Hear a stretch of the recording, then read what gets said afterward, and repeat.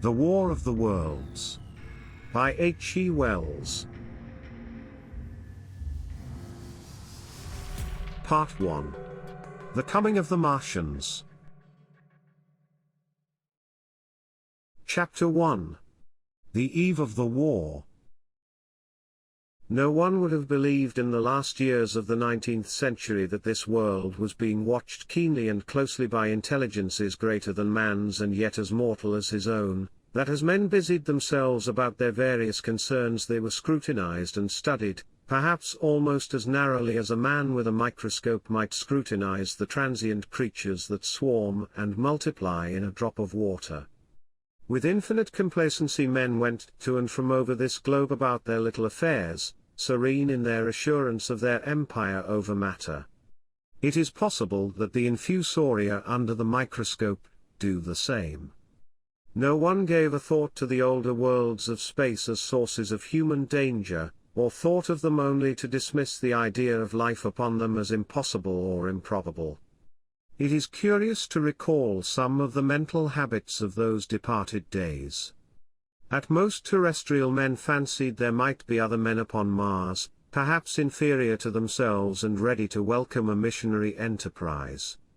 Yet across the gulf of space, minds that are to our minds as ours are to those of the beasts that perish, intellects vast and cool and unsympathetic, regarded this earth with envious eyes, and slowly and surely drew their plans against us. And early in the 20th century came the great disillusionment. The planet Mars, I scarcely need remind the reader, revolves about the Sun at a mean distance of 140 million miles, and the light and heat it receives from the Sun is barely half of that received by this world. It must be, if the nebular hypothesis has any truth, older than our world, and long before this earth ceased to be molten, life upon its surface must have begun its course. The fact that it is scarcely 1/7 of the volume of the earth must have accelerated its cooling to the temperature at which life could begin.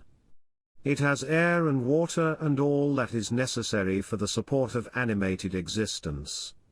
Yet so vain is man, and so blinded by his vanity, that no writer, up to the very end of the 19th century, expressed any idea that intelligent life might have developed there far, or indeed at all, beyond its earthly level. Nor was it generally understood that since Mars is older than our Earth, with scarcely a quarter of the superficial area and remoter from the Sun, it necessarily follows that it is not only more distant from time's beginning but nearer its end. The secular cooling that must someday overtake our planet has already gone far indeed with our neighbor. Its physical condition is still largely a mystery, but we know now that even in its equatorial region the midday temperature barely approaches that of our coldest winter. Its air is much more attenuated than ours, its oceans have shrunk until they cover but a third of its surface, and as its slow seasons change huge snowcaps gather and melt about either pole and periodically inundate its temperate zones. That last stage of exhaustion, which to us is still incredibly remote, has become a present-day problem for the inhabitants of Mars. The immediate pressure of necessity has brightened their intellects, enlarged their powers, and hardened their hearts. And looking across space with instruments, and intelligences such as we have scarcely dreamed of, they see, at its nearest distance only 35 million of miles sunward of them, a morning star of hope, our own warmer planet, green with vegetation and grey with water, with a cloudy atmosphere eloquent of fertility, with glimpses through its drifting cloud wisps of broad stretches of populous country and narrow, navy-crowded seas.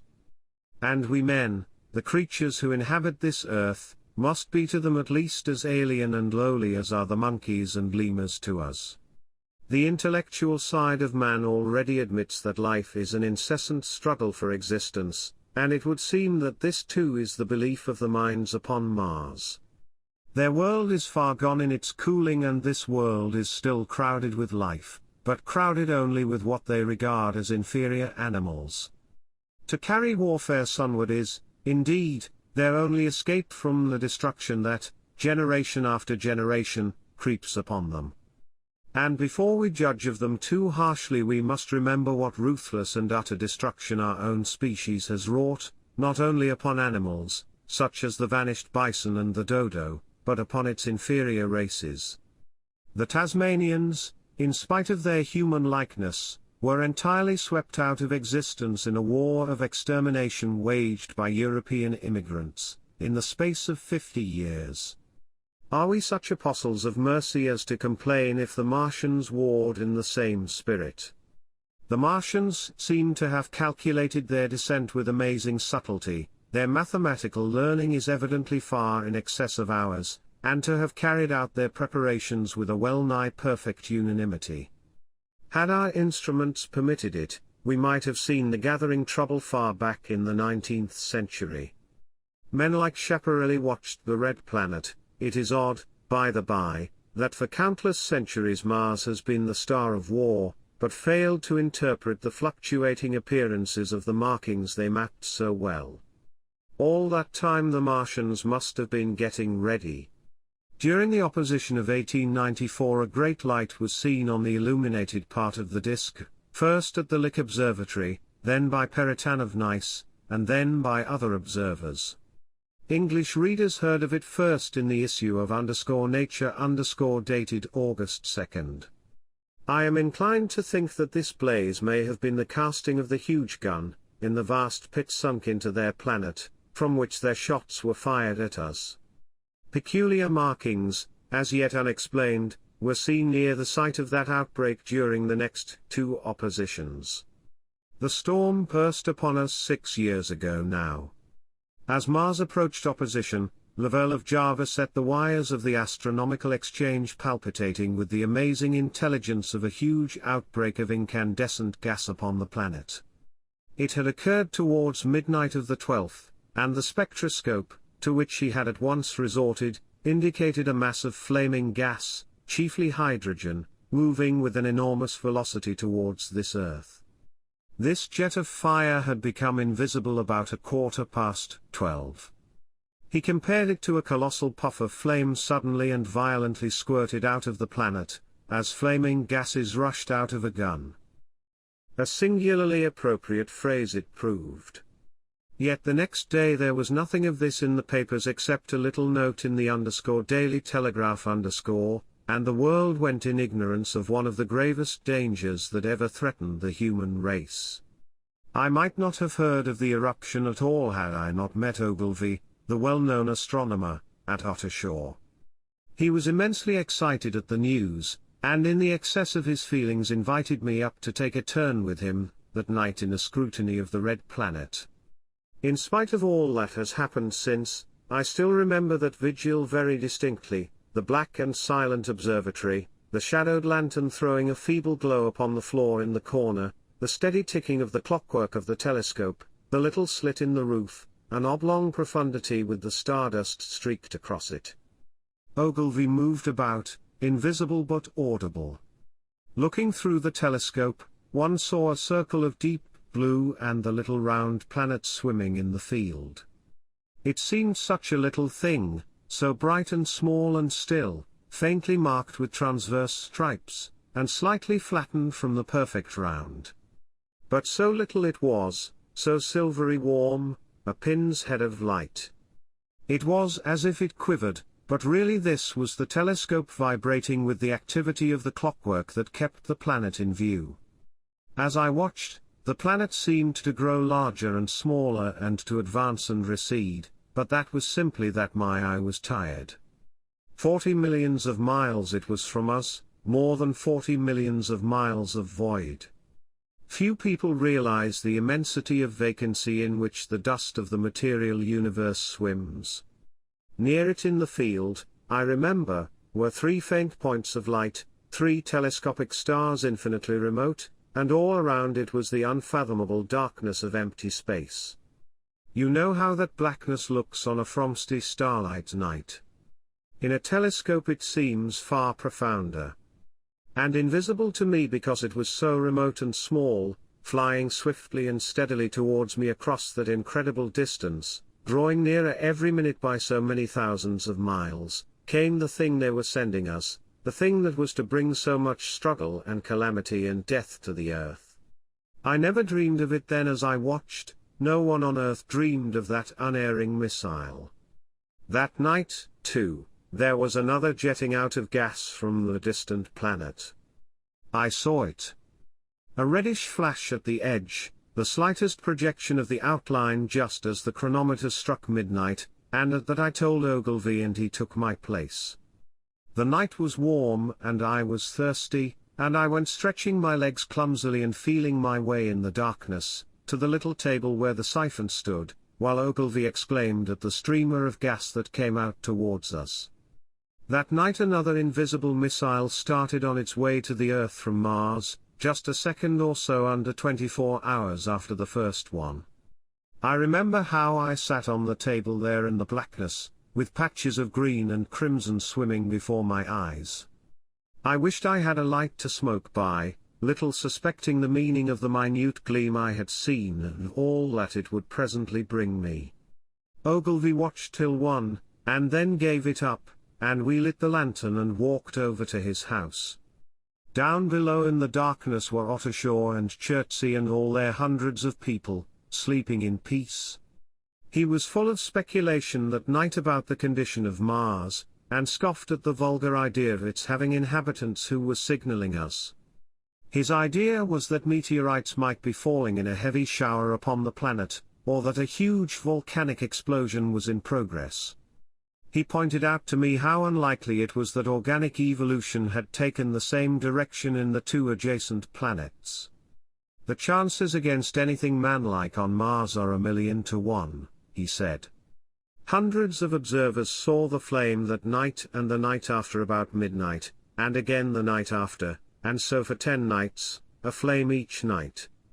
Why the shots ceased after the 10th no one on Earth has attempted to explain. It may be the gases of the firing caused the Martians inconvenience. Dense clouds of smoke or dust, visible through a powerful telescope on Earth as little grey, fluctuating patches, spread through the clearness of the planet's atmosphere and obscured its more familiar features.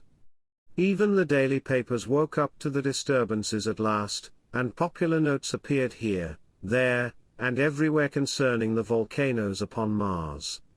The serio-comic periodical _punch_, I remember, made a happy use of it in the political cartoon.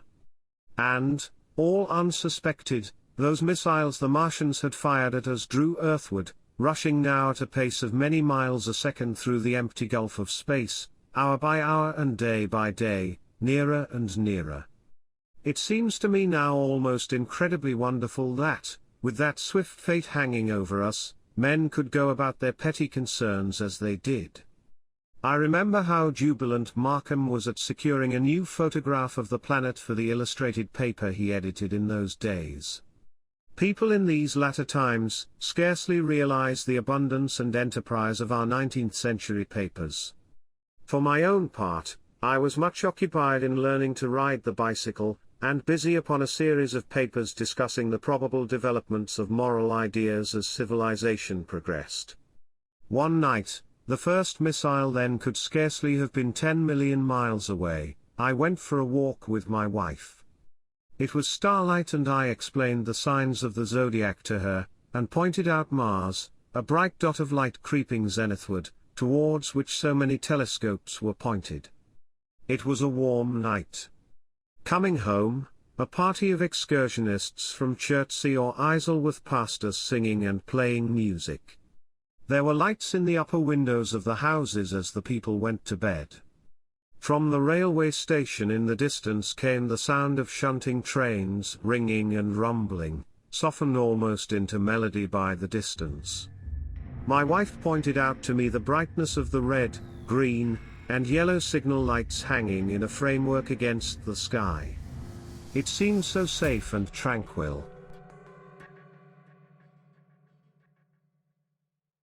Part 1. Chapter 2. The Falling Star. Then came the night of the first falling star. It was seen early in the morning, rushing over Winchester eastward, a line of flame high in the atmosphere. Hundreds must have seen it, and taken it for an ordinary falling star. Albin described it as leaving a greenish streak behind it that glowed for some seconds. Denning, our greatest authority on meteorites, stated that the height of its first appearance was about 90 or 100 miles. It seemed to him that it fell to Earth about 100 miles east of him. I was at home at that hour and writing in my study, and although my French windows faced towards Ottershaw, and the blind was up, for I loved in those days to look up at the night sky, I saw nothing of it. Yet this strangest of all things that ever came to Earth from outer space must have fallen while I was sitting there, visible to me had I only looked up as it passed. Some of those who saw its flight say it travelled with a hissing sound. I myself heard nothing of that. Many people in Berkshire, Surrey, and Middlesex must have seen the fall of it, and, at most, have thought that another meteorite had descended. No one seems to have troubled to look for the fallen mass that night. But very early in the morning poor Ogilvy, who had seen the shooting star and who was persuaded that a meteorite lay somewhere on the common between Horsell, Ottershaw, and Woking, rose early with the idea of finding it. Find it he did, soon after dawn, and not far from the sand pits. An enormous hole had been made by the impact of the projectile, and the sand and gravel had been flung violently in every direction over the heath, forming heaps visible a mile and a half away. The heather was on fire eastward, and a thin blue smoke rose against the dawn. The thing itself lay almost entirely buried in sand. Amidst the scattered splinters of a fir tree it had shivered to fragments in its descent. The uncovered part had the appearance of a huge cylinder, caked over and its outline softened by a thick scaly dun-coloured incrustation. It had a diameter of about 30 yards. He approached the mass, surprised at the size and more so at the shape, since most meteorites are rounded more or less completely. It was, however, still so hot from its flight through the air as to forbid his near approach. A stirring noise within its cylinder he ascribed to the unequal cooling of its surface, for at that time it had not occurred to him that it might be hollow. He remained standing at the edge of the pit that the thing had made for itself, staring at its strange appearance, astonished chiefly at its unusual shape and color, and dimly perceiving even then some evidence of design in its arrival. The early morning was wonderfully still, and the sun, just clearing the pine trees towards Weybridge, was already warm. He did not remember hearing any birds that morning, there was certainly no breeze stirring, and the only sounds were the faint movements from within the cindery cylinder. He was all alone on the common. Then suddenly he noticed with a start that some of the grey clinker, the ashy incrustation that covered the meteorite, was falling off the circular edge of the end. It was dropping off in flakes and raining down upon the sand. A large piece suddenly came off and fell with a sharp noise that brought his heart into his mouth. For a minute he scarcely realized what this meant, and, although the heat was excessive, he clambered down into the pit close to the bulk to see the thing more clearly. He fancied even then that the cooling of the body might account for this, but what disturbed that idea was the fact that the ash was falling only from the end of the cylinder. And then he perceived that, very slowly, the circular top of the cylinder was rotating on its body. It was such a gradual movement that he discovered it only through noticing that a black mark that had been near him 5 minutes ago was now at the other side of the circumference. Even then he scarcely understood what this indicated, until he heard a muffled grating sound and saw the black mark jerk forward an inch or so. Then the thing came upon him in a flash. The cylinder was artificial, hollow, with an end that screwed out. Something within the cylinder was unscrewing the top. "Good heavens!" said Ogilvy. "There's a man in it, men in it. Half roasted to death. Trying to escape." At once, with a quick mental leap, he linked the thing with the flash upon Mars. The thought of the confined creature was so dreadful to him, that he forgot the heat and went forward to the cylinder to help turn. But luckily the dull radiation arrested him, before he could burn his hands on the still glowing metal. At that he stood irresolute for a moment, then turned, scrambled out of the pit, and set off running wildly into Woking. The time then must have been somewhere about 6 o'clock. He met a waggoner and tried to make him understand, but the tale he told and his appearance were so wild, his hat had fallen off in the pit, that the man simply drove on. He was equally unsuccessful with the potman who was just unlocking the doors of the public house by HORSELL bridge. The fellow thought he was a lunatic at large and made an unsuccessful attempt to shut him into the tap-room. That sobered him a little, and when he saw Henderson, the London journalist, in his garden, he called over the palings and made himself understood. "Henderson," he called, "you saw that shooting star last night?" "Well?" said Henderson. "It's out on HORSELL Common now." "Good Lord," said Henderson. "Fallen meteorite. That's good. But it's something more than a meteorite. It's a cylinder, an artificial cylinder, man. And there's something inside." Henderson stood up with his spade in his hand. "What's that?" he said. He was deaf in one ear.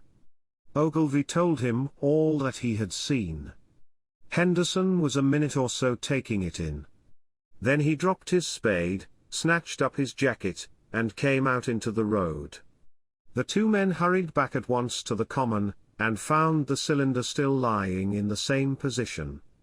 But now the sounds inside had ceased, and a thin circle of bright metal showed between the top and the body of the cylinder. Air was either entering or escaping at the rim with a thin, sizzling sound. They listened, rapped on the scaly burnt metal with a stick, and, meeting with no response, they both concluded the man or men inside must be insensible or dead. Of course the two were quite unable to do anything. They shouted consolation and promises, and went off back to the town again to get help. One can imagine them, covered with sand, excited and disordered, running up the little street in the bright sunlight just as the shop folks were taking down their shutters and people were opening their bedroom windows. Henderson went into the railway station at once, in order to telegraph the news to London. The newspaper articles had prepared men's minds for the reception of the idea. By 8 o'clock a number of boys and unemployed men had already started for the common to see the dead men from Mars. That was the form the story took. I heard of it first from my newspaper boy about 8:45 when I went out to get my _Daily Chronicle_. I was naturally startled, and lost no time in going out and across the Ottershaw Bridge to the sand pits. Part 1. Chapter 3. On HORSELL Common. I found a little crowd of perhaps 20 people surrounding the huge hole in which the cylinder lay. I have already described the appearance of that colossal bulk, embedded in the ground. The turf and gravel about it seemed charred as if by a sudden explosion. No doubt its impact had caused a flash of fire. Henderson and Ogilvy were not there. I think they perceived that nothing was to be done for the present, and had gone away to breakfast at Henderson's house. There were 4 or 5 boys sitting on the edge of the pit, with their feet dangling, and amusing themselves, until I stopped them, by throwing stones at the giant mass. After I had spoken to them about it, they began playing at touch in and out of the group of bystanders. Among these were a couple of cyclists, a jobbing gardener I employed sometimes, a girl carrying a baby, Greg the butcher and his little boy, and 2 or 3 loafers and golf caddies who were accustomed to hang about the railway station. There was very little talking. Few of the common people in England had anything but the vaguest astronomical ideas in those days. Most of them were staring quietly at the big table-like end of the cylinder, which was still as Ogilvy and Henderson had left it. I fancy the popular expectation of a heap of charred corpses was disappointed at this inanimate bulk. Some went away while I was there, and other people came. I clambered into the pit and fancied I heard a faint movement under my feet. The top had certainly ceased to rotate. It was only when I got thus close to it that the strangeness of this object was at all evident to me. At the first glance it was really no more exciting than an overturned carriage or a tree blown across the road. Not so much so, indeed. It looked like a rusty gas float. It required a certain amount of scientific education to perceive that the grey scale of the thing was no common oxide, that the yellowish-white metal that gleamed in the crack between the lid and the cylinder had an unfamiliar hue. Extraterrestrial had no meaning for most of the onlookers. At that time it was quite clear in my own mind that the thing had come from the planet Mars, but I judged it improbable that it contained any living creature. I thought the unscrewing might be automatic. In spite of Ogilvy, I still believed that there were men in Mars. My mind ran fancifully on the possibilities of its containing manuscript, on the difficulties in translation that might arise, whether we should find coins and models in it, and so forth. Yet it was a little too large for assurance on this idea. I felt an impatience to see it opened. About 11, as nothing seemed happening, I walked back, full of such thought, to my home in Maybury. But I found it difficult to get to work upon my abstract investigations. In the afternoon the appearance of the common had altered very much. The early editions of the evening papers had startled London with enormous headlines. A message received from Mars? Remarkable story from Woking. And so forth. In addition, Ogilvy's wire to the Astronomical Exchange had roused every observatory in the three kingdoms. There were half a dozen flies or more from the Woking station standing in the road by the sand pits, a basket chaise from CHOBHAM, and a rather lordly carriage. Besides that, there was quite a heap of bicycles. In addition, a large number of people must have walked, in spite of the heat of the day, from Woking and Chertsey, so that there was altogether quite a considerable crowd, one or two gaily dressed ladies among the others. It was glaringly hot, not a cloud in the sky nor a breath of wind, and the only shadow was that of the few scattered pine trees. The burning heather had been extinguished, but the level ground towards Ottershaw was blackened as far as one could see, and still giving off vertical streamers of smoke. An enterprising sweet-stuff dealer in the Chobham Road had sent up his son with a barrow-load of green apples and ginger beer. Going to the edge of the pit, I found it occupied by a group of about half a dozen men, Henderson, Ogilvy, and a tall, fair-haired man that I afterwards learned was Stent, the astronomer royal, with several workmen wielding spades and pickaxes. Stent was giving directions in a clear, high-pitched voice.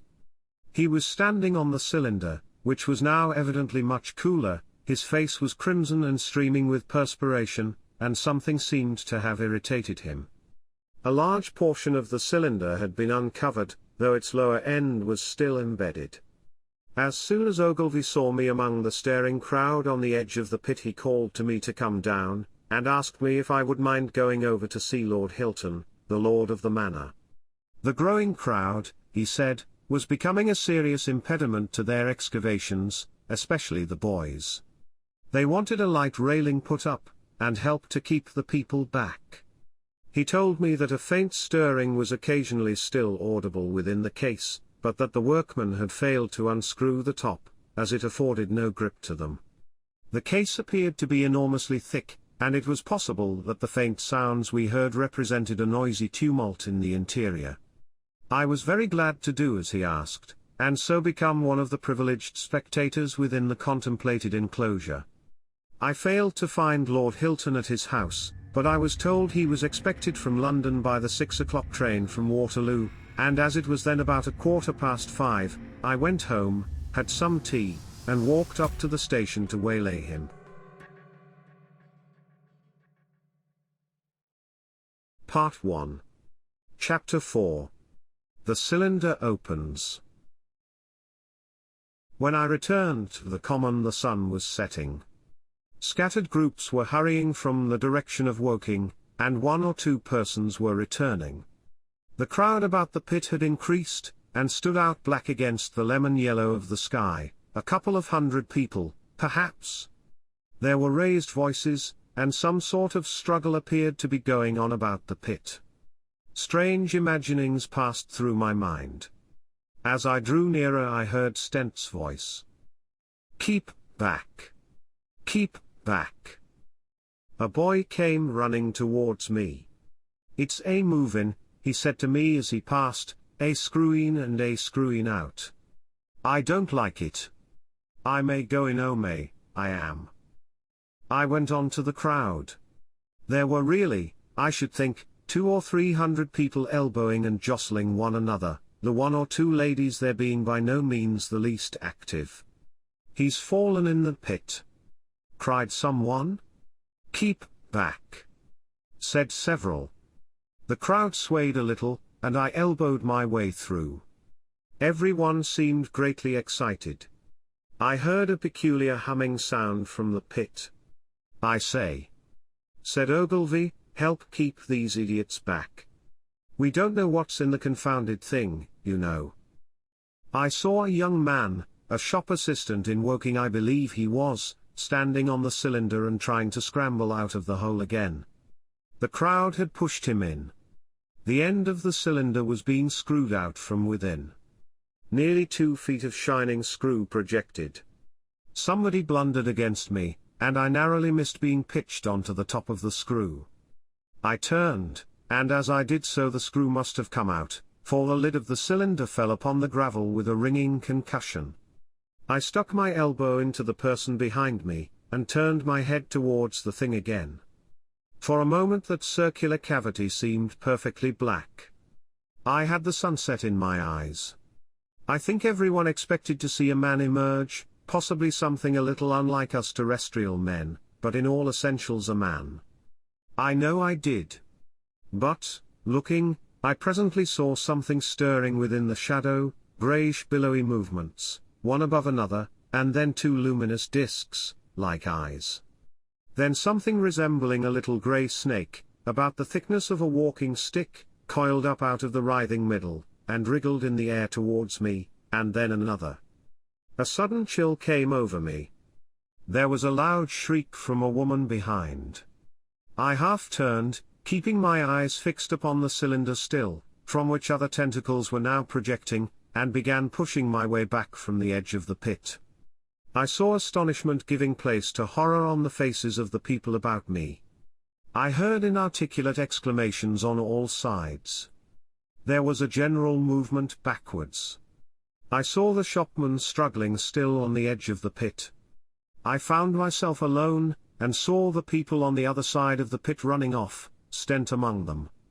I looked again at the cylinder, and ungovernable terror gripped me. I stood petrified and staring.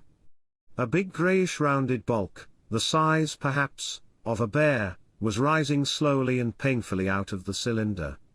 As it bulged up and caught the light, it glistened like wet leather. 2 large dark-coloured eyes were regarding me steadfastly. The mass that framed them, the head of the thing, was rounded, and had, one might say, a face. There was a mouth under the eyes, the lipless brim of which quivered and panted, and dropped saliva. The whole creature heaved and pulsated convulsively.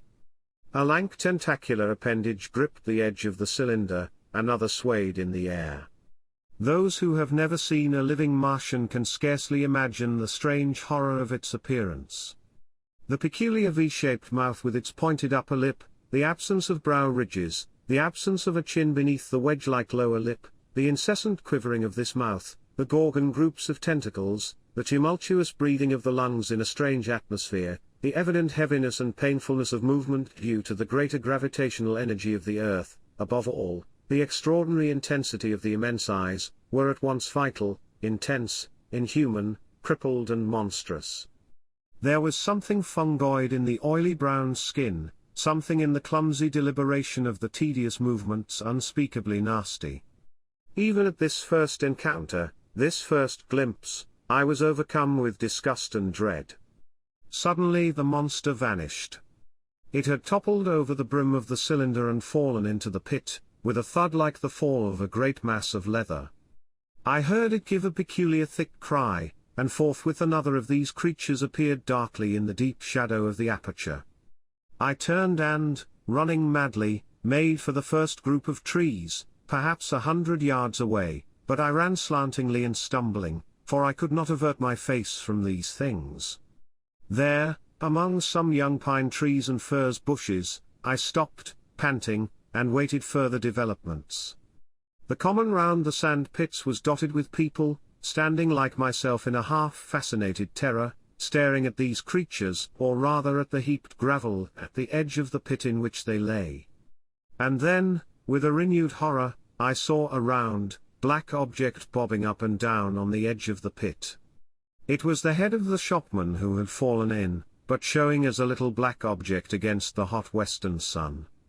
Now he got his shoulder and knee up, and again he seemed to slip back until only his head was visible. Suddenly he vanished, and I could have fancied a faint shriek had reached me. I had a momentary impulse to go back and help him that my fears overruled. Everything was then quite invisible, hidden by the deep pit and the heap of sand that the fall of the cylinder had made. Anyone coming along the road from CHOBHAM or Woking would have been amazed at the sight, a dwindling multitude of perhaps 100 people or more standing in a great irregular circle, in ditches, behind bushes, behind gates and hedges, saying little to one another, and that in short, excited shouts, and staring hard at a few heaps of sand. The barrow of ginger beer stood, a queer derelict, black against the burning sky, and in the sand pits was a row of deserted vehicles with their horses feeding out of nosebags or pawing the ground. Part 1. Chapter 5. The Heat Ray. After the glimpse I had had of the Martians emerging from the cylinder in which they had come to the Earth from their planet, a kind of fascination paralyzed my actions. I remained standing knee-deep in the heather, staring at the mound that hid them. I was a battleground of fear and curiosity. I did not dare to go back towards the pit, but I felt a passionate longing to peer into it. I began walking, therefore, in a big curve, seeking some point of vantage and continually looking at the sand heaps that hid these newcomers to our Earth. Once a leash of thin black whips, like the arms of an octopus, flashed across the sunset and was immediately withdrawn, and afterwards a thin rod rose up, joint by joint, bearing at its apex a circular disc that spun with a wobbling motion. What could be going on there? Most of the spectators had gathered in one or two groups, one a little crowd towards Woking, the other a knot of people in the direction of CHOBHAM. Evidently they shared my mental conflict. There were few near me. One man I approached. He was, I perceived, a neighbor of mine, though I did not know his name, and accosted. But it was scarcely a time for articulate conversation. "What ugly _brutes _," he said. "Good God! What ugly brutes!" He repeated this over and over again. "Did you see a man in the pit?" I said, but he made no answer to that.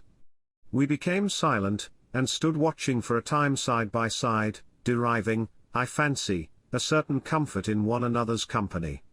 Then I shifted my position to a little knoll that gave me the advantage of a yard or more of elevation, and when I looked for him presently he was walking towards Woking.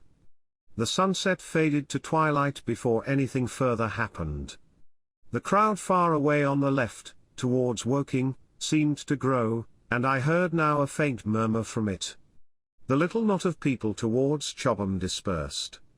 There was scarcely an intimation of movement from the pit. It was this, as much as anything, that gave people courage, and I suppose the new arrivals from Woking also helped to restore confidence. At any rate, as the dusk came on, a slow, intermittent movement upon the sand pits began, a movement that seemed to gather force as the stillness of the evening about the cylinder remained unbroken. Vertical black figures in twos and threes would advance, stop, watch, and advance again, spreading out as they did so in a thin irregular crescent that promised to enclose the pit in its attenuated horns. I, too, on my side began to move towards the pit. Then I saw some cabmen and others had walked boldly into the sand pits, and heard the clatter of hoofs and the gride of wheels. I saw a lad trundling off the barrow of apples. And then, within 30 yards of the pit, advancing from the direction of HORSELL, I noted a little black knot of men, the foremost of whom was waving a white flag. This was the deputation. There had been a hasty consultation, and since the Martians were evidently, in spite of their repulsive forms, intelligent creatures, it had been resolved to show them, by approaching them with signals, that we too were intelligent. Flutter, flutter, went the flag, first to the right, then to the left. It was too far for me to recognize anyone there, but afterwards I learned that Ogilvy, Stent, and Henderson were with others in this attempt at communication. This little group had in its advance dragged inward, so to speak, the circumference of the now almost complete circle of people, and a number of dim black figures followed it at discreet distances. Suddenly there was a flash of light, and a quantity of luminous greenish smoke came out of the pit in 3 distinct puffs, which drove up, one after the other, straight into the still air.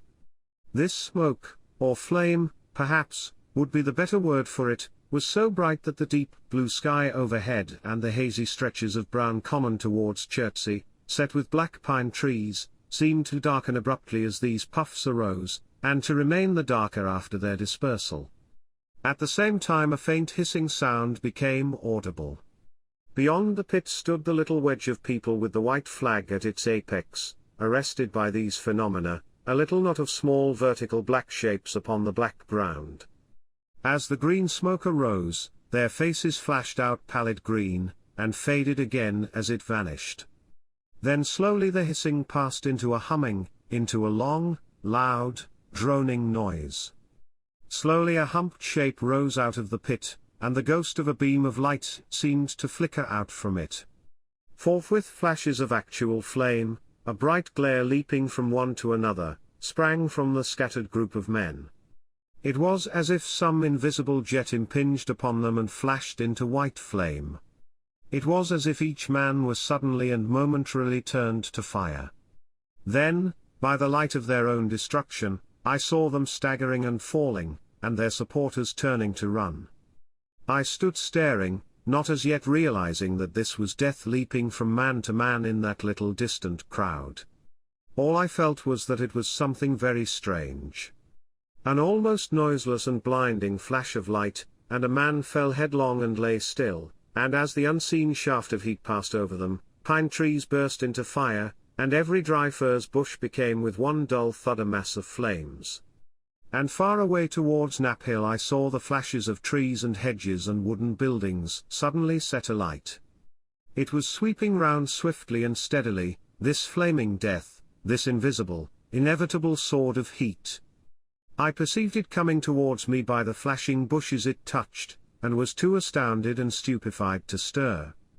I heard the crackle of fire in the sand pits and the sudden squeal of a horse that was as suddenly stilled.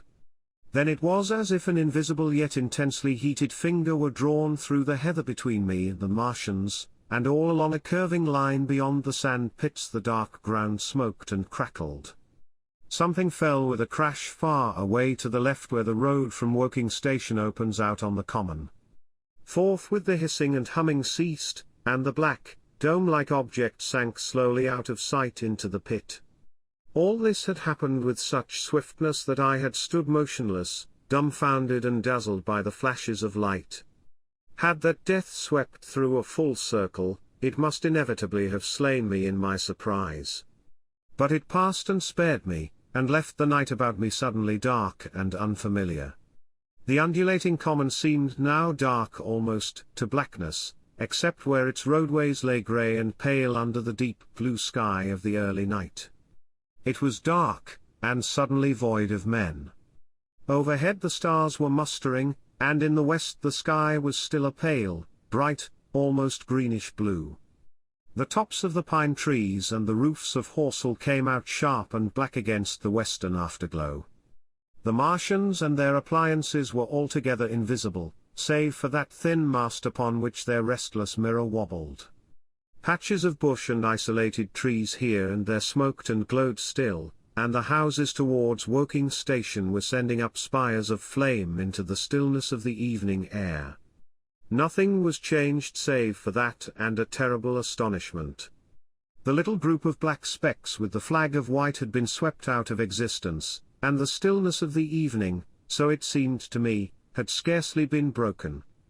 It came to me that I was upon this dark common, helpless, unprotected, and alone. Suddenly, like a thing falling upon me from without, came fear. With an effort I turned and began a stumbling run through the heather. The fear I felt was no rational fear, but a panic terror not only of the Martians, but of the dusk and stillness all about me. Such an extraordinary effect in unmanning me it had that I ran weeping silently as a child might do. Once I had turned, I did not dare to look back. I remember I felt an extraordinary persuasion that I was being played with, that presently, when I was upon the very verge of safety, this mysterious death, as swift as the passage of light, would leap after me from the pit about the cylinder, and strike me down.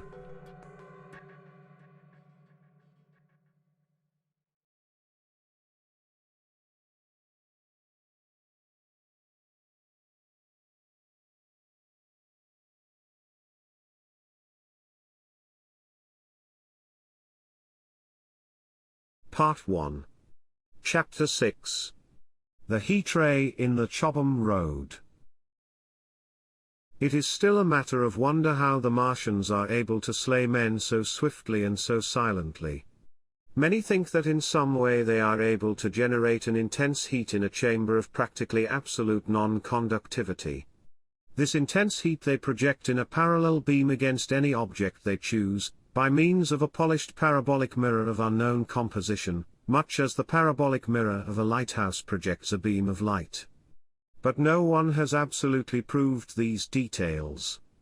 However it is done, it is certain that a beam of heat is the essence of the matter. Heat, and invisible, instead of visible, light. Whatever is combustible flashes into flame at its touch, lead runs like water, it softens iron, cracks and melts glass, and when it falls upon water, incontinently that explodes into steam.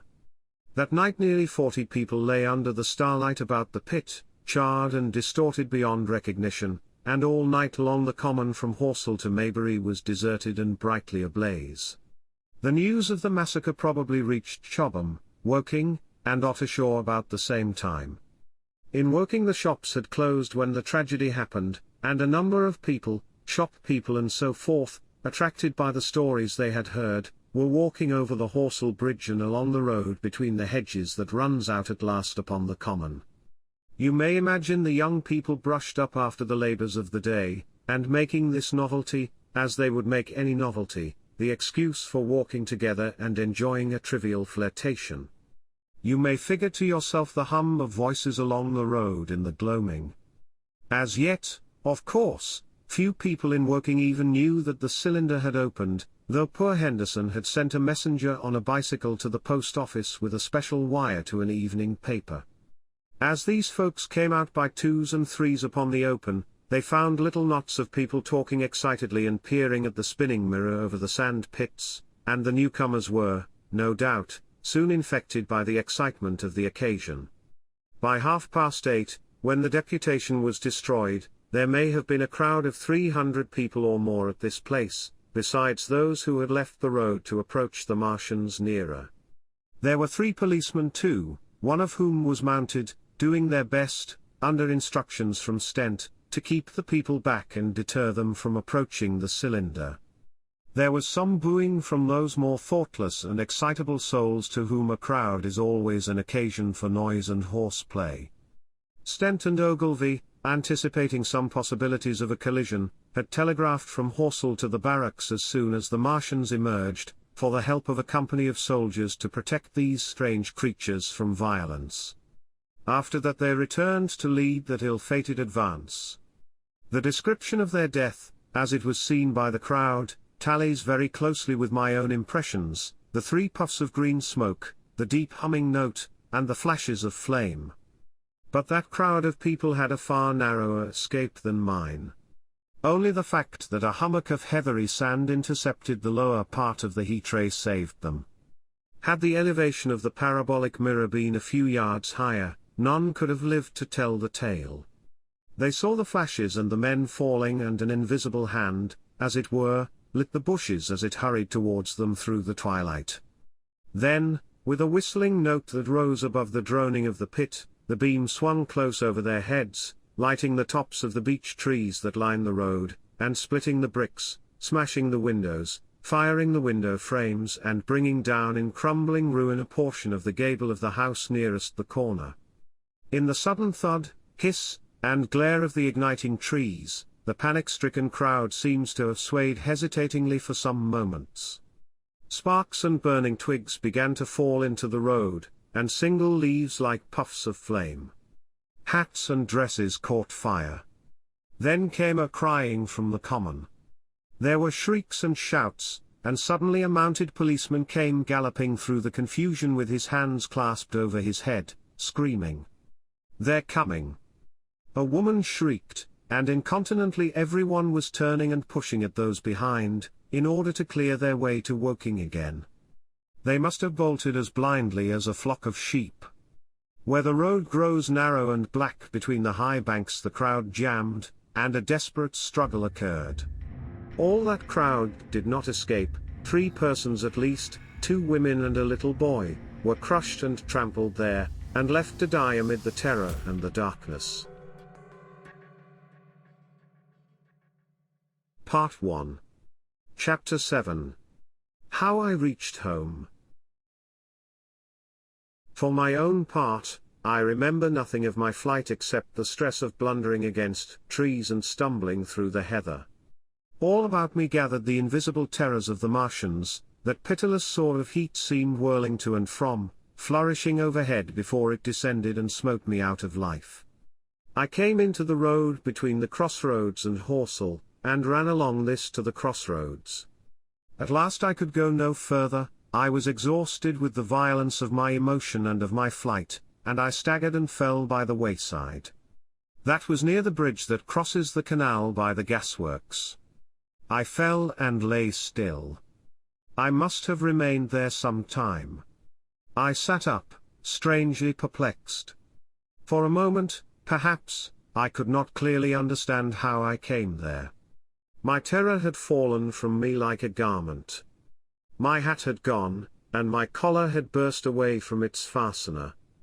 A few minutes before, there had only been 3 real things before me: the immensity of the night and space and nature, my own feebleness and anguish, and the near approach of death. Now it was as if something turned over, and the point of view altered abruptly. There was no sensible transition from one state of mind to the other. I was immediately the self of every day again, a decent, ordinary citizen. The silent common, the impulse of my flight, the starting flames, were as if they had been in a dream. I asked myself, had these latter things indeed happened? I could not credit it. I rose and walked unsteadily up the steep incline of the bridge. My mind was blank wonder. My muscles and nerves seemed drained of their strength. I dare say staggered drunkenly. A head rose over the arch, and the figure of a workman carrying a basket appeared. Beside him ran a little boy. He passed me, wishing me good night. I was minded to speak to him, but did not. I answered his greeting with a meaningless mumble and went on over the bridge. Over the Maybury Archer train, a billowing tumult of white, firelit smoke, and a long caterpillar of lighted windows, went flying south, clatter, clatter, clap, rap, and it had gone.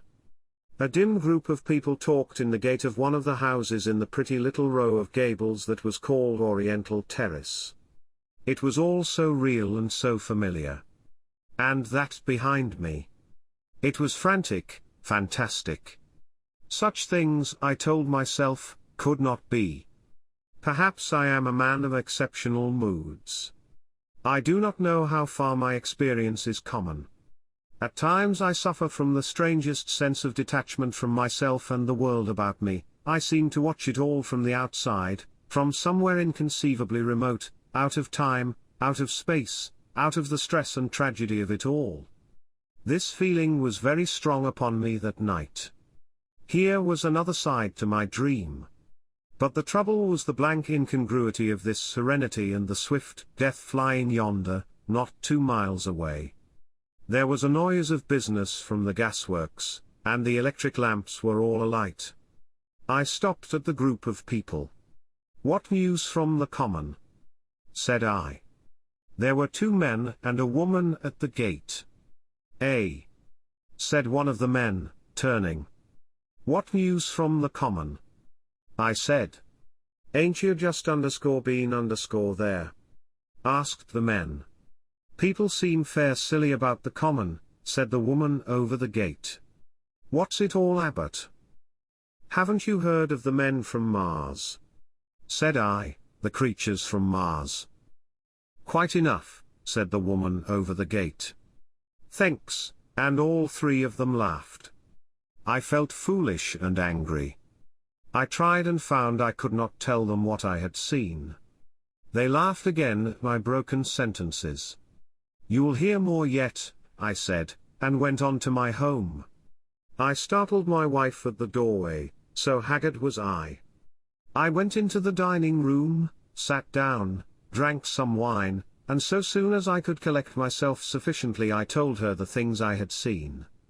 The dinner, which was a cold one, had already been served, and remained neglected on the table while I told my story.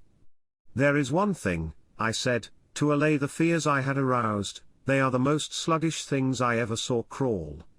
They may keep the pit and kill people who come near them, but they cannot get out of it. But the horror of them." "Don't, dear," said my wife, knitting her brows and putting her hand on mine.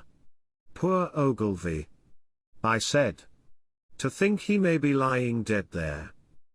My wife at least did not find my experience incredible. When I saw how deadly white her face was, I ceased abruptly. "They may come here," she said again and again. I pressed her to take wine, and tried to reassure her. "They can scarcely move," I said. I began to comfort her and myself by repeating all that Ogilvy had told me of the impossibility of the Martians establishing themselves on the Earth. In particular I laid stress on the gravitational difficulty. On the surface of the Earth the force of gravity is 3 times what it is on the surface of Mars. A Martian, therefore, would weigh 3 times more than on Mars, albeit his muscular strength would be the same. His own body would be a cope of lead to him, therefore. That, indeed, was the general opinion. Both _the Times_ and the Daily Telegraph _, for instance, insisted on it the next morning, and both overlooked, just as I did, 2 obvious modifying influences. The atmosphere of the Earth, we now know, contains far more oxygen or far less argon, whichever way one likes to put it, than does Mars. The invigorating influences of this excess of oxygen upon the Martians indisputably did much to counterbalance the increased weight of their bodies. And, in the second place, we all overlooked the fact that such mechanical intelligence as the Martian possessed was quite able to dispense with muscular exertion at a pinch. But I did not consider these points at the time, and so my reasoning was dead against the chances of the invaders. With wine and food, the confidence of my own table, and the necessity of reassuring my wife, I grew by insensible degrees courageous and secure. "They have done a foolish thing," said I, fingering my wineglass. "They are dangerous because, no doubt, they are mad with terror. Perhaps they expected to find no living things, certainly no intelligent living things." "A shell in the pit," said I, "if the worst comes to the worst, will kill them all." The intense excitement of the events had no doubt left my perceptive powers in a state of erethism. I remember that dinner table with extraordinary vividness even now. My dear wife's sweet anxious face peering at me from under the pink lampshade, the white cloth with its silver and glass table furniture, for in those days even philosophical writers had many little luxuries, the crimson-purple wine in my glass, are photographically distinct. At the end of it I sat, tempering nuts with a cigarette, regretting Ogilvy's rashness, and denouncing the short-sighted timidity of the Martians. So some respectable dodo in the Mauritius might have lauded it in his nest, and discussed the arrival of that shipful of pitiless sailors in want of animal food. We will peck them to death tomorrow, my dear. I did not know it, but that was the last civilized dinner I was to eat for very many strange and terrible days. Part 1. Chapter 8. Friday night? The most extraordinary thing to my mind, of all the strange and wonderful things that happened upon that Friday, was the dovetailing of the commonplace habits of our social order with the first beginnings of the series of events that was to topple that social order headlong. If on Friday night you had taken a pair of compasses and drawn a circle with a radius of 5 miles round the Woking sand pits, I doubt if you would have had one human being outside it, unless it were some relation of Stent or of the 3 or 4 cyclists or London people lying dead on the common, whose emotions or habits were at all affected by the newcomers. Many people had heard of the cylinder, of course, and talked about it in their leisure, but it certainly did not make the sensation that an ultimatum to Germany would have done. In London that night poor Henderson's telegram describing the gradual unscrewing of the shot was judged to be a canard, and his evening paper, after wiring for authentication from him and receiving no reply, the man was killed, decided not to print a special edition. Even within the 5-mile circle the great majority of people were inert. I have already described the behavior of the men and women to whom I spoke. All over the district people were dining and supping, working men were gardening after the labors of the day, children were being put to bed, young people were wandering through the lanes lovemaking, students sat over their books. Maybe there was a murmur in the village streets, a novel and dominant topic in the public houses, and here and there a messenger, or even an eyewitness of the later occurrences, caused a whirl of excitement, a shouting, and a running to and from, but for the most part the daily routine of working, eating, drinking, sleeping, went on as it had done for countless years, as though no planet Mars existed in the sky. Even at Woking Station and HORSELL and CHOBHAM that was the case. In Woking Junction, until a late hour, trains were stopping and going on, others were shunting on the sidings, passengers were alighting and waiting, and everything was proceeding in the most ordinary way. A boy from the town, trenching on Smith's Monopoly, was selling papers with the afternoon's news. The ringing impact of trucks, the sharp whistle of the engines from the junction, mingled with their shouts of men from Mars. Excited men came into the station about 9 o'clock with incredible tidings, and caused no more disturbance than drunkards might have done. People rattling London words peered into the darkness outside the carriage windows, and saw only a rare, flickering, vanishing spark dance up from the direction of HORSELL, a red glow and a thin veil of smoke driving across the stars, and thought that nothing more serious than a heath fire was happening. It was only round the edge of the common that any disturbance was perceptible. There were half a dozen villas burning on the Woking border. There were lights in all the houses on the common side of the 3 villages, and the people there kept awake till dawn. A curious crowd lingered restlessly, people coming and going but the crowd remaining, both on the CHOBHAM and HORSELL bridges. 1 or 2 adventurous souls, it was afterwards found, went into the darkness and crawled quite near the Martians, but they never returned, for now and again a light ray, like the beam of a warship's searchlight, swept the common, and the heat ray was ready to follow. Save for such, that big area of common was silent and desolate, and the charred bodies lay about on it all night under the stars, and all the next day. A noise of hammering from the pit was heard by many people. So you have the state of things on Friday night. In the center, sticking into the skin of our old planet Earth like a poisoned dart, was this cylinder. But the poison was scarcely working yet. Around it was a patch of silent common, smouldering in places and with a few dark, dimly seen objects lying in contorted attitudes here and there. Here and there was a burning bush or tree. Beyond was a fringe of excitement, and farther than that fringe the inflammation had not crept as yet. In the rest of the world the stream of life still flowed as it had flowed for immemorial years. The fever of war that would presently clog vein and artery, deaden nerve and destroy brain, had still to develop.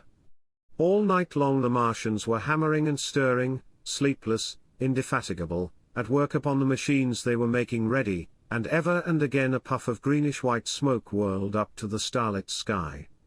About 11 a company of soldiers came through HORSELL, and deployed along the edge of the common to form a cordon. Later a second company marched through CHOBHAM to deploy on the north side of the common. Several officers from the Inkerman barracks had been on the common earlier in the day, and one, Major Eden, was reported to be missing.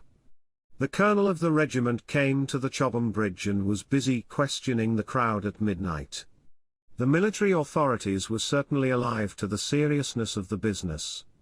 About 11, the next morning's papers were able to say, a squadron of hussars, 2 Maxims, and about 400 men of the Cardigan regiment started from Aldershot. A few seconds after midnight the crowd in the Chertsey Road, Woking, saw a star fall from heaven into the pine woods to the northwest. It had a greenish color, and caused a silent brightness like summer lightning. This was the second cylinder. Part 1. Chapter 9? The Fighting Begins. Saturday lives in my memory as a day of suspense. It was a day of lassitude too, hot and close, with, I am told, a rapidly fluctuating barometer. I had slept but little, though my wife had succeeded in sleeping, and I rose early. I went into my garden before breakfast and stood listening, but towards the common there was nothing stirring but a lark. The milkman came as usual. I heard the rattle of his chariot and I went round to the side gate to ask the latest news. He told me that during the night the Martians had been surrounded by troops, and that guns were expected. Then, a familiar, reassuring note, I heard a train running towards Woking. They aren't to be killed, said the milkman, if that can possibly be avoided. I saw my neighbour gardening, chatted with him for a time, and then strolled into breakfast. It was a most unexceptional morning. My neighbour was of opinion that the troops would be able to capture or to destroy the Martians during the day. It's a pity they make themselves so unapproachable, he said. It would be curious to know how they live on another planet, we might learn a thing or two. He came up to the fence and extended a handful of strawberries, for his gardening was as generous as it was enthusiastic. At the same time he told me of the burning of the pine woods about the Byfleet golf links. They say, said he, that there's another of those blessed things fallen there, number 2. But one's enough, surely. This lot'll cost the insurance people a pretty penny before everything's settled. He laughed with an air of the greatest good humour as he said this. The woods, he said, were still burning, and pointed out a haze of smoke to me. They will be hot underfoot for days, on account of the thick soil of pine needles and turf, he said, and then grew serious over poor Ogilvy. After breakfast, instead of working, I decided to walk down towards the common. Under the railway bridge I found a group of soldiers, sappers I think, men in small round caps, dirty red jackets unbuttoned, and showing their blue shirts, dark trousers, and boots coming to the calf. They told me no one was allowed over the canal, and, looking along the road towards the bridge, I saw one of the Cardigan men standing sentinel there. I talked with these soldiers for a time. I told them of my sight of the Martians on the previous evening. None of them had seen the Martians, and they had but the vaguest ideas of them, so that they plied me with questions. They said that they did not know who had authorized the movements of the troops. Their idea was that a dispute had arisen at the Horse Guards. The ordinary sapper is a great deal better educated than the common soldier, and they discussed the peculiar conditions of the possible fight with some acuteness. I described the heat ray to them, and they began to argue among themselves. Crawl up under cover and rush 'em, say I, said one. Get hot, said another. What's cover against this air heat? Sticks to cook yer. What we got to do is to go as near as the ground'll let us, and then drive a trench. Blow your trenches. You always want trenches, you ought to ha' been born a rabbit snippy.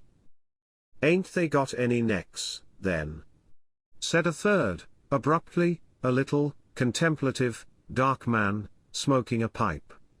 I repeated my description. "Octopuses," said he, "that's what I calls 'em. Talk about fishers of men, fighters of fish it is this time."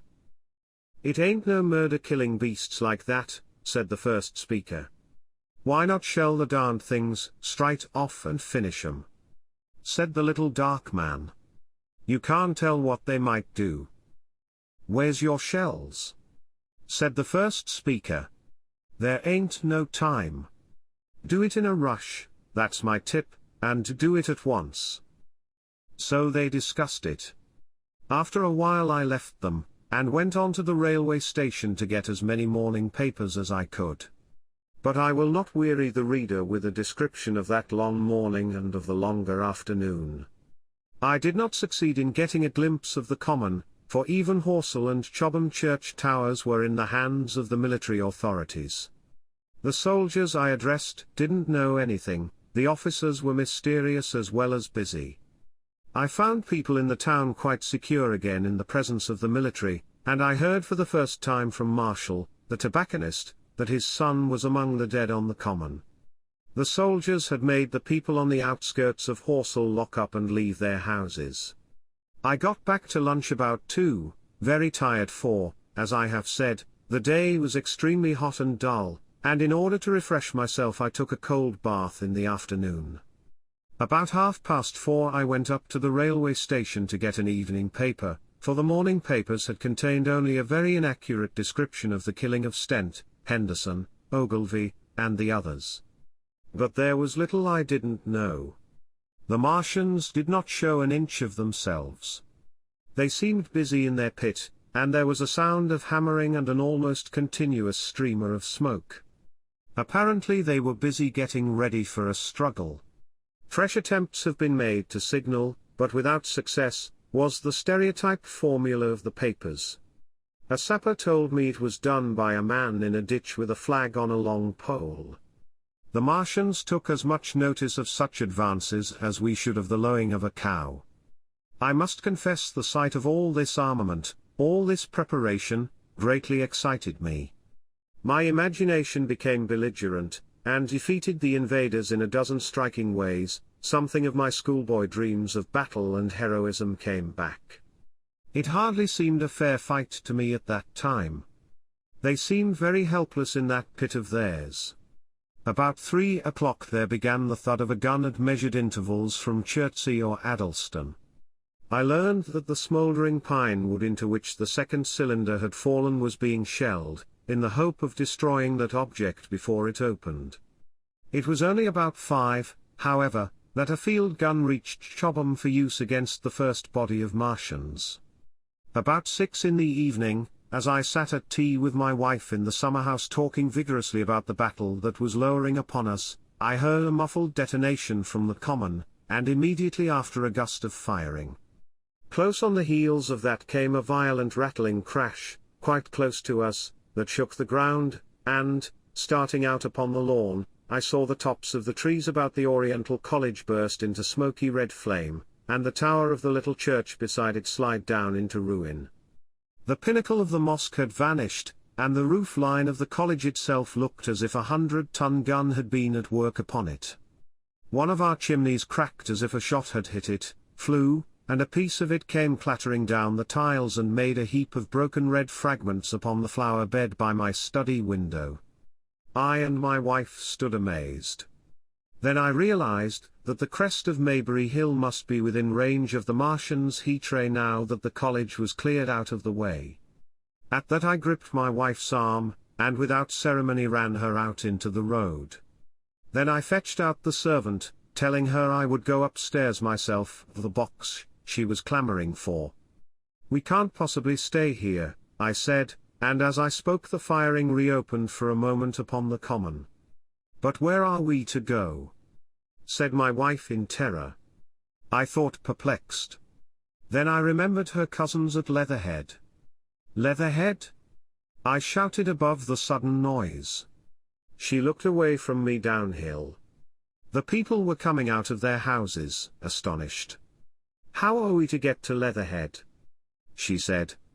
Down the hill I saw a bevy of hussars ride under the railway bridge. 3 galloped through the open gates of the Oriental College, 2 others dismounted, and began running from house to house. The sun, shining through the smoke that drove up from the tops of the trees, seemed blood red, and threw an unfamiliar lurid light upon everything. "Stop here," said I, "you are safe here," and I started off at once for the Spotted Dog, for I knew the landlord had a horse and dog cart. I ran, for I perceived that in a moment everyone upon this side of the hill would be moving. I found him in his bar, quite unaware of what was going on behind his house. A man stood with his back to me, talking to him. "I must have £1," said the landlord, "and I've no one to drive it." "I'll give you 2, said I, over the stranger's shoulder. "What for?"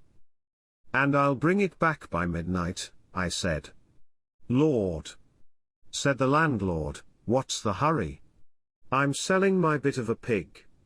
£2, and you bring it back. What's going on now?" I explained hastily that I had to leave my home, and so secured the dog cart. At the time it did not seem to me nearly so urgent that the landlord should leave his.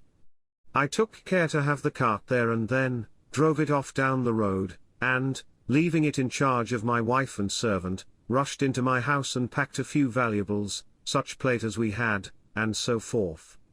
The beech trees below the house were burning while I did this, and the palings up the road glowed red.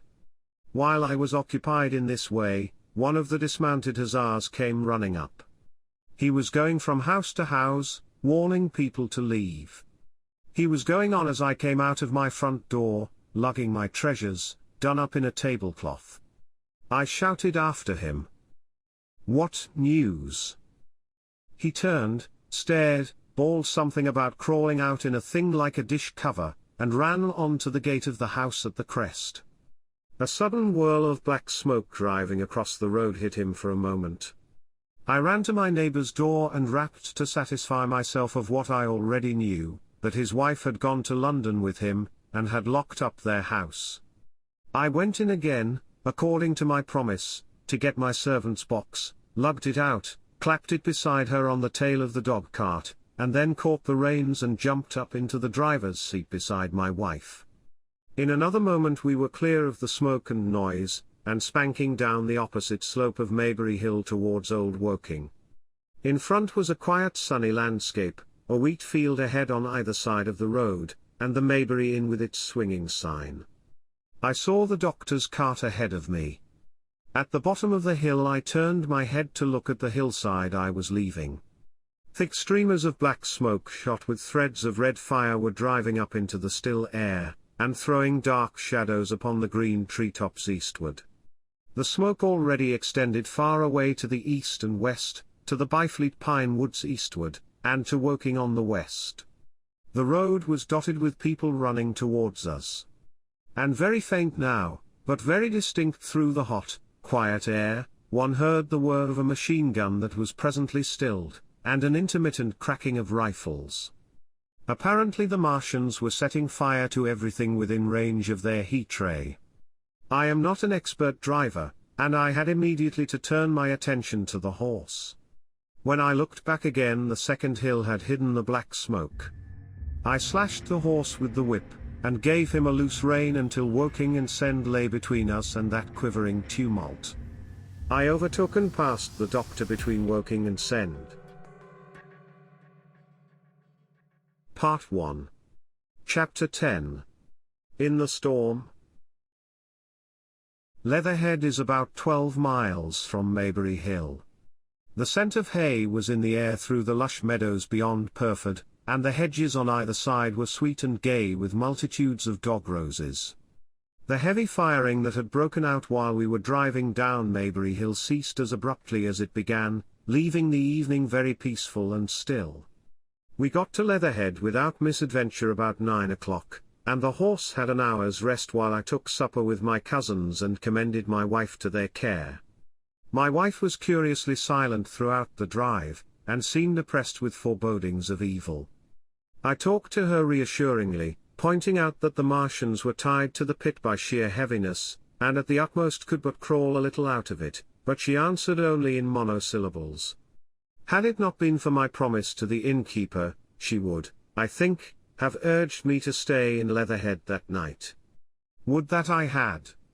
Her face, I remember, was very white as we parted. For my own part, I had been feverishly excited all day. Something very like the war fever that occasionally runs through a civilized community had got into my blood, and in my heart I was not so very sorry that I had to return to Maybury that night. I was even afraid that that last fusillade I had heard might mean the extermination of our invaders from Mars. I can best express my state of mind by saying that I wanted to be in at the death. It was nearly 11 when I started to return. The night was unexpectedly dark. To me, walking out of the lighted passage of my cousin's house, it seemed indeed black, and it was as hot and close as the day. Overhead the clouds were driving fast, albeit not a breath stirred the shrubs about us. My cousin's man lit both lamps. Happily, I knew the road intimately. My wife stood in the light of the doorway, and watched me until I jumped up into the dog cart. Then abruptly she turned and went in, leaving my cousins side by side wishing me good hap. I was a little depressed at first with the contagion of my wife's fears, but very soon my thoughts reverted to the Martians. At that time I was absolutely in the dark as to the course of the evening's fighting. I did not know even the circumstances that had precipitated the conflict. As I came through Ockham, for that was the way I returned, and not through Send and Old Woking, I saw along the western horizon a blood-red glow, which as I drew nearer, crept slowly up the sky. The driving clouds of the gathering thunderstorm mingled there with masses of black and red smoke. Ripley Street was deserted, and except for a lighted window or so the village showed not a sign of life, but I narrowly escaped an accident at the corner of the road to Purford, where a knot of people stood with their backs to me. They said nothing to me as I passed. I do not know what they knew of the things happening beyond the hill, nor do I know if the silent houses I passed on my way were sleeping securely, or deserted and empty, or harassed and watching against the terror of the night. From Ripley until I came through Purford I was in the valley of the Wey, and the red glare was hidden from me. As I ascended the little hill beyond Purford Church the glare came into view again, and the trees about me shivered with the first intimation of the storm that was upon me. Then I heard midnight pealing out from Purford Church behind me, and then came the silhouette of Maybury Hill, with its treetops and roofs black and sharp against the red. Even as I beheld this, a lurid green glare lit the road about me and showed the distant woods towards Addlestone. I felt a tug at the reins. I saw that the driving clouds had been pierced as it were by a thread of green fire, suddenly lighting their confusion and falling into the field to my left. It was the third falling star. Close on its apparition, and blindingly violet by contrast, danced out the first lightning of the gathering storm, and the thunder burst like a rocket overhead. The horse took the bit between his teeth and bolted. A moderate incline runs towards the foot of Maybury Hill, and down this we clattered. Once the lightning had begun, it went on in as rapid a succession of flashes as I have ever seen. The thunderclaps, treading one on the heels of another and with a strange crackling accompaniment, sounded more like the working of a gigantic electric machine than the usual detonating reverberations. The flickering light was blinding and confusing, and a thin hail smote gustily at my face as I drove down the slope. At first I regarded little but the road before me, and then abruptly my attention was arrested by something that was moving rapidly down the opposite slope of Maybury Hill. At first I took it for the wet roof of a house, but one flash following another showed it to be in swift rolling movement. It was an elusive vision, a moment of bewildering darkness, and then, in a flash like daylight, the red masses of the orphanage near the crest of the hill, the green tops of the pine trees, and this problematical object, came out clear and sharp and bright. And this thing I saw. How can I describe it? A monstrous tripod, higher than many houses, striding over the young pine trees, and smashing them aside in its career, a walking engine of glittering metal, striding now across the heather, articulate ropes of steel dangling from it, and the clattering tumult of its passage mingling with the riot of the thunder. A flash, and it came out vividly, heeling over one way with 2 feet in the air, to vanish and reappear almost instantly as it seemed, with the next flash, 100 yards nearer. Can you imagine a milking stool tilted and bowled violently along the ground? That was the impression those instant flashes gave. But instead of a milking stool, imagine it a great body of machinery on a tripod stand. Then suddenly the trees in the pine wood ahead of me were parted, as brittle reeds are parted by a man thrusting through them. They were snapped off and driven headlong, and a second huge tripod appeared, rushing, as it seemed, headlong towards me. And I was galloping hard to meet it. At the sight of the second monster my nerve went altogether. Not stopping to look again, I wrenched the horse's head hard round to the right, and in another moment the dog-cart had heeled over upon the horse, the shafts smashed noisily, and I was flung sideways and fell heavily into a shallow pool of water. I crawled out almost immediately, and crouched, my feet still in the water, under a clump of firs. The horse lay motionless, his neck was broken, poor brute, and by the lightning flashes I saw the black bulk of the overturned dog-cart and the silhouette of the wheels still spinning slowly. In another moment the colossal mechanism went striding by me, and passed uphill towards Purford. Seen nearer, the thing was incredibly strange, for it was no mere insensate machine driving on its way. Machine it was, with a ringing metallic pace, and long, flexible, glittering tentacles, one of which gripped a young pine tree, swinging and rattling about its strange body. It picked its road as it went striding along, and the brazen hood that surmounted it moved to and from with the inevitable suggestion of a head looking about.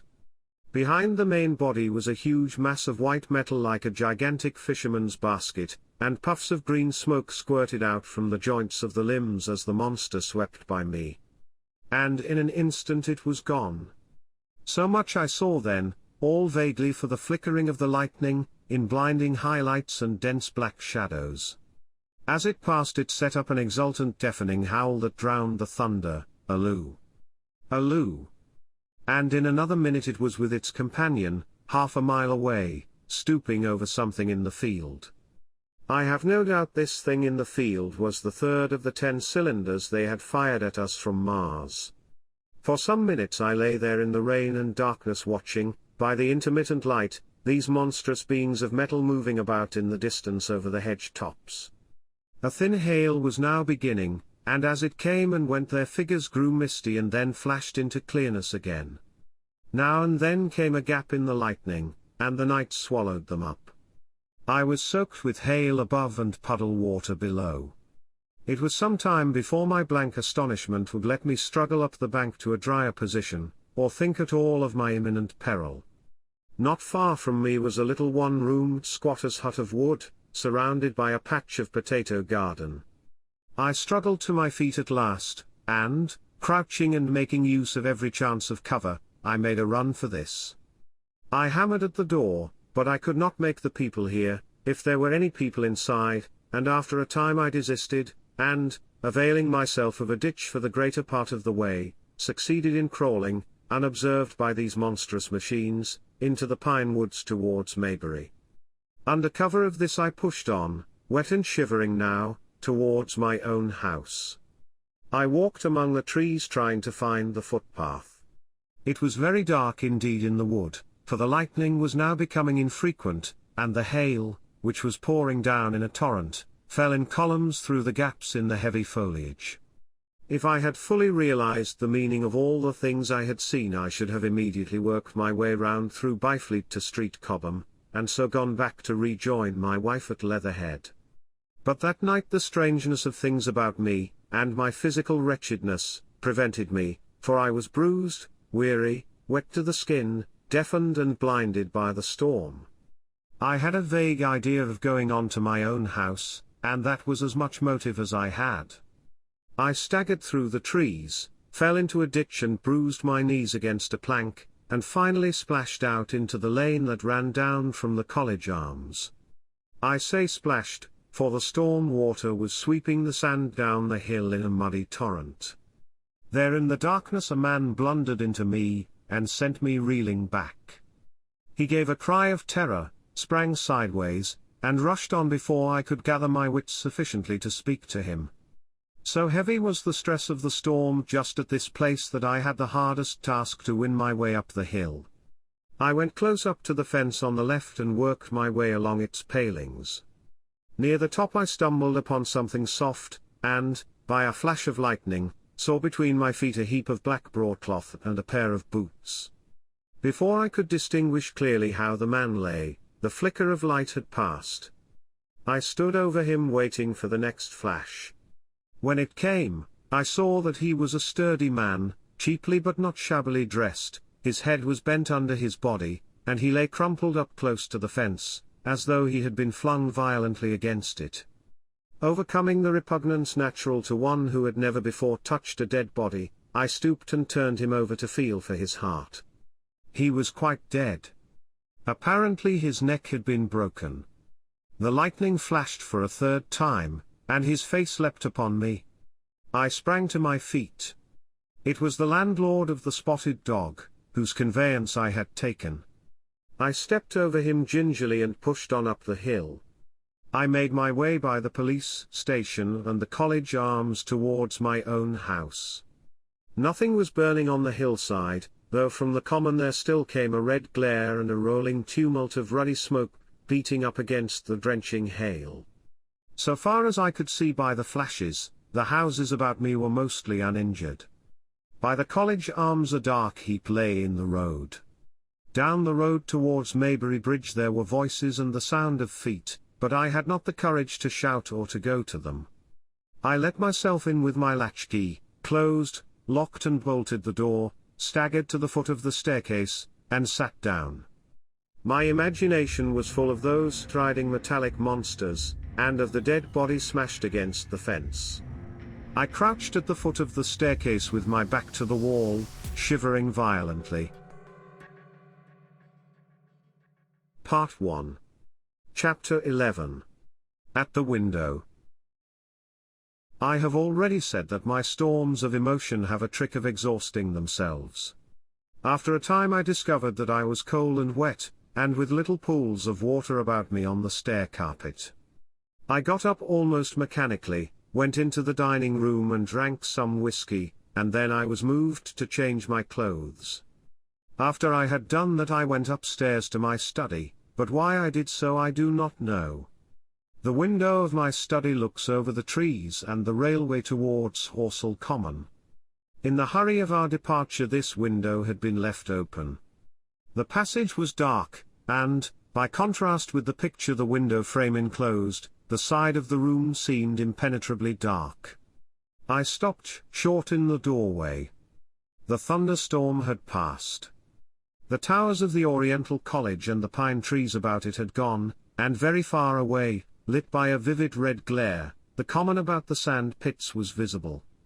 Across the light huge black shapes, grotesque and strange, moved busily to and from. It seemed indeed as if the whole country in that direction was on fire, a broad hillside set with minute tongues of flame, swaying and writhing with the gusts of the dying storm, and throwing a red reflection upon the cloud scud above. Every now and then a haze of smoke from some nearer conflagration drove across the window and hid the Martian shapes. I could not see what they were doing, nor the clear form of them, nor recognize the black objects they were busied upon. Neither could I see the nearer fire, though the reflections of it danced on the wall and ceiling of the study. A sharp, resinous tang of burning was in the air. I closed the door noiselessly and crept towards the window. As I did so, the view opened out until, on the one hand, it reached to the houses about Woking Station, and on the other to the charred and blackened pine woods of Byfleet. There was a light down below the hill, on the railway, near the arch, and several of the houses along the Maybury Road and the streets near the station were glowing ruins. The light upon the railway puzzled me at first. There were a black heap and a vivid glare, and to the right of that a row of yellow oblongs. Then I perceived this was a wrecked train, the forepart smashed and on fire, the hinder carriages still upon the rails. Between these three main centres of light, the houses, the train, and the burning county towards CHOBHAM, stretched irregular patches of dark country, broken here and there by intervals of dimly glowing and smoking ground. It was the strangest spectacle, that black expanse set with fire. It reminded me, more than anything else, of the potteries at night. At first I could distinguish no people at all, though I peered intently for them. Later I saw against the light of Woking station a number of black figures hurrying one after the other across the line. And this was the little world in which I had been living securely for years, this fiery chaos. What had happened in the last 7 hours I still did not know, nor did I know, though I was beginning to guess, the relation between these mechanical colossi, and the sluggish lumps I had seen disgorged from the cylinder. With a queer feeling of impersonal interest I turned my desk chair to the window, sat down, and stared at the blackened country, and particularly at the three gigantic black things that were going to and from in the glare about the sand pits. They seemed amazingly busy. I began to ask myself what they could be. Were they intelligent mechanisms? Such a thing I felt was impossible. Or did a Martian sit within each, ruling, directing, using, much as a man's brain sits and rules in his body? I began to compare the things to human machines, to ask myself for the first time in my life how an ironclad or a steam engine would seem to an intelligent lower animal. The storm had left the sky clear, and over the smoke of the burning land the little fading pinpoint of Mars was dropping into the west, when a soldier came into my garden. I heard a slight scraping at the fence, and rousing myself from the lethargy that had fallen upon me, I looked down and saw him dimly, clambering over the palings. At the sight of another human being my torpor passed, and I leaned out of the window eagerly. "Hist!" said I, in a whisper. He stopped astride of the fence in doubt. Then he came over and across the lawn to the corner of the house. He bent down and stepped softly. "Who's there?" he said, also whispering, standing under the window and peering up. "Where are you going?" I asked. "God knows." "Are you trying to hide?" "That's it." "Come into the house," I said. I went down, unfastened the door, and let him in, and locked the door again. I could not see his face. He was hatless, and his coat was unbuttoned. "My God!" he said, as I drew him in. "What has happened?" I asked. "What hasn't?" In the obscurity I could see he made a gesture of despair. "They wiped us out, simply wiped us out," he repeated again and again. He followed me, almost mechanically, into the dining room. "Take some whiskey," I said, pouring out a stiff dose. He drank it. Then abruptly he sat down before the table, put his head on his arms, and began to sob and weep like a little boy, in a perfect passion of emotion, while I, with a curious forgetfulness of my own recent despair, stood beside him, wondering. It was a long time before he could steady his nerves to answer my questions, and then he answered perplexingly and brokenly. He was a driver in the artillery, and had only come into action about 7. At that time firing was going on across the common, and it was said the first party of Martians were crawling slowly towards their second cylinder under cover of a metal shield. Later this shield staggered up on tripod legs and became the first of the fighting machines I had seen. The gun he drove had been unlimbered near HORSELL, in order to command the sand pits, and its arrival it was that had precipitated the action. As the limber gunners went to the rear, his horse trod in a rabbit hole and came down, throwing him into a depression of the ground. At the same moment the gun exploded behind him, the ammunition blew up, there was fire all about him, and he found himself lying under a heap of charred dead men and dead horses. "I lay still," he said, "scared out of my wits, with the forequarter of a horse atop of me. We'd been wiped out. And the smell, good God! Like burnt meat. I was hurt across the back by the fall of the horse, and there I had to lie until I felt better. Just like parade it had been a minute before, then stumble, bang, swish. Wiped out, he said. He had hid under the dead horse for a long time, peeping out furtively across the common. The Cardigan men had tried a rush, in skirmishing order, at the pit, simply to be swept out of existence. Then the monster had risen to its feet and had begun to walk leisurely to and from across the common among the few fugitives, with its head like hood turning about exactly like the head of a cowled human being. A kind of arm carried a complicated metallic case, about which green flashes scintillated, and out of the funnel of this there smoked the heat ray. In a few minutes there was, so far as the soldier could see, not a living thing left upon the common, and every bush and tree upon it that was not already a blackened skeleton was burning. The hussars had been on the road beyond the curvature of the ground, and he saw nothing of them. He heard the Maxims rattle for a time and then become still. The giant saved Woking station and its cluster of houses until the last, then in a moment the heat ray was brought to bear, and the town became a heap of fiery ruins.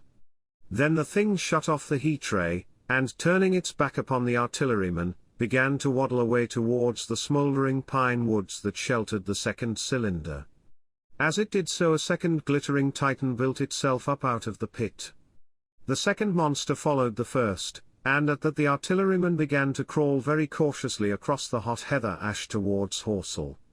He managed to get alive into the ditch by the side of the road, and so escaped to Woking. There his story became ejaculatory. The place was impassable. It seems there were a few people alive there, frantic for the most part, and many burned and scalded. He was turned aside by the fire, and hid among some almost scorching heaps of broken wall as one of the Martian giants returned. He saw this one pursue a man, catch him up in one of its steely tentacles, and knock his head against the trunk of a pine tree. At last, after nightfall, the artilleryman made a rush for it and got over the railway embankment. Since then he had been skulking along towards Maybury, in the hope of getting out of danger Londonward. People were hiding in trenches and cellars, and many of the survivors had made off towards Woking village and Send. He had been consumed with thirst until he found one of the water mains near the railway arch smashed, and the water bubbling out like a spring upon the road. That was the story I got from him, bit by bit. He grew calmer telling me, and trying to make me see the things he had seen. He had eaten no food since midday, he told me early in his narrative, and I found some mutton and bread in the pantry and brought it into the room. We lit no lamp for fear of attracting the Martians, and ever and again our hands would touch upon bread or meat. As he talked, things about us came darkly out of the darkness, and the trampled bushes and broken rose trees outside the window grew distinct. It would seem that a number of men or animals had rushed across the lawn. I began to see his face, blackened and haggard, as no doubt mine was also.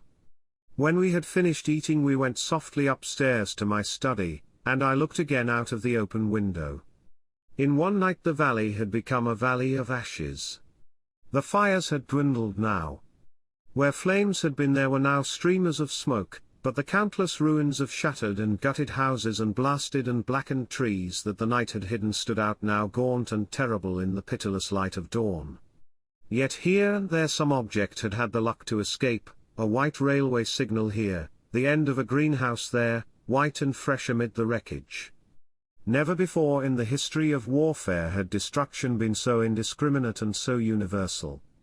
And shining with the growing light of the east, 3 of the metallic giants stood about the pit, their cowls rotating as though they were surveying the desolation they had made.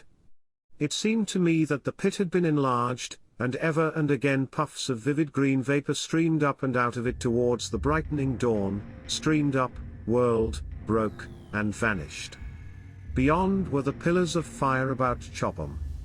They became pillars of bloodshot smoke at the first touch of day. Part 1. Chapter 12.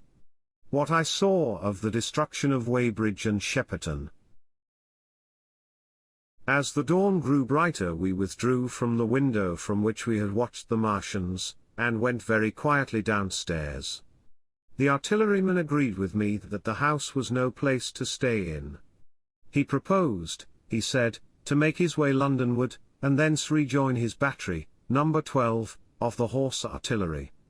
My plan was to return at once to Leatherhead, and so greatly had the strength of the Martians impressed me that I had determined to take my wife to Newhaven, and go with her out of the country forthwith.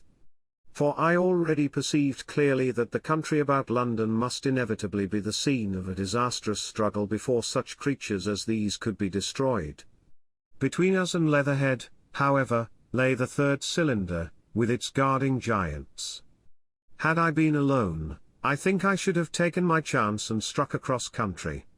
But the artilleryman dissuaded me. It's no kindness to the right sort of wife, he said, to make her a widow, and in the end I agreed to go with him, under cover of the woods, northward as far as Street Cobham before I parted with him. Thence I would make a big detour by Epsom to reach Leatherhead. I should have started at once, but my companion had been in active service and he knew better than that. He made me ransack the house for a flask, which he filled with whiskey, and we lined every available pocket with packets of biscuits and slices of meat.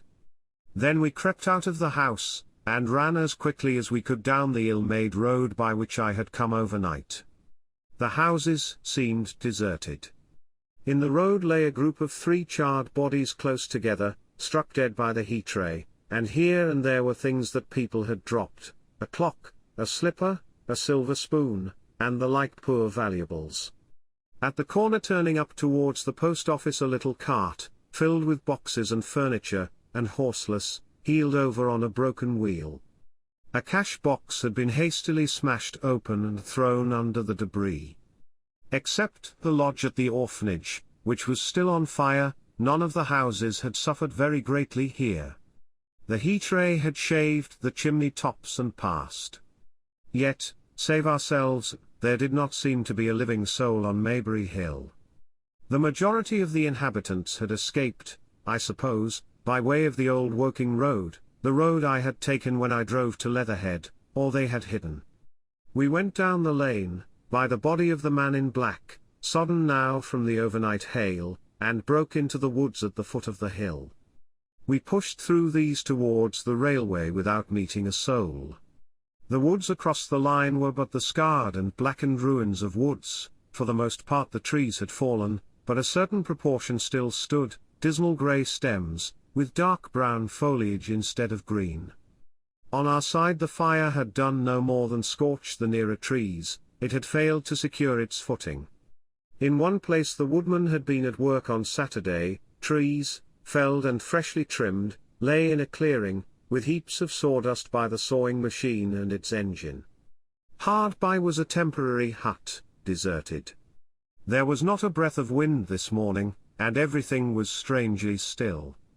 Even the birds were hushed, and as we hurried along I and the artilleryman talked in whispers and looked now and again over our shoulders. Once or twice we stopped to listen.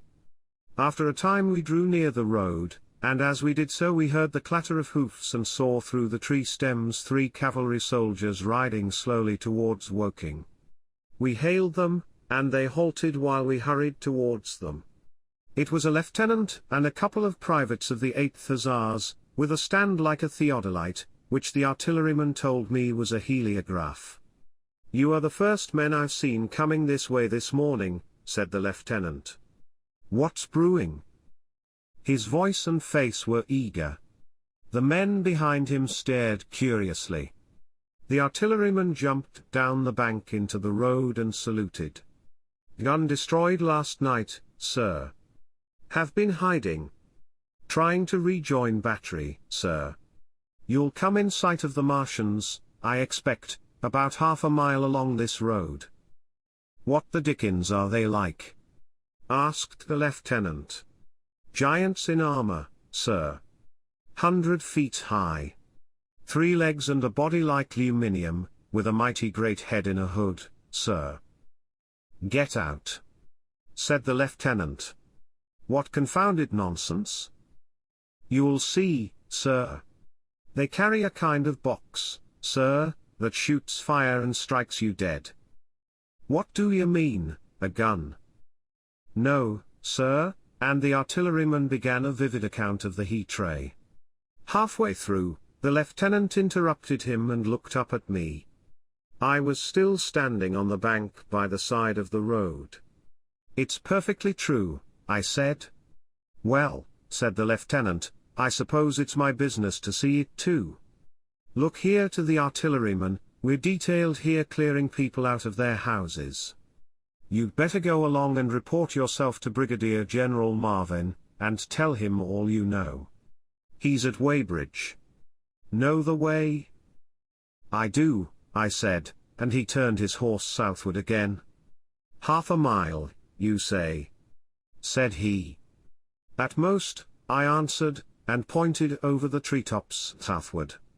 He thanked me and rode on, and we saw them no more. Farther along we came upon a group of 3 women and 2 children in the road, busy clearing out a labourer's cottage.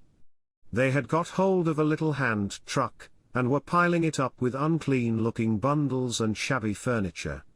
They were all too assiduously engaged to talk to us as we passed. By Byfleet Station we emerged from the pine trees, and found the country calm and peaceful under the morning sunlight. We were far beyond the range of the heat ray there, and had it not been for the silent desertion of some of the houses, the stirring movement of packing in others, and the knot of soldiers standing on the bridge over the railway and staring down the line towards Woking, the day would have seemed very like any other Sunday. Several farm wagons and carts were moving creakily along the road to Addlestone, and suddenly through the gate of a field we saw, across a stretch of flat meadow, 6 12-pounders standing neatly at equal distances pointing towards Woking. The gunners stood by the guns waiting, and the ammunition wagons were at a businesslike distance. The men stood almost as if under inspection. That's good, said I. They will get one fair shot, at any rate. The artilleryman hesitated at the gate. I shall go on, he said. Farther on towards Weybridge, just over the bridge, there were a number of men in white fatigue jackets throwing up a long rampart, and more guns behind. It's bows and arrows against the lightning, anyhow, said the artilleryman. They haven't seen that fire beam yet. The officers who were not actively engaged stood and stared over the treetops southwestward, and the men digging would stop every now and again to stare in the same direction. Byfleet was in a tumult, people packing, and a score of hussars, some of them dismounted, some on horseback, were hunting them about. 3 or 4 black government wagons, with crosses in white circles, and an old omnibus, among other vehicles, were being loaded in the village street. There were scores of people, most of them sufficiently sabbatical to have assumed their best clothes. The soldiers were having the greatest difficulty in making them realize the gravity of their position. We saw one shriveled old fellow with a huge box and a score or more of flower pots containing orchids, angrily expostulating with the corporal who would leave them behind. I stopped and gripped his arm. Do you know what's over there? I said, pointing at the pine tops that hid the Martians. Said he, turning. I was explainin' these is valuable. Death. I shouted. Death is coming. Death. And leaving him to digest that if he could, I hurried on after the artillery man. At the corner I looked back. The soldier had left him, and he was still standing by his box, with the pots of orchids on the lid of it, and staring vaguely over the trees.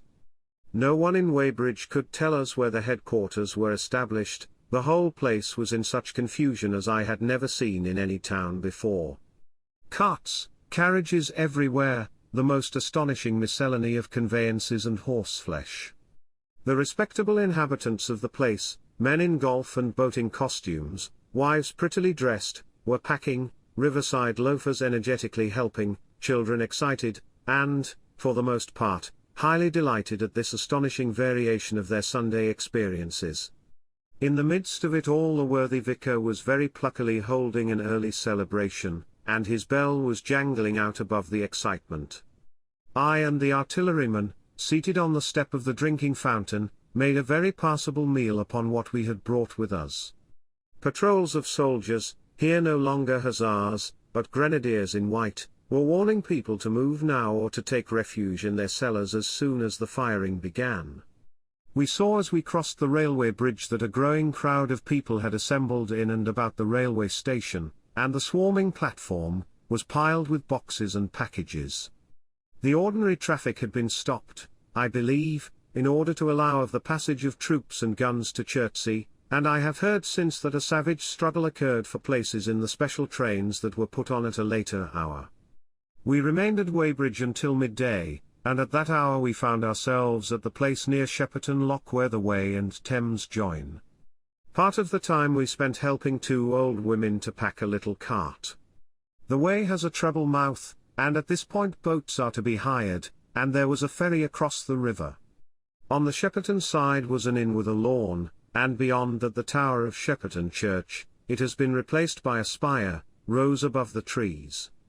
Here we found an excited and noisy crowd of fugitives. As yet the flight had not grown to a panic, but there were already far more people than all the boats going to and from could enable to cross. People came panting along under heavy burdens, one husband and wife were even carrying a small outhouse door between them, with some of their household goods piled thereon. One man told us he meant to try to get away from Shepperton Station. There was a lot of shouting, and one man was even jesting. The idea people seemed to have here was that the Martians were simply formidable human beings, who might attack and sack the town, to be certainly destroyed in the end. Every now and then people would glance nervously across the way, at the meadows towards Chertsey, but everything over there was still. Across the Thames, except just where the boats landed, everything was quiet, in vivid contrast with the Surrey side. The people who landed there from the boats went tramping off down the lane. The big ferry boat had just made a journey. 3 or 4 soldiers stood on the lawn of the inn, staring and jesting at the fugitives, without offering to help. The inn was closed, as it was now within prohibited hours. "What's that?" cried a boatman, and "Shut up, you fool," said a man near me to a yelping dog. Then the sound came again, this time from the direction of Chertsey, a muffled thud, the sound of a gun. The fighting was beginning. Almost immediately unseen batteries across the river to our right, unseen because of the trees, took up the chorus, firing heavily one after the other. A woman screamed. Everyone stood arrested by the sudden stir of battle, near us and yet invisible to us. Nothing was to be seen save flat meadows, cows feeding unconcernedly for the most part, and silvery pollard willows motionless in the warm sunlight. "The soldiers'll stop 'em," said a woman beside me, doubtfully. A haziness rose over the treetops. Then suddenly we saw a rush of smoke far away up the river, a puff of smoke that jerked up into the air and hung, and forthwith the ground heaved underfoot and a heavy explosion shook the air, smashing 2 or 3 windows in the houses near, and leaving us astonished. "Here they are!" shouted a man in a blue jersey. "Yonder! D'ye see them? Yonder!" Quickly, one after the other, 1, 2, 3, 4 of the armored Martians appeared, far away over the little trees, across the flat meadows that stretched towards Chertsey, and striding hurriedly towards the river. Little cowled figures they seemed at first, going with a rolling motion and as fast as flying birds. Then, advancing obliquely towards us, came a 5th. Their armored bodies glittered in the sun as they swept swiftly forward upon the guns, growing rapidly larger as they drew nearer. One on the extreme left, the remotest that is, flourished a huge case high in the air, and the ghostly, terrible heat ray I had already seen on Friday night smoked towards Chertsey, and struck the town. At sight of these strange, swift, and terrible creatures the crowd near the water's edge seemed to me to be for a moment horror-struck. There was no screaming or shouting, but a silence. Then a hoarse murmur and a movement of feet, a splashing from the water. A man, too frightened to drop the portmanteau he carried on his shoulder, swung round and sent me staggering with a blow from the corner of his burden. A woman thrust at me with her hand and rushed past me. I turned with the rush of the people, but I was not too terrified for thought. The terrible heat ray was in my mind. To get under water. That was it. Get under water. I shouted, unheeded. I faced about again, and rushed towards the approaching Martian, rushed right down the gravelly beach and headlong into the water. Others did the same. A boatload of people putting back came leaping out as I rushed past. The stones under my feet were muddy and slippery, and the river was so low that I ran perhaps 20 feet scarcely waist deep. Then, as the Martian towered overhead scarcely a couple of 100 yards away, I flung myself forward under the surface. The splashes of the people in the boats leaping into the river sounded like thunderclaps in my ears. People were landing hastily on both sides of the river. But the Martian machine took no more notice for the moment of the people running this way and that than a man would of the confusion of ants in a nest against which his foot has kicked. When, half suffocated, I raised my head above water, the Martians had pointed at the batteries that were still firing across the river, and as it advanced it swung loose what must have been the generator of the heat ray. In another moment it was on the bank, and in a stride wading halfway across. The knees of its foremost legs bent at the farther bank, and in another moment it had raised itself to its full height again, close to the village of Shepperton. Forthwith the 6 guns which, unknown to anyone on the right bank, had been hidden behind the outskirts of that village, fired simultaneously. The sudden near concussion, the last close upon the first, made my heart jump. The monster was already raising the case generating the heat ray as the first shell burst 6 yards above the hood. I gave a cry of astonishment. I saw and thought nothing of the other 4 Martian monsters, my attention was riveted upon the nearer incident. Simultaneously 2 other shells burst in the air near the body as the hood twisted round in time to receive, but not in time to dodge, the 4th shell. The shell burst clean in the face of the thing. The hood bulged, flashed, was whirled off in a dozen tattered fragments of red flesh and glittering metal. "Hit!" shouted I, with something between a scream and a cheer. I heard answering shouts from the people in the water about me. I could have leapt out of the water with that momentary exultation. The decapitated colossus reeled like a drunken giant, but it did not fall over. It recovered its balance by a miracle, and, no longer heeding its steps and with the camera that fired the heat ray now rigidly upheld, it reeled swiftly upon Shepperton. The living intelligence, the Martian within the hood, was slain and splashed to the 4 winds of heaven, and the thing was now but a mere intricate device of metal whirling to destruction. It drove along in a straight line, incapable of guidance. It struck the tower of Shepperton Church, smashing it down as the impact of a battering ram might have done, swerved aside, blundered on and collapsed with tremendous force into the river out of my sight. A violent explosion shook the air, and a spout of water, steam, mud, and shattered metal shot far up into the sky. As the camera of the heat ray hit the water, the latter had immediately flashed into steam. In another moment a huge wave, like a muddy tidal bore but almost scaldingly hot, came sweeping round the bend upstream.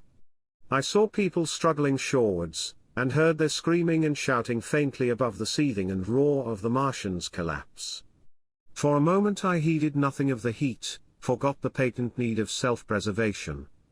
I splashed through the tumultuous water, pushing aside a man in black to do so, until I could see round the bend.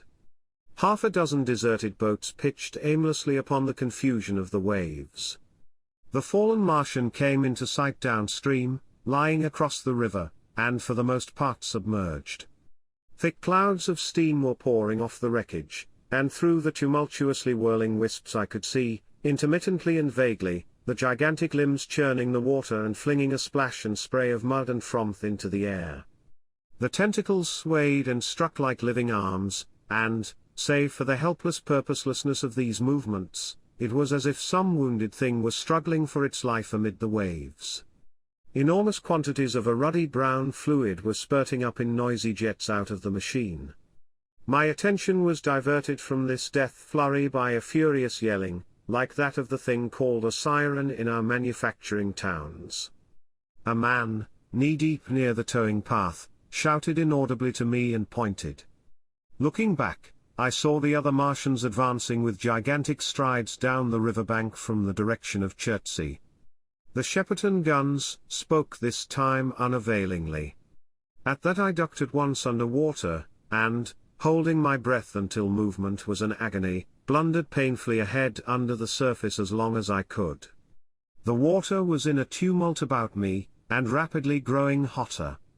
When for a moment I raised my head to take breath and throw the hair and water from my eyes, the steam was rising in a whirling white fog that at first hid the Martians altogether. The noise was deafening. Then I saw them dimly, colossal figures of grey, magnified by the mist. They had passed by me, and two were stooping over the frothing, tumultuous ruins of their comrade. The third and fourth stood beside him in the water, one perhaps 200 yards from me, the other towards Laleham. The generators of the heat rays waved high, and the hissing beams smote down this way and that. The air was full of sound, a deafening and confusing conflict of noises, the clangorous din of the Martians, the crash of falling houses, the thud of trees, fences, sheds flashing into flame, and the crackling and roaring of fire.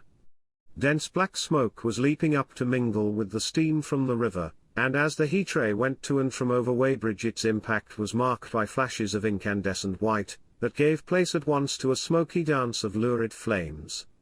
The nearer houses still stood intact, awaiting their fate, shadowy, faint and pallid in the steam, with the fire behind them going to and from. For a moment perhaps I stood there, breast high in the almost boiling water, dumbfounded at my position, hopeless of escape. Through the reek I could see the people who had been with me in the river scrambling out of the water through the reeds, like little froms hurrying through grass from the advance of a man, or running to and from in utter dismay on the towing path. Then suddenly the white flashes of the heat ray came leaping towards me. The houses caved in as they dissolved at its touch, and darted out flames, the trees changed to fire with a roar. The ray flickered up and down the towing path, licking off the people who ran this way and that, and came down to the water's edge not 50 yards from where I stood. It swept across the river to Shepperton, and the water in its track rose in a boiling wheel crested with steam. I turned shoreward. In another moment the huge wave, well nigh at the boiling point, had rushed upon me. I screamed aloud, and scalded, half-blinded, agonized, I staggered through the leaping, hissing water towards the shore. Had my foot stumbled, it would have been the end. I fell helplessly, in full sight of the Martians, upon the broad, bare gravelly spit that runs down to mark the angle of the Wey and Thames. I expected nothing but death. I have a dim memory of the foot of a Martian coming down within a score of yards of my head, driving straight into the loose gravel, whirling it this way and that and lifting again, of a long suspense, and then of the four carrying the debris of their comrade between them, now clear and then presently faint through a veil of smoke, receding interminably, as it seemed to me, across a vast space of river and meadow. And then, very slowly, I realized that by a miracle I had escaped. Part 1. Chapter 13. How I Fell in with the Curate. After getting this sudden lesson in the power of terrestrial weapons, the Martians retreated to their original position upon HORSELL Common, and in their haste, and encumbered with the debris of their smashed companion, they no doubt overlooked many such a stray and negligible victim as myself. Had they left their comrade and pushed on forthwith, there was nothing at that time between them and London but batteries of 12-pounder guns, and they would certainly have reached the capital in advance of the tidings of their approach, as sudden, dreadful, and destructive their advent would have been as the earthquake that destroyed Lisbon a century ago. But they were in no hurry. Cylinder followed cylinder on its interplanetary flight, every 24 hours brought them reinforcement. And meanwhile the military and naval authorities, now fully alive to the tremendous power of their antagonists, worked with furious energy. Every minute a fresh gun came into position until, before twilight, every copse, every row of suburban villas on the hilly slopes about Kingston and Richmond, masked an expectant black muzzle. And through the charred and desolated area, perhaps 20 square miles altogether, that encircled the Martian encampment on HORSELL Common, through charred and ruined villages among the green trees, through the blackened and smoking arcades that had been but a day ago pine spinneys, crawled the devoted scouts with the heliographs that were presently to warn the gunners of the Martian approach. But the Martians now understood our command of artillery and the danger of human proximity, and not a man ventured within a mile of either cylinder, save at the price of his life. It would seem that these giants spent the earlier part of the afternoon in going to and from, transferring everything from the second and third cylinders, the second in Addlestone Golf Links and the third at Purford, to their original pit on HORSELL Common. Over that, above the blackened heather and ruined buildings that stretched far and wide, stood one as sentinel, while the rest abandoned their vast fighting machines and descended into the pit. They were hard at work there far into the night, and the towering pillar of dense green smoke that rose therefrom could be seen from the hills about Merrow, and even, it is said, from Banstead and Epsom Downs. And while the Martians behind me were thus preparing for their next sally, and in front of me humanity gathered for the battle, I made my way with infinite pains and labour from the fire and smoke of burning Weybridge towards London. I saw an abandoned boat, very small and remote, drifting downstream, and throwing off the most of my sodden clothes, I went after it, gained it, and so escaped out of that destruction. There were no oars in the boat, but I contrived to paddle, as well as my parboiled hands would allow, down the river towards Halliford and Walton, going very tediously and continually looking behind me, as you may well understand. I followed the river, because I considered that the water gave me my best chance of escape should these giants return. The hot water from the Martians' overthrow drifted downstream with me, so that for the best part of a mile I could see little of either bank. Once, however, I made out a string of black figures hurrying across the meadows from the direction of Weybridge. Halliford, it seemed, was deserted, and several of the houses facing the river were on fire. It was strange to see the place quite tranquil, quite desolate under the hot blue sky, with the smoke and little threads of flame going straight up into the heat of the afternoon. Never before had I seen houses burning without the accompaniment of an obstructive crowd. A little farther on the dry reeds up the bank was smoking and glowing, and a line of fire inland was marching steadily across a late field of hay. For a long time I drifted, so painful and weary was I after the violence I had been through, and so intense the heat upon the water.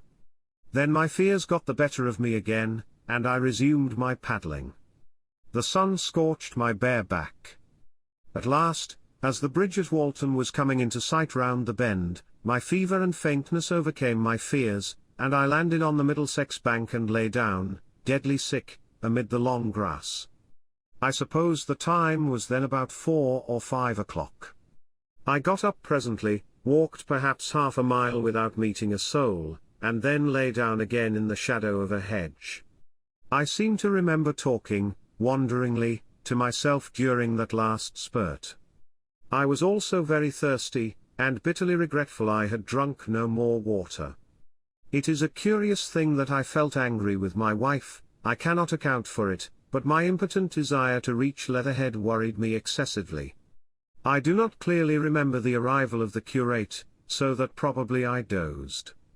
I became aware of him as a seated figure in soot-smudged shirt sleeves, and with his upturned, clean-shaven face staring at a faint flickering that danced over the sky. The sky was what is called a mackerel sky, rows and rows of faint down plumes of cloud, just tinted with the midsummer sunset. I sat up, and at the rustle of my motion he looked at me quickly. "Have you any water?" I asked abruptly. He shook his head. "You have been asking for water for the last hour," he said. For a moment we were silent, taking stock of each other. I dare say he found me a strange enough figure, naked, save for my water-soaked trousers and socks, scalded, and my face and shoulders blackened by the smoke. His face was a fair weakness, his chin retreated, and his hair lay in crisp almost flaxen curls on his low forehead. His eyes were rather large, pale blue, and blankly staring. He spoke abruptly, looking vacantly away from me. "What does it mean?" he said. "What do these things mean?" I stared at him and made no answer. He extended a thin white hand and spoke in almost a complaining tone. "Why are these things permitted? What sins have we done?" The morning service was over. I was walking through the roads to clear my brain for the afternoon, and then, fire, earthquake, death. As if it was Sodom and Gomorrah. All our work undone, all the work. What are these Martians? What are we? I answered, clearing my throat. He gripped his knees and turned to look at me again. For half a minute, perhaps, he stared silently. "I was walking through the roads to clear my brain," he said. "And suddenly, fire, earthquake, death." He relapsed into silence, with his chin now sunken almost to his knees.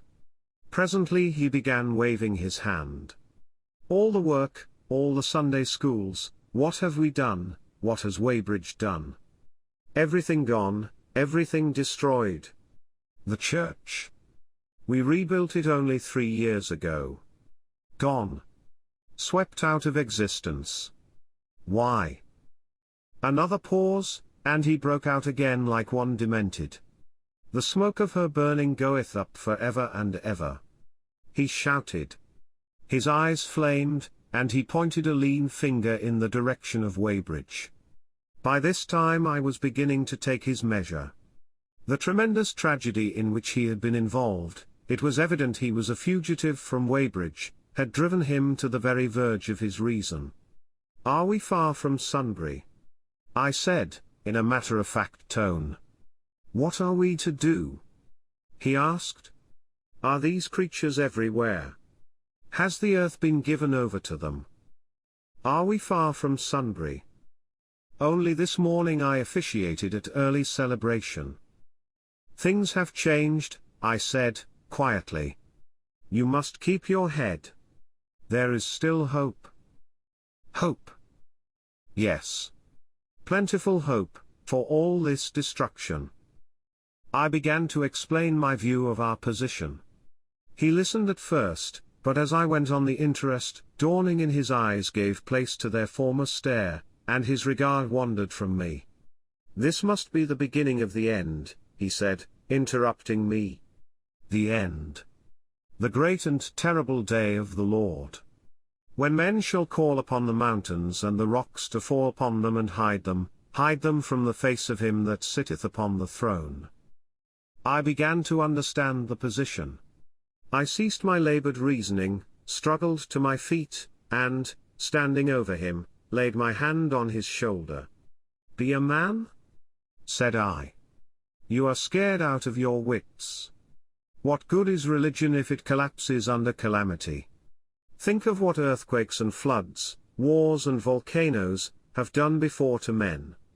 Did you think God had exempted Weybridge? He is not an insurance agent." For a time he sat in blank silence. "But how can we escape?" he asked, suddenly. "They are invulnerable, they are pitiless." "Neither the one nor, perhaps, the other," I answered. "And the mightier they are the more sane and wary should we be. One of them was killed yonder not 3 hours ago." "Killed?" he said, staring about him. "How can God's ministers be killed?" "I saw it happen," I proceeded to tell him. "We have chanced to come in for the thick of it," said I, "and that is all." "What is that flicker in the sky?" he asked abruptly. I told him it was the heliograph signaling, that it was the sign of human help and effort in the sky. "We are in the midst of it," I said, "quiet as it is. That flicker in the sky tells of the gathering storm. Yonder, I take it, are the Martians, and Londonward, where those hills rise about Richmond and Kingston, and the trees give cover, earthworks are being thrown up and guns are being placed. Presently the Martians will be coming this way again. And even as I spoke he sprang to his feet and stopped me by a gesture. Listen, he said. From beyond the low hills across the water came the dull resonance of distant guns and a remote weird crying. Then everything was still. A cockchafer came droning over the hedge and past us. High in the west the crescent moon hung faint and pale above the smoke of Weybridge and Shepperton and the hot, still splendor of the sunset. We had better follow this path, I said, northward. Part 1. Chapter 14. In London. My younger brother was in London when the Martians fell at Woking. He was a medical student working for an imminent examination, and he heard nothing of the arrival until Saturday morning. The morning papers on Saturday contained, in addition to lengthy special articles on the planet Mars, on life in the planets, and so forth, a brief and vaguely worded telegram, all the more striking for its brevity. The Martians, alarmed by the approach of a crowd, had killed a number of people with a quick-firing gun, so the story ran. The telegram concluded with the words, "Formidable as they seem to be, the Martians have not moved from the pit into which they have fallen, and, indeed, seem incapable of doing so. Probably this is due to the relative strength of the Earth's gravitational energy." On that last text their leader-writer expanded very comfortingly. Of course all the students in the crammer's biology class, to which my brother went that day, were intensely interested, but there were no signs of any unusual excitement in the streets. The afternoon papers puffed scraps of news under big headlines. They had nothing to tell beyond the movements of troops about the common, and the burning of the pine woods between Woking and Weybridge, until 8. Then the _Street James's Gazette _ in an extra special edition, announced the bare fact of the interruption of telegraphic communication. This was thought to be due to the falling of burning pine trees across the line. Nothing more of the fighting was known that night, the night of my drive to Leatherhead and back. My brother felt no anxiety about us, as he knew from the description in the papers that the cylinder was a good 2 miles from my house. He made up his mind to run down that night to me, in order, as he says, to see the things before they were killed. He dispatched a telegram, which never reached me, about 4 o'clock, and spent the evening at a music hall. In London, also, on Saturday night there was a thunderstorm, and my brother reached Waterloo in a cab. On the platform from which the midnight train usually starts he learned, after some waiting, that an accident prevented trains from reaching Woking that night. The nature of the accident he could not ascertain, indeed, the railway authorities did not clearly know at that time. There was very little excitement in the station, as the officials, failing to realize that anything further than a breakdown between Byfleet and Woking Junction had occurred, were running the theatre trains which usually passed through Woking round by Virginia Water or Guildford. They were busy making the necessary arrangements to alter the route of the Southampton and Portsmouth Sunday League excursions. A nocturnal newspaper reporter, mistaking my brother for the traffic manager, to whom he bears a slight resemblance, waylaid and tried to interview him. Few people, excepting the railway officials, connected the breakdown with the Martians. I have read, in another account of these events, that on Sunday morning all London was electrified by the news from Woking. As a matter of fact, there was nothing to justify that very extravagant phrase. Plenty of Londoners did not hear of the Martians until the panic of Monday morning.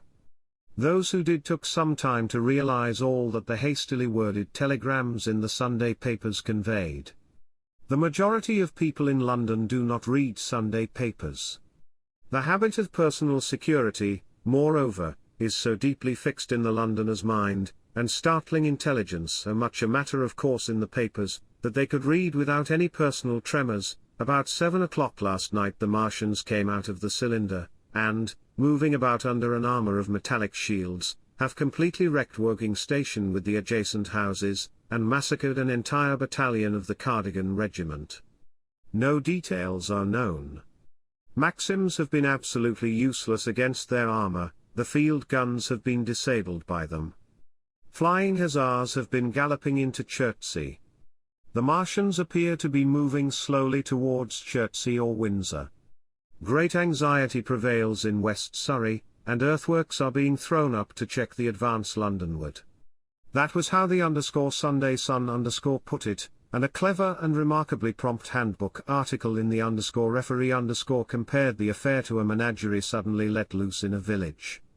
No one in London knew positively of the nature of the armoured Martians, and there was still a fixed idea that these monsters must be sluggish, crawling, creeping painfully. Such expressions occurred in almost all the earlier reports. None of the telegrams could have been written by an eyewitness of their advance. The Sunday papers printed separate editions as further news came to hand, some even in default of it. But there was practically nothing more to tell people until late in the afternoon, when the authorities gave the press agencies the news in their possession. It was stated that the people of Walton and Weybridge, and all the district were pouring along the roads Londonward, and that was all. My brother went to church at the Foundling Hospital in the morning, still in ignorance of what had happened on the previous night. There he heard allusions made to the invasion, and a special prayer for peace. Coming out, he bought _referee _. He became alarmed at the news in this, and went again to Waterloo Station to find out if communication were restored. The omnibuses, carriages, cyclists, and innumerable people walking in their best clothes, seemed scarcely affected by the strange intelligence that the news vendors were disseminating. People were interested, or, if alarmed, alarmed only on account of the local residents. At the station he heard for the first time that the Windsor and Chertsey lines were now interrupted.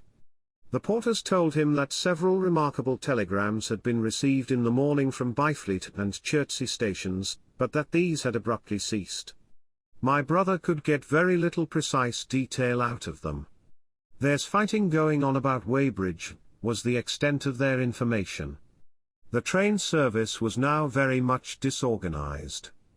Quite a number of people who had been expecting friends from places on the Southwestern network were standing about the station. One grey-headed old gentleman came and abused the Southwestern Company bitterly to my brother. "It wants showing up," he said. 1 or 2 trains came in from Richmond, Putney, and Kingston, containing people who had gone out for a day's boating and found the locks closed and a feeling of panic in the air. A man in a blue and white blazer addressed my brother, full of strange tidings. "There's hosts of people driving into Kingston in traps and carts and things, with boxes of valuables and all that," he said. "They come from Molesey and Weybridge and Walton, and they say there's been guns heard at Chertsey, heavy firing, and that mounted soldiers have told them to get off at once because the Martians are coming. We heard guns firing at Hampton Court Station, but we thought it was thunder. What the dickens does it all mean? The Martians can't get out of their pit, can they?" My brother could not tell him. Afterwards he found that the vague feeling of alarm had spread to the clients of the Underground Railway, and that the Sunday excursionists began to return from all over the southwestern Lung Barns, Wimbledon, Richmond Park, Kew, and so forth, at unnaturally early hours, but not a soul had anything more than vague hearsay to tell of. Everyone connected with the terminus seemed ill-tempered. About 5 o'clock the gathering crowd in the station was immensely excited by the opening of the line of communication, which is almost invariably closed, between the southeastern and the southwestern stations, and the passage of carriage trucks bearing huge guns and carriages crammed with soldiers. These were the guns that were brought up from Woolwich and Chatham to cover Kingston. There was an exchange of pleasantries, "You'll get eaten. We're the beast tamers," and so forth. A little while after that a squad of police came into the station and began to clear the public off the platforms, and my brother went out into the street again. The church bells were ringing for evensong, and a squad of Salvation Army lassies came singing down Waterloo Road. On the bridge a number of loafers were watching a curious brown scum that came drifting down the stream in patches. The sun was just setting, and the clock tower and the Houses of Parliament rose against one of the most peaceful skies it is possible to imagine, a sky of gold, barred with long transverse stripes of reddish-purple cloud. There was talk of a floating body. One of the men there, a reservist he said he was, told my brother he had seen the heliograph flickering in the west. In Wellington Street my brother met a couple of sturdy roughs who had just been rushed out of Fleet Street with still wet newspapers and staring placards. Dreadful catastrophe.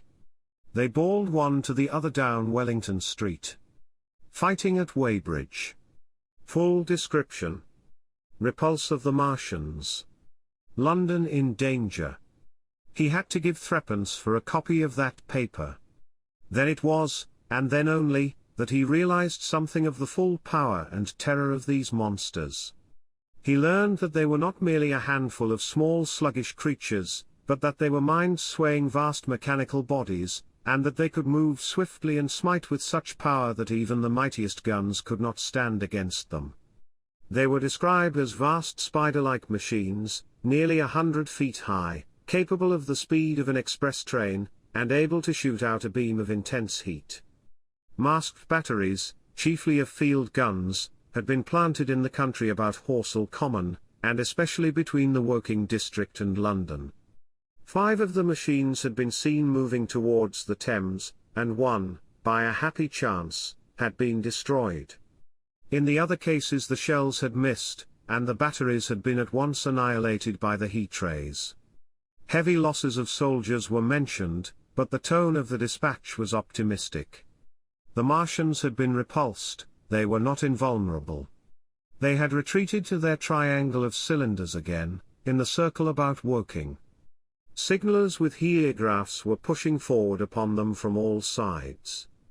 Guns were in rapid transit from Windsor, Portsmouth, Aldershot, Woolwich, even from the north, among others, long wire guns of 95 tons from Woolwich.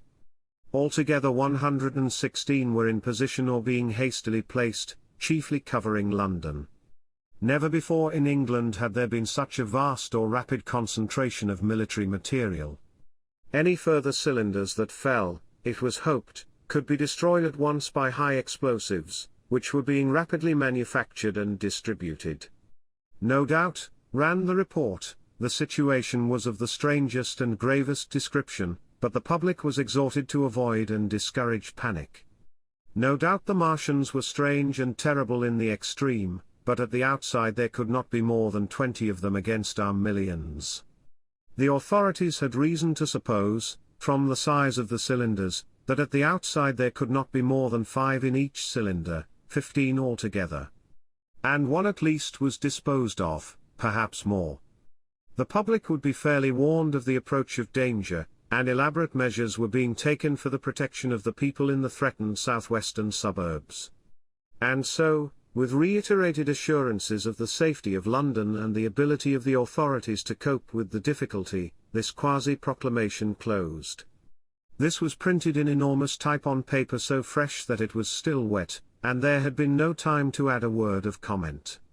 It was curious, my brother said, to see how ruthlessly the usual contents of the paper had been hacked and taken out to give this place. All down Wellington Street people could be seen fluttering out the pink sheets and reading, and the Strand was suddenly noisy with the voices of an army of hawkers following these pioneers. Men came scrambling off buses to secure copies. Certainly this news excited people intensely, whatever their previous apathy. The shutters of a map shop in the Strand were being taken down, my brother said, and a man in his Sunday raiment, lemon-yellow gloves even, was visible inside the window hastily fastening maps of Surrey to the glass. Going on along the Strand to Trafalgar Square, the paper in his hand, my brother saw some of the fugitives from West Surrey. There was a man with his wife and 2 boys and some articles of furniture in a cart such as greengrocers use. He was driving from the direction of Westminster Bridge, and close behind him came a hay wagon with 5 or 6 respectable-looking people in it, and some boxes and bundles. The faces of these people were haggard, and their entire appearance contrasted conspicuously with the Sabbath-best appearance of the people on the omnibuses. People in fashionable clothing peeped at them out of cabs.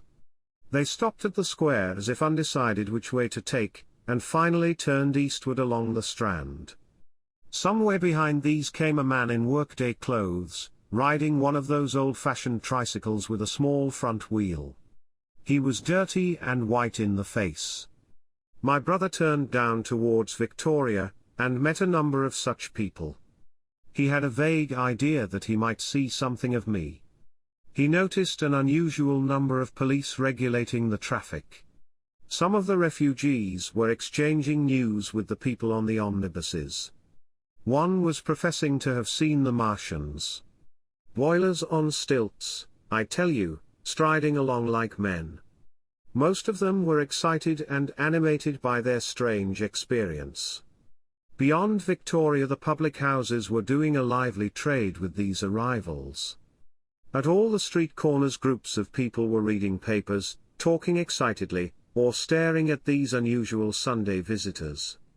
They seemed to increase as night drew on, until at last the roads, my brother said, were like Epsom High Street on a Derby day.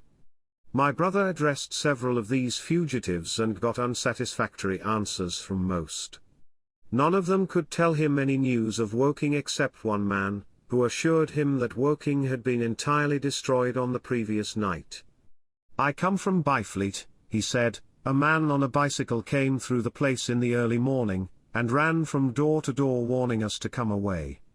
Then came soldiers. We went out to look, and there were clouds of smoke to the south, nothing but smoke, and not a soul coming that way. Then we heard the guns at Chertsey, and folks coming from Weybridge. So I've locked up my house and come on.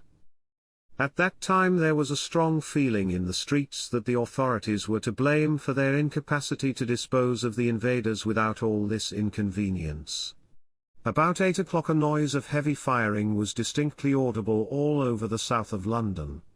My brother could not hear it for the traffic in the main thoroughfares, but by striking through the quiet back streets to the river he was able to distinguish it quite plainly.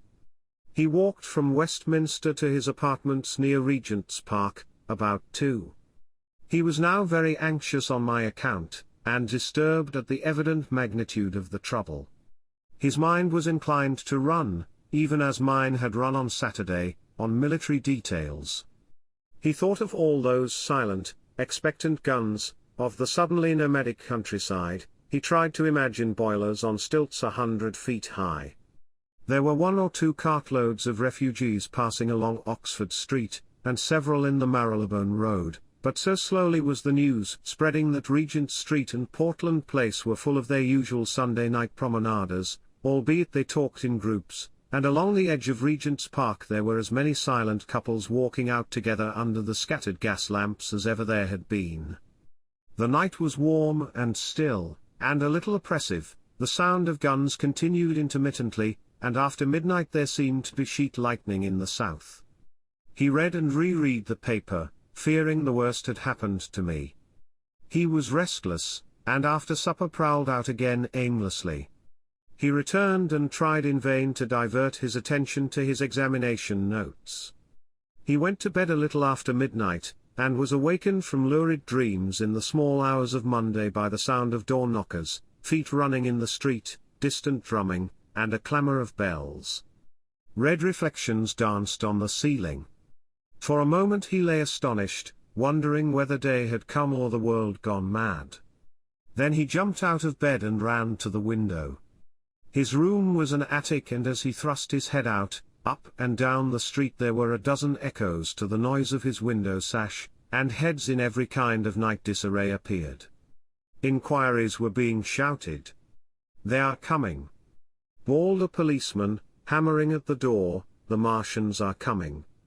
and hurried to the next door.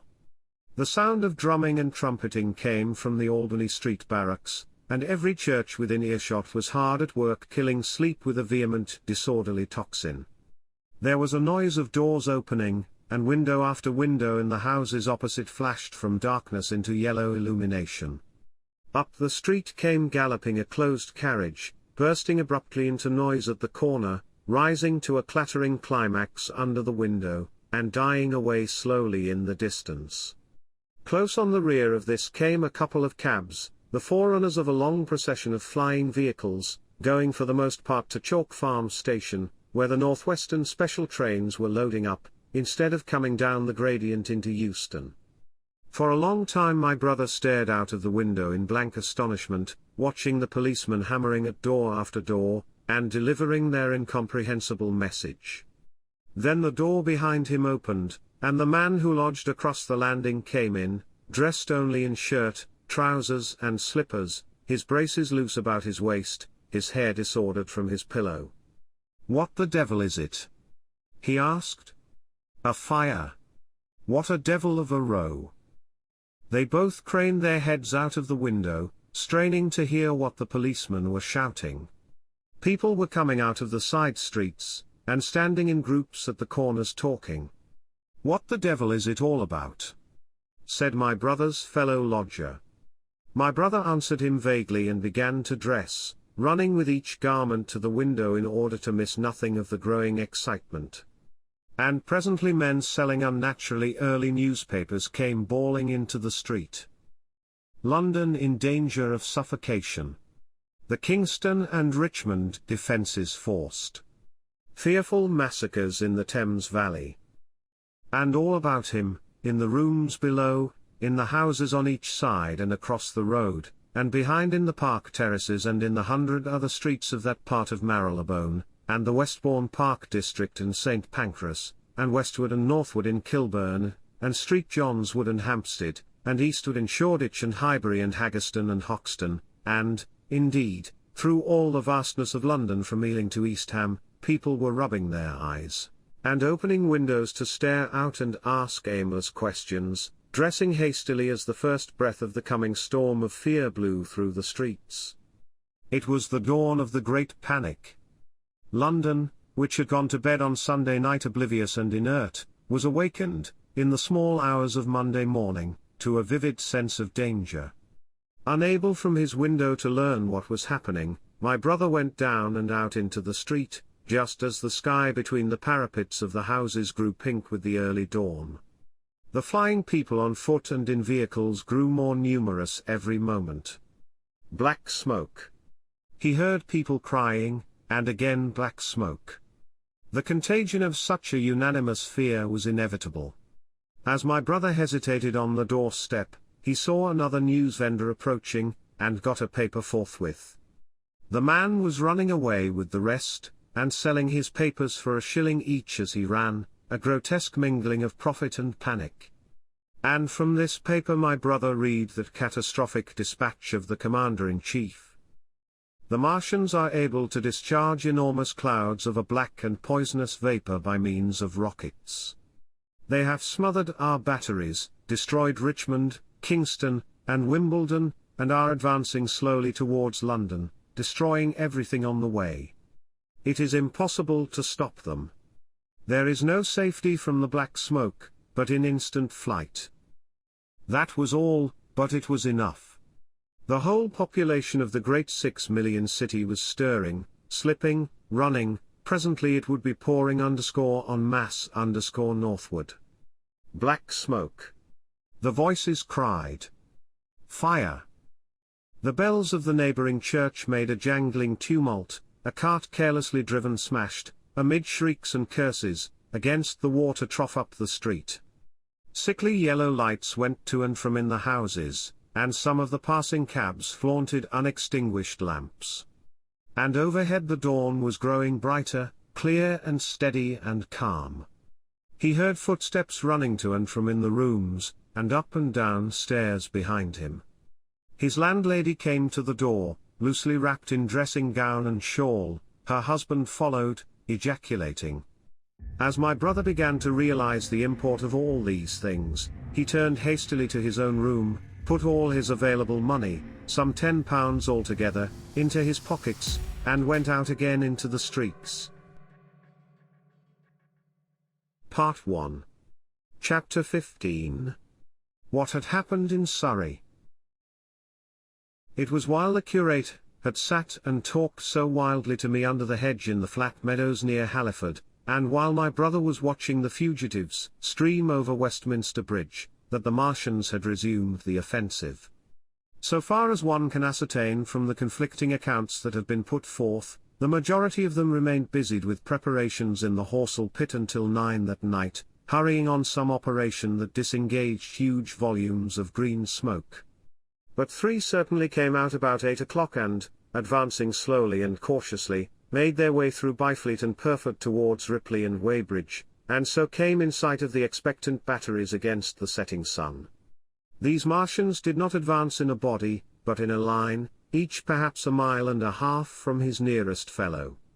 They communicated with one another by means of siren-like howls, running up and down the scale from one note to another. It was this howling and firing of the guns at Ripley and St. George's Hill that we had heard at Upper Halliford. The Ripley gunners, unseasoned artillery volunteers who ought never to have been placed in such a position, fired one wild, premature, ineffectual volley, and bolted on horse and foot through the deserted village, while the Martian, without using his heat ray, walked serenely over their guns, stepped gingerly among them, passed in front of them, and so came unexpectedly upon the guns in Painshill Park, which he destroyed. The St. George's Hill men, however, were better led or of a better mettle.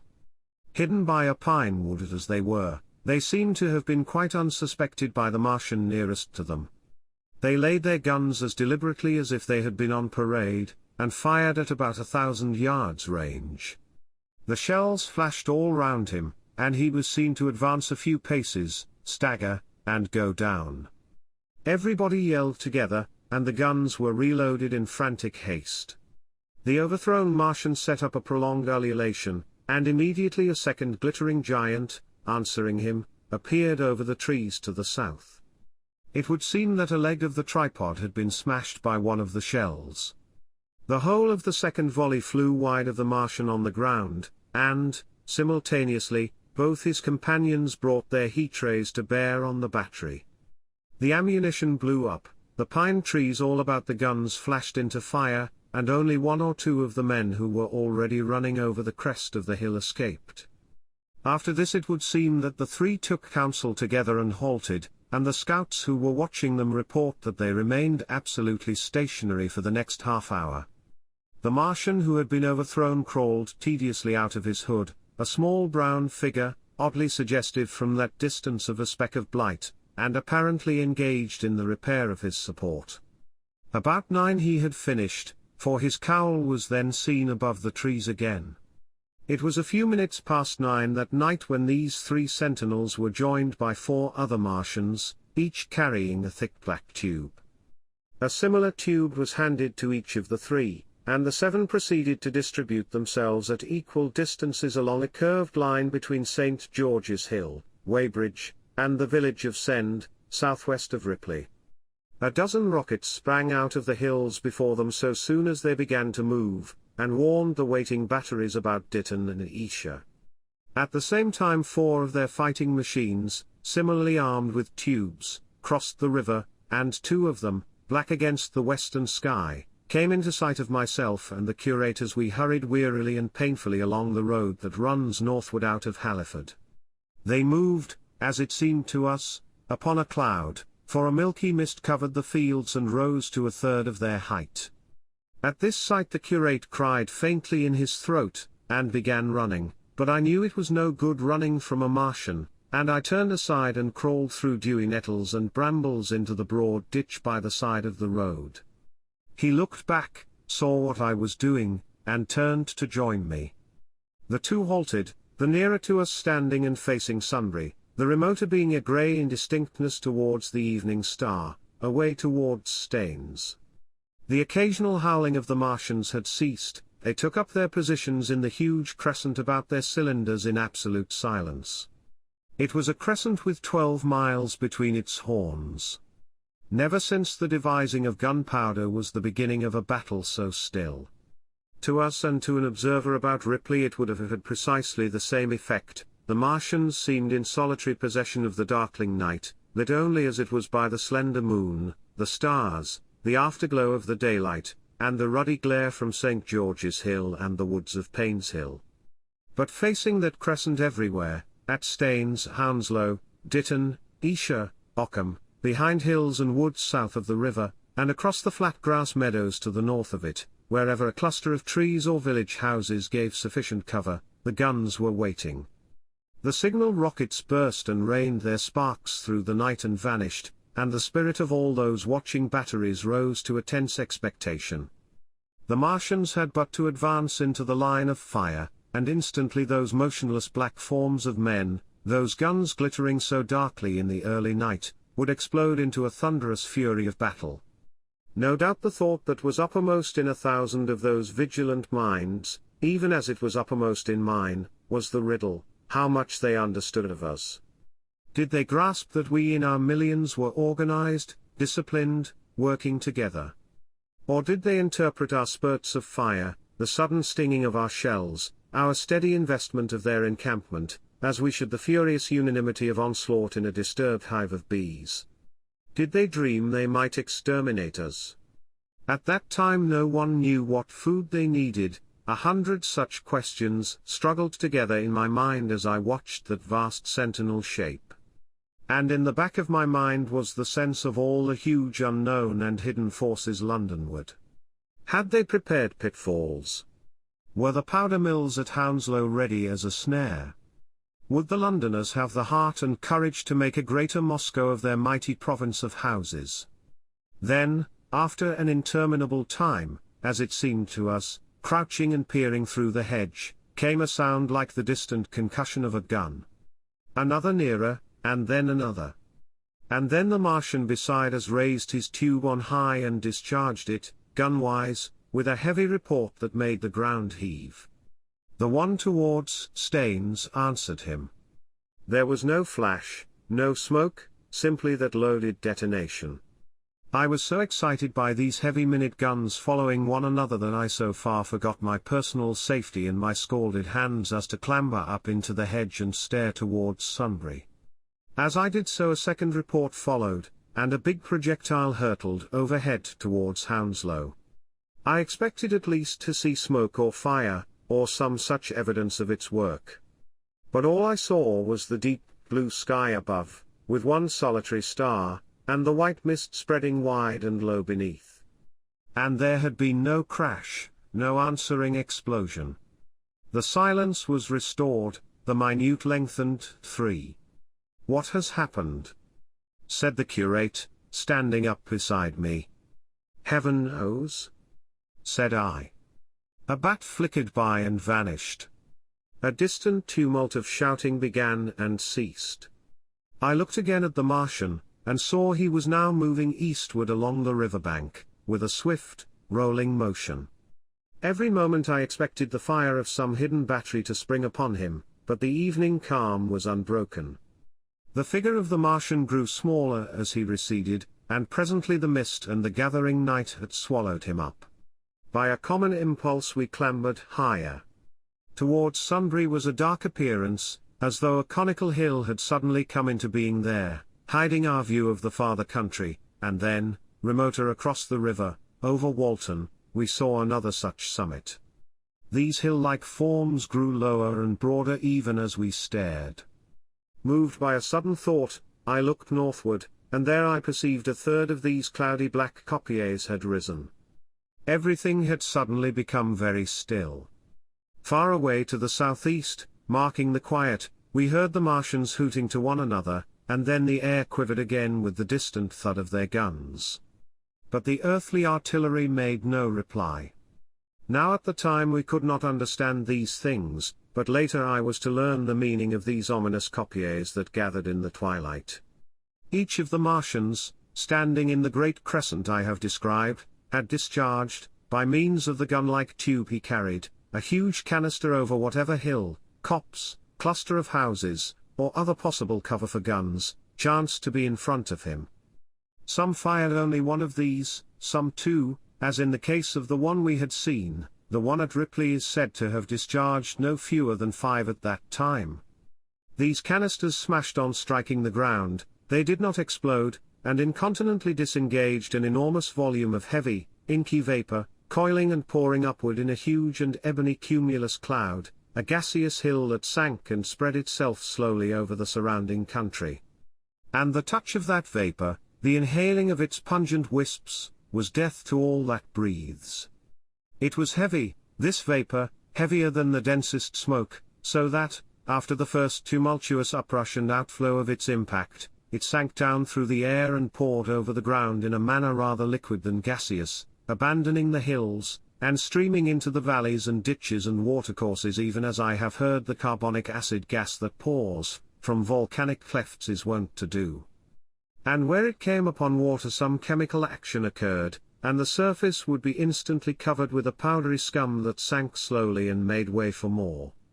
The scum was absolutely insoluble, and it is a strange thing, seeing the instant effect of the gas, that one could drink without hurt the water from which it had been strained. The vapor did not diffuse as a true gas would do. It hung together in banks, flowing sluggishly down the slope of the land and driving reluctantly before the wind, and very slowly it combined with the mist and moisture of the air, and sank to the earth in the form of dust. Save that an unknown element giving a group of 4 lines in the blue of the spectrum is concerned, we are still entirely ignorant of the nature of this substance. Once the tumultuous upheaval of its dispersion was over, the black smoke clung so closely to the ground, even before its precipitation, that 50 feet up in the air, on the roofs and upper stories of high houses and on great trees, there was a chance of escaping its poison altogether, as was proved even that night at Street Cobham and Ditton. The man who escaped at the former place tells a wonderful story of the strangeness of its coiling flow, and how he looked down from the church spire and saw the houses of the village rising like ghosts out of its inky nothingness. For a day and a half he remained there, weary, starving and sun-scorched, the earth under the blue sky and against the prospect of the distant hills a velvet black expanse, with red roofs, green trees, and, later, black-veiled shrubs and gates, barns, outhouses, and walls, rising here and there into the sunlight. But that was at Street Cobham, where the black vapor was allowed to remain until it sank of its own accord into the ground.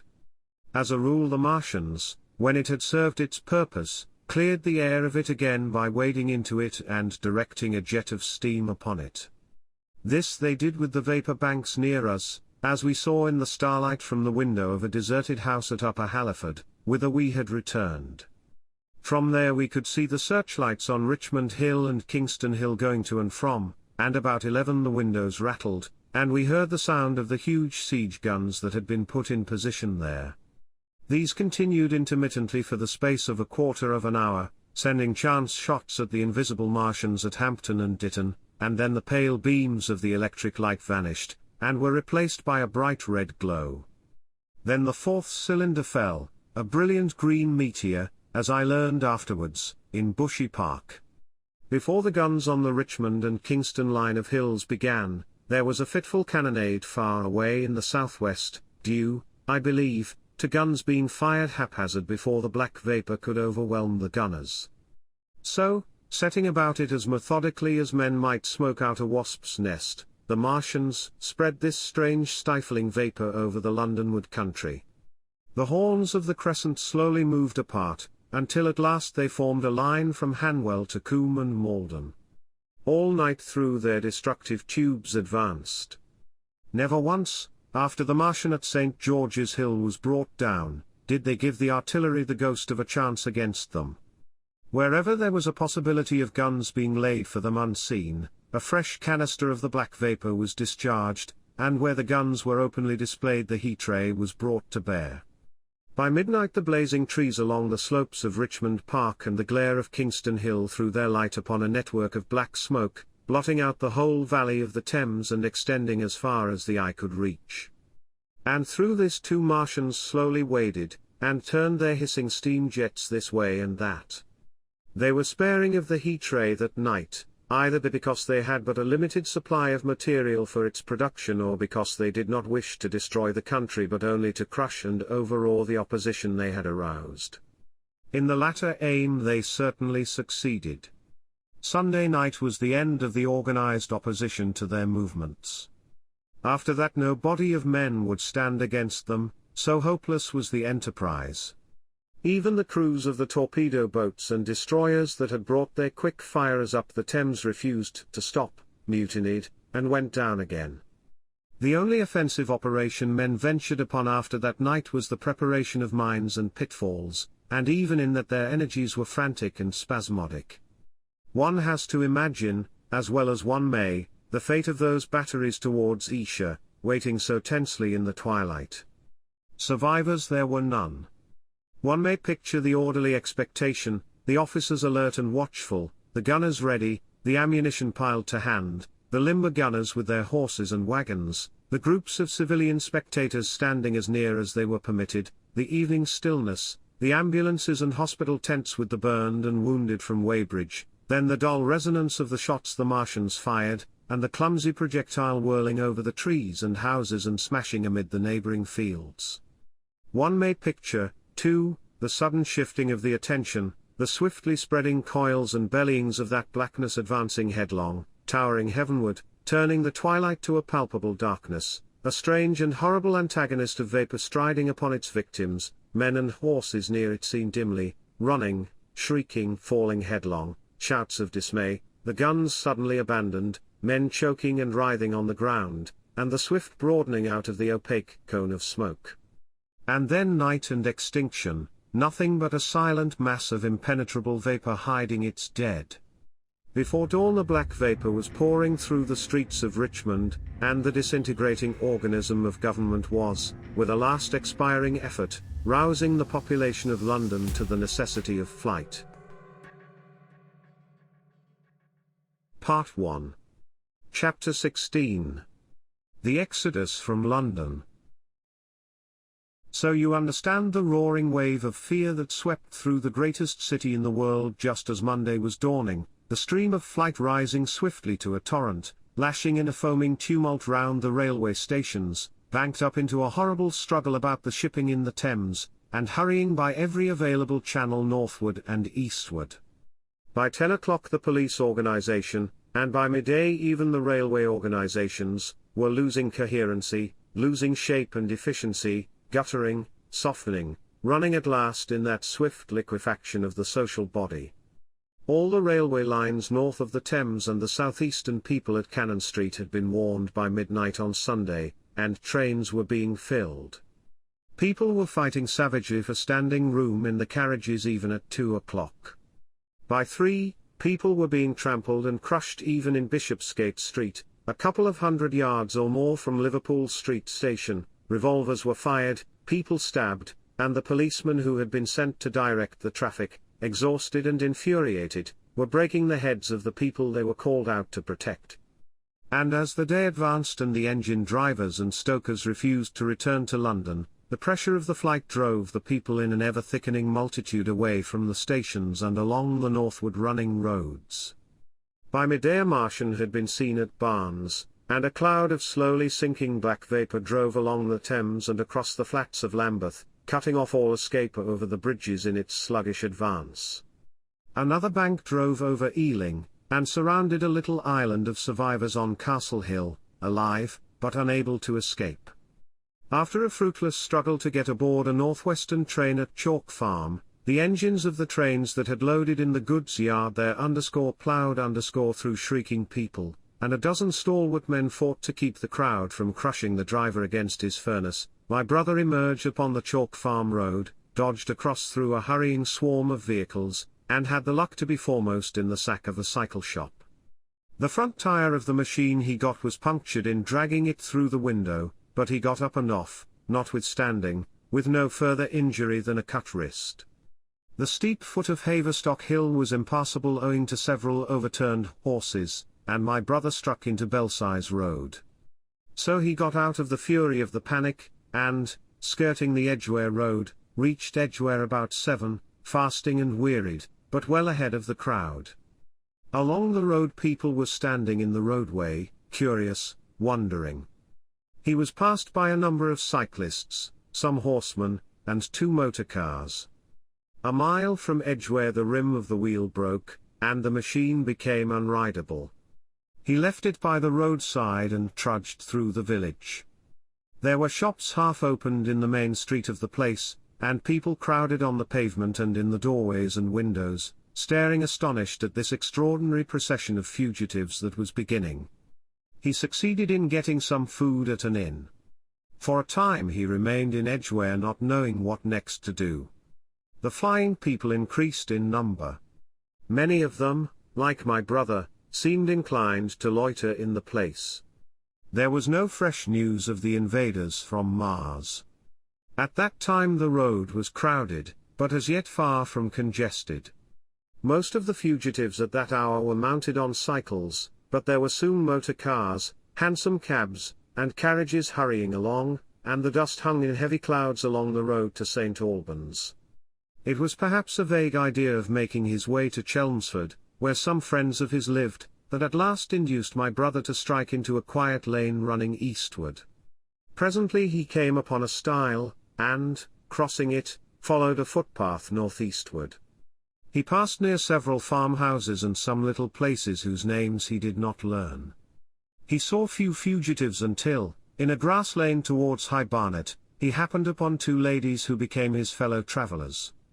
He came upon them just in time to save them.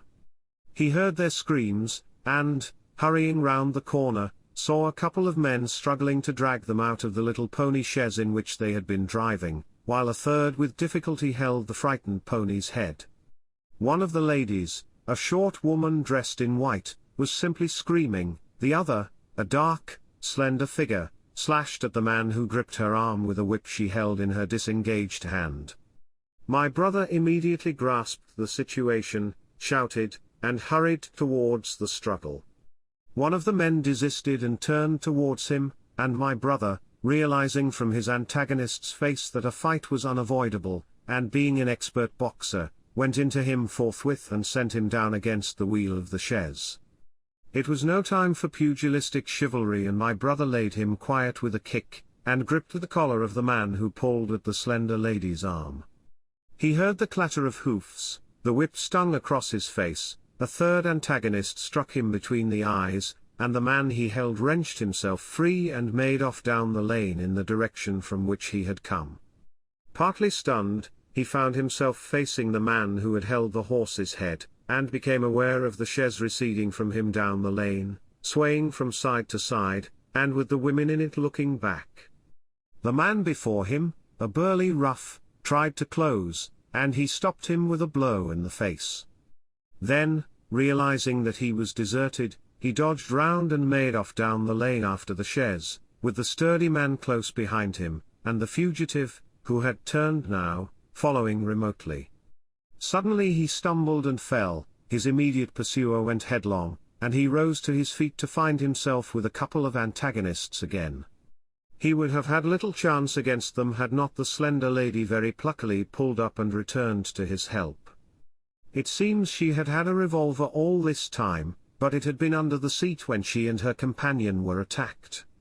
She fired at 6 yards distance, narrowly missing my brother. The less courageous of the robbers made off, and his companion followed him, cursing his cowardice. They both stopped in sight down the lane, where the third man lay insensible. "Take this," said the slender lady, and she gave my brother her revolver. "Go back to the chaise," said my brother, wiping the blood from his split lip. She turned without a word, they were both panting, and they went back to where the lady in white struggled to hold back the frightened pony. The robbers had evidently had enough of it. When my brother looked again they were retreating. "I'll sit here," said my brother, "if I may," and he got upon the empty front seat. The lady looked over her shoulder. "Give me the reins," she said, and laid the whip along the pony's side. In another moment a bend in the road hid the 3 men from my brother's eyes. So, quite unexpectedly, my brother found himself, panting, with a cut mouth, a bruised jaw, and blood-stained knuckles, driving along an unknown lane with these 2 women. He learned they were the wife and the younger sister of a surgeon living at Stanmore, who had come in the small hours from a dangerous case at Pinner, and heard at some railway station on his way of the Martian advance. He had hurried home, roused the women, their servant had left them 2 days before, packed some provisions, put his revolver under the seat, luckily for my brother, and told them to drive on to Edgware, with the idea of getting a train there. He stopped behind to tell the neighbours. He would overtake them, he said, at about 4:30 in the morning, and now it was nearly 9 and they had seen nothing of him. They could not stop in Edgware because of the growing traffic through the place, and so they had come into this side lane. That was the story they told my brother in fragments when presently they stopped again, nearer to New Barnet. He promised to stay with them, at least until they could determine what to do, or until the missing man arrived, and professed to be an expert shot with the revolver, a weapon strange to him, in order to give them confidence. They made a sort of encampment by the wayside, and the pony became happy in the hedge. He told them of his own escape out of London, and all that he knew of these Martians and their ways. The sun crept higher in the sky, and after a time their talk died out and gave place to an uneasy state of anticipation. Several wayfarers came along the lane, and of these my brother gathered such news as he could. Every broken answer he had deepened his impression of the great disaster that had come on humanity, deepened his persuasion of the immediate necessity for prosecuting this flight. He urged the matter upon them. "We have money," said the slender woman, and hesitated. Her eyes met my brother's, and her hesitation ended. "So have I," said my brother. She explained that they had as much as £30 in gold, besides a £5 note, and suggested that with that they might get upon a train at St. Albans or New Barnet. My brother thought that was hopeless, seeing the fury of the Londoners to crowd upon the trains, and broached his own idea of striking across Essex towards Harwich and thence escaping from the country altogether. Mrs. Elphinstone, that was the name of the woman in white, would listen to no reasoning, and kept calling upon George, but her sister-in-law was astonishingly quiet and deliberate, and at last agreed to my brother's suggestion. So, designing to cross the Great North Road, they went on towards Barnet, my brother leading the pony to save it as much as possible. As the sun crept up the sky the day became excessively hot, and underfoot a thick, whitish sand grew burning and blinding, so that they travelled only very slowly. The hedges were grey with dust. And as they advanced towards Barnet a tumultuous murmuring grew stronger. They began to meet more people. For the most part these were staring before them, murmuring indistinct questions, jaded, haggard, unclean. One man in evening dress passed them on foot, his eyes on the ground. They heard his voice, and, looking back at him, saw one hand clutched in his hair and the other beating invisible things. His paroxysm of rage over, he went on his way without once looking back. As my brother's party went on towards the crossroads to the south of Barnet they saw a woman approaching the road across some fields on their left, carrying a child and with 2 other children, and then passed a man in dirty black, with a thick stick in one hand and a small portmanteau in the other. Then round the corner of the lane, from between the villas that guarded it at its confluence with the high road, came a little cart drawn by a sweating black pony and driven by a sallow youth in a bowler hat, grey with dust. There were 3 girls, East End factory girls, and a couple of little children crowded in the cart. "This'll take us round Edgware?" asked the driver, wild-eyed, white-faced, and when my brother told him it would if he turned to the left, he whipped up at once without the formality of thanks. My brother noticed a pale grey smoke or haze rising among the houses in front of them, and veiling the white facade of a terrace beyond the road that appeared between the backs of the villas. Mrs. Elphinstone suddenly cried out at a number of tongues of smoky red flame leaping up above the houses in front of them against the hot, blue sky. The tumultuous noise resolved itself now into the disorderly mingling of many voices, the gride of many wheels, the creaking of wagons, and the staccato of hoofs. The lane came round sharply not 50 yards from the crossroads. "Good heavens!" cried Mrs. Elphinstone. "What is this you are driving us into?" My brother stopped. For the main road was a boiling stream of people, a torrent of human beings rushing northward, one pressing on another. A great bank of dust, white and luminous in the blaze of the sun, made everything within 20 feet of the ground grey and indistinct, and was perpetually renewed by the hurrying feet of a dense crowd of horses and of men and women on foot, and by the wheels of vehicles of every description. "Way!" My brother heard voices crying. "Make way!" It was like riding into the smoke of a fire to approach the meeting point of the lane and road. The crowd roared like a fire, and the dust was hot and pungent. And, indeed, a little way up the road a villa was burning and sending rolling masses of black smoke across the road to add to the confusion. 2 men came past them. Then a dirty woman, carrying a heavy bundle and weeping. A lost retriever dog, with hanging tongue, circled dubiously round them, scared and wretched, and fled at my brother's threat. So much as they could see of the road Londonward between the houses to the right was a tumultuous stream of dirty, hurrying people, pent in between the villas on either side. The black heads, the crowded forms, grew into distinctness as they rushed towards the corner, hurried past, and merged their individuality again in a receding multitude that was swallowed up at last in a cloud of dust. "Go on! Go on!" cried the voices. "Way! Way!" One man's hands pressed on the back of another. My brother stood at the pony's head. Irresistibly attracted, he advanced slowly, pace by pace, down the lane. Edgware had been a scene of confusion, Chalk Farm a riotous tumult, but this was a whole population in movement. It is hard to imagine that host. It had no character of its own. The figures poured out past the corner, and receded with their backs to the group in the lane. Along the margin came those who were on foot, threatened by the wheels, stumbling in the ditches, blundering into one another. The carts and carriages crowded close upon one another, making little way for those swifter and more impatient vehicles that darted forward every now and then when an opportunity showed itself of doing so, sending the people scattering against the fences and gates of the villas.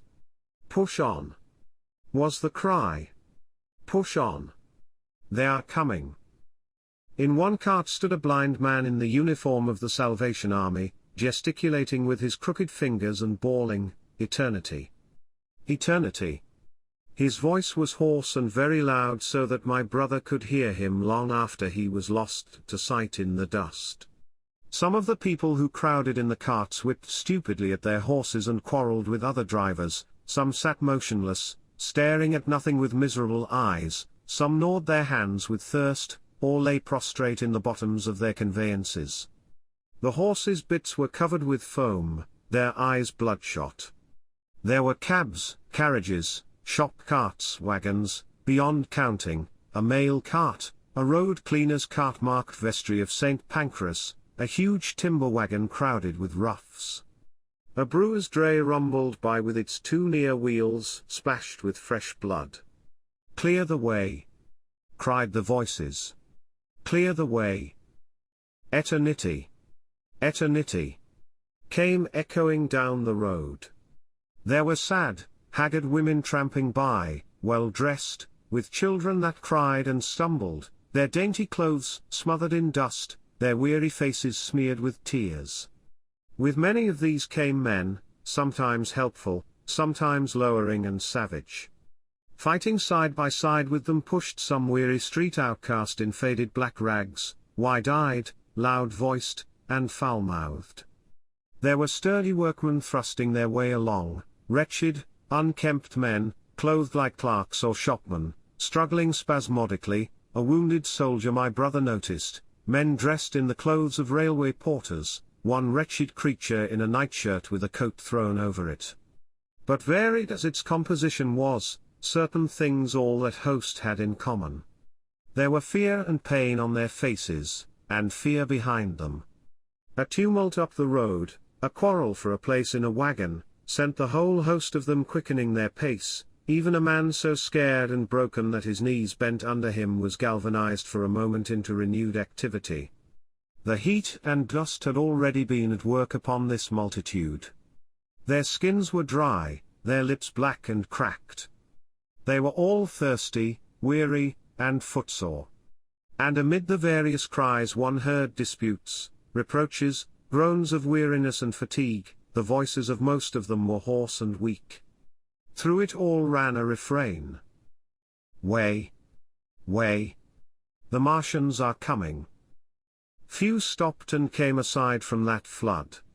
The lane opened slantingly into the main road with a narrow opening, and had a delusive appearance of coming from the direction of London.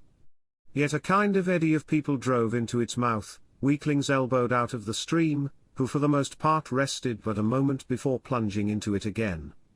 A little way down the lane, with two friends bending over him, lay a man with a bare leg, wrapped about with bloody rags. He was a lucky man to have friends.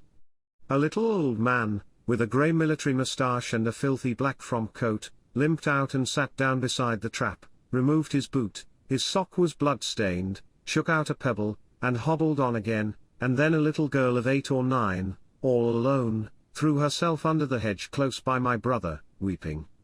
"I can't go on. I can't go on." My brother woke from his torpor of astonishment and lifted her up, speaking gently to her, and carried her to Miss Elphinstone. So soon as my brother touched her she became quite still, as if frightened. "Ellen!" shrieked a woman in the crowd, with tears in her voice, "Ellen!" And the child suddenly darted away from my brother, crying "Mother!" "They are coming," said a man on horseback, riding past along the lane. "Out of the way, there!" bawled a coachman, towering high, and my brother saw a closed carriage turning into the lane. The people crushed back on one another to avoid the horse. My brother pushed the pony and chaise back into the hedge, and the man drove by and stopped at the turn of the way. It was a carriage, with a pole for a pair of horses, but only one was in the traces. My brother saw dimly through the dust that two men lifted out something on a white stretcher and put it gently on the grass beneath the privet hedge. One of the men came running to my brother. "Where is there any water?" he said. "He is dying fast, and very thirsty.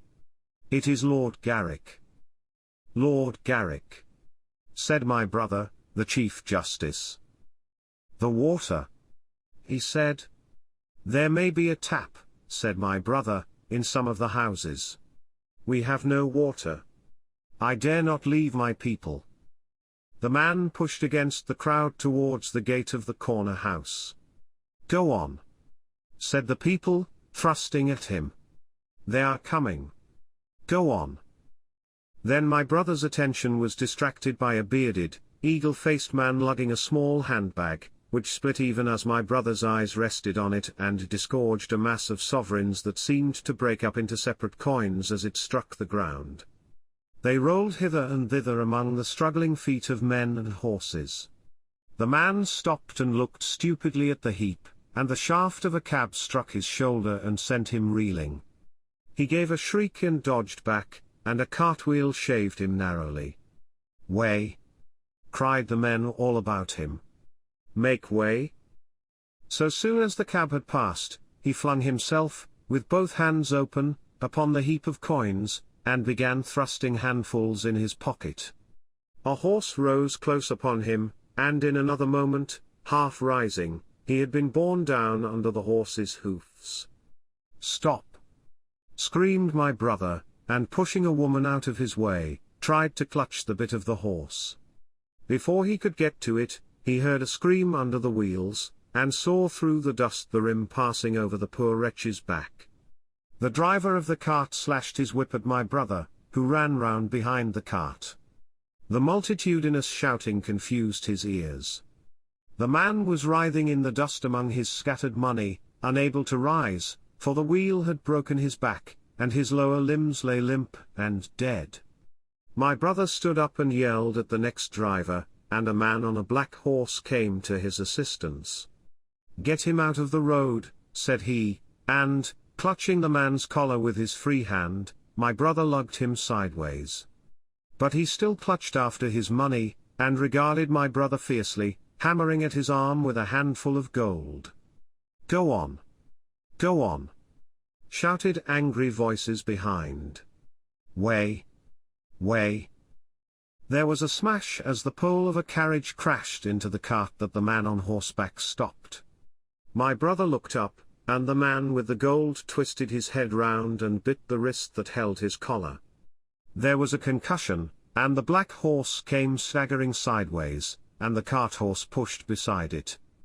A hoof missed my brother's foot by a hair's breadth. He released his grip on the fallen man and jumped back. He saw anger change to terror on the face of the poor wretch on the ground, and in a moment he was hidden and my brother was borne backward and carried past the entrance of the lane, and had to fight hard in the torrent to recover it. He saw Miss Elphinstone covering her eyes, and a little child, with all a child's want of sympathetic imagination, staring with dilated eyes at a dusty something that lay black and still, ground and crushed under the rolling wheels. "Let us go back!" he shouted, and began turning the pony round.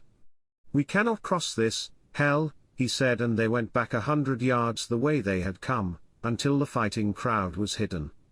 As they passed the bend in the lane, my brother saw the face of the dying man in the ditch under the privet, deadly white and drawn, and shining with perspiration. The two women sat silent, crouching in their seat and shivering. Then beyond the bend my brother stopped again. Miss Elphinstone was white and pale, and her sister-in-law sat weeping, too wretched even to call upon George. My brother was horrified and perplexed. So soon as they had retreated he realized how urgent and unavoidable it was to attempt this crossing. He turned to Miss Elphinstone, suddenly resolute. "We must go that way," he said, and led the pony round again. For the second time that day this girl proved her quality. To force their way into the torrent of people, my brother plunged into the traffic and held back a cab horse, while she drove the pony across its head. A wagon locked wheels for a moment and ripped a long splinter from the chaise. In another moment they were caught and swept forward by the stream. My brother, with the cabman's whip marks red across his face and hands, scrambled into the chaise and took the reins from her. "Point the revolver at the man behind," he said, giving it to her, "if he presses us too hard." "No. Point it at his horse." Then he began to look out for a chance of edging to the right across the road.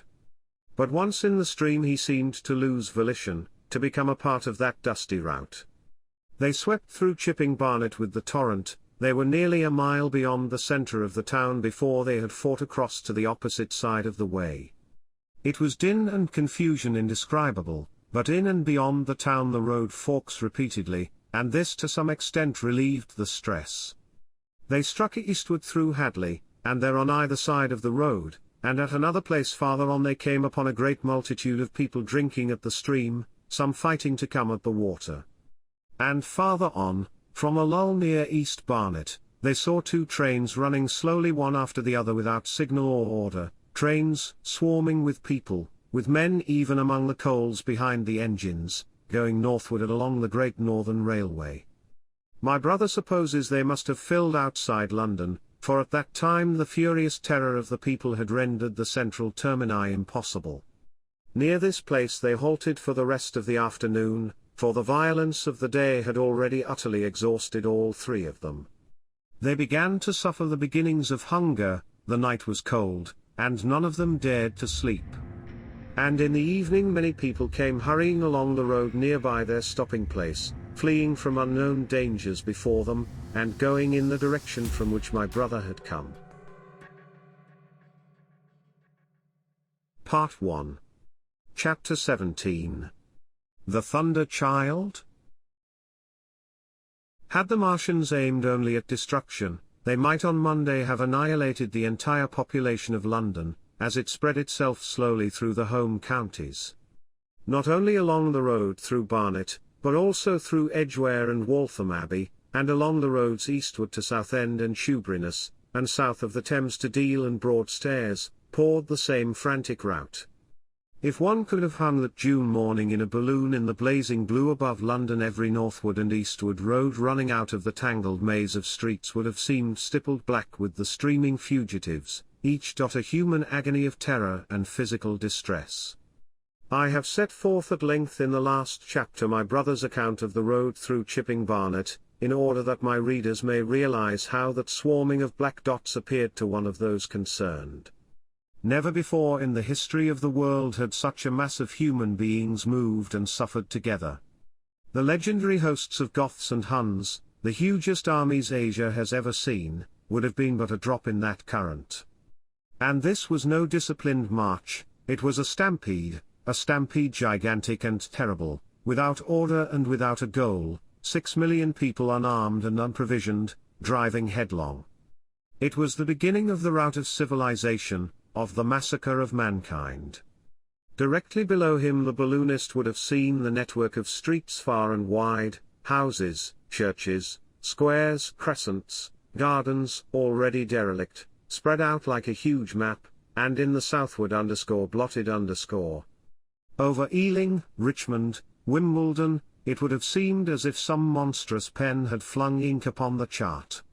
Steadily, incessantly, each black splash grew and spread, shooting out ramifications this way and that, now banking itself against rising ground, now pouring swiftly over a crest into a new-found valley, exactly as a gout of ink would spread itself upon blotting paper. And beyond, over the blue hills that rise southward of the river, the glittering Martians went to and from, calmly and methodically spreading their poison cloud over this patch of country and then over that, laying it again with their steam jets when it had served its purpose, and taking possession of the conquered country. They do not seem to have aimed at extermination so much as at complete demoralization and the destruction of any opposition. They exploded any stores of powder they came upon, cut every telegraph, and wrecked the railways here and there. They were hamstringing mankind.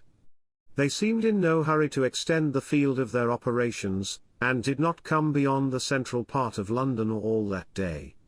It is possible that a very considerable number of people in London stuck to their houses through Monday morning.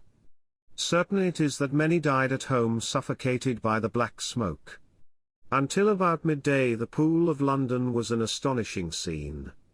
Steamboats and shipping of all sorts lay there, tempted by the enormous sums of money offered by fugitives, and it is said that many who swam out to these vessels were thrust off with boat hooks and drowned.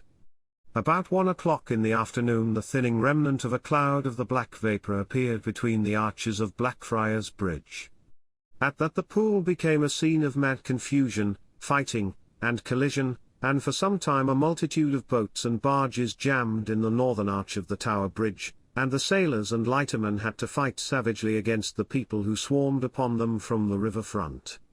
People were actually clambering down the piers of the bridge from above. When, an hour later, a Martian appeared beyond the clock tower and waded down the river, nothing but wreckage floated above Limehouse. Of the falling of the fifth cylinder I have presently to tell. The sixth star fell at Wimbledon. My brother, keeping watch beside the women in the chaise in a meadow, saw the green flash of it far beyond the hills. On Tuesday the little party, still set upon getting across the sea, made its way through the swarming country towards Colchester. The news that the Martians were now in possession of the whole of London was confirmed.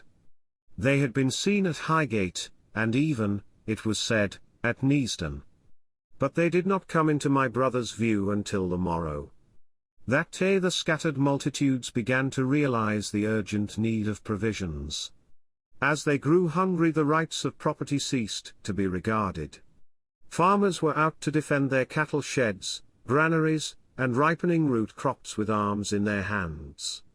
A number of people now, like my brother, had their faces eastward, and there were some desperate souls even going back towards London to get food.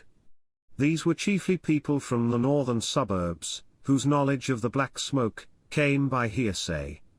He heard that about half the members of the government had gathered at Birmingham, and that enormous quantities of high explosives were being prepared to be used in automatic mines across the Midland counties. He was also told that the Midland Railway Company had replaced the desertions of the first day's panic, had resumed traffic, and was running northward trains from St Albans to relieve the congestion of the home counties. There was also a placard in Chipping Ongar announcing that large stores of flour were available in the northern towns and that within 24 hours bread would be distributed among the starving people in the neighborhood. But this intelligence did not deter him from the plan of escape he had formed, and the three pressed eastward all day, and heard no more of the bread distribution than this promise. Nor, as a matter of fact, did anyone else hear more of it. That night fell the seventh star, falling upon Primrose Hill. It fell while Miss Elphinstone was watching, for she took that duty alternately with my brother. She saw it. On Wednesday the three fugitives, they had passed the night in a field of unripe wheat, reached Chelmsford, and there a body of the inhabitants, calling itself the Committee of Public Supply, seized the pony as provisions, and would give nothing in exchange for it but the promise of a share in it the next day. Here there were rumours of Martians at Epping, and news of the destruction of Waltham Abbey powder mills in a vain attempt to blow up one of the invaders. People were watching for Martians here from the church towers. My brother, very luckily for him as it chanced, preferred to push on at once to the coast rather than wait for food, although all three of them were very hungry. By midday they passed through Tillingham, which, strangely enough, seemed to be quite silent and deserted, save for a few furtive plunderers hunting for food.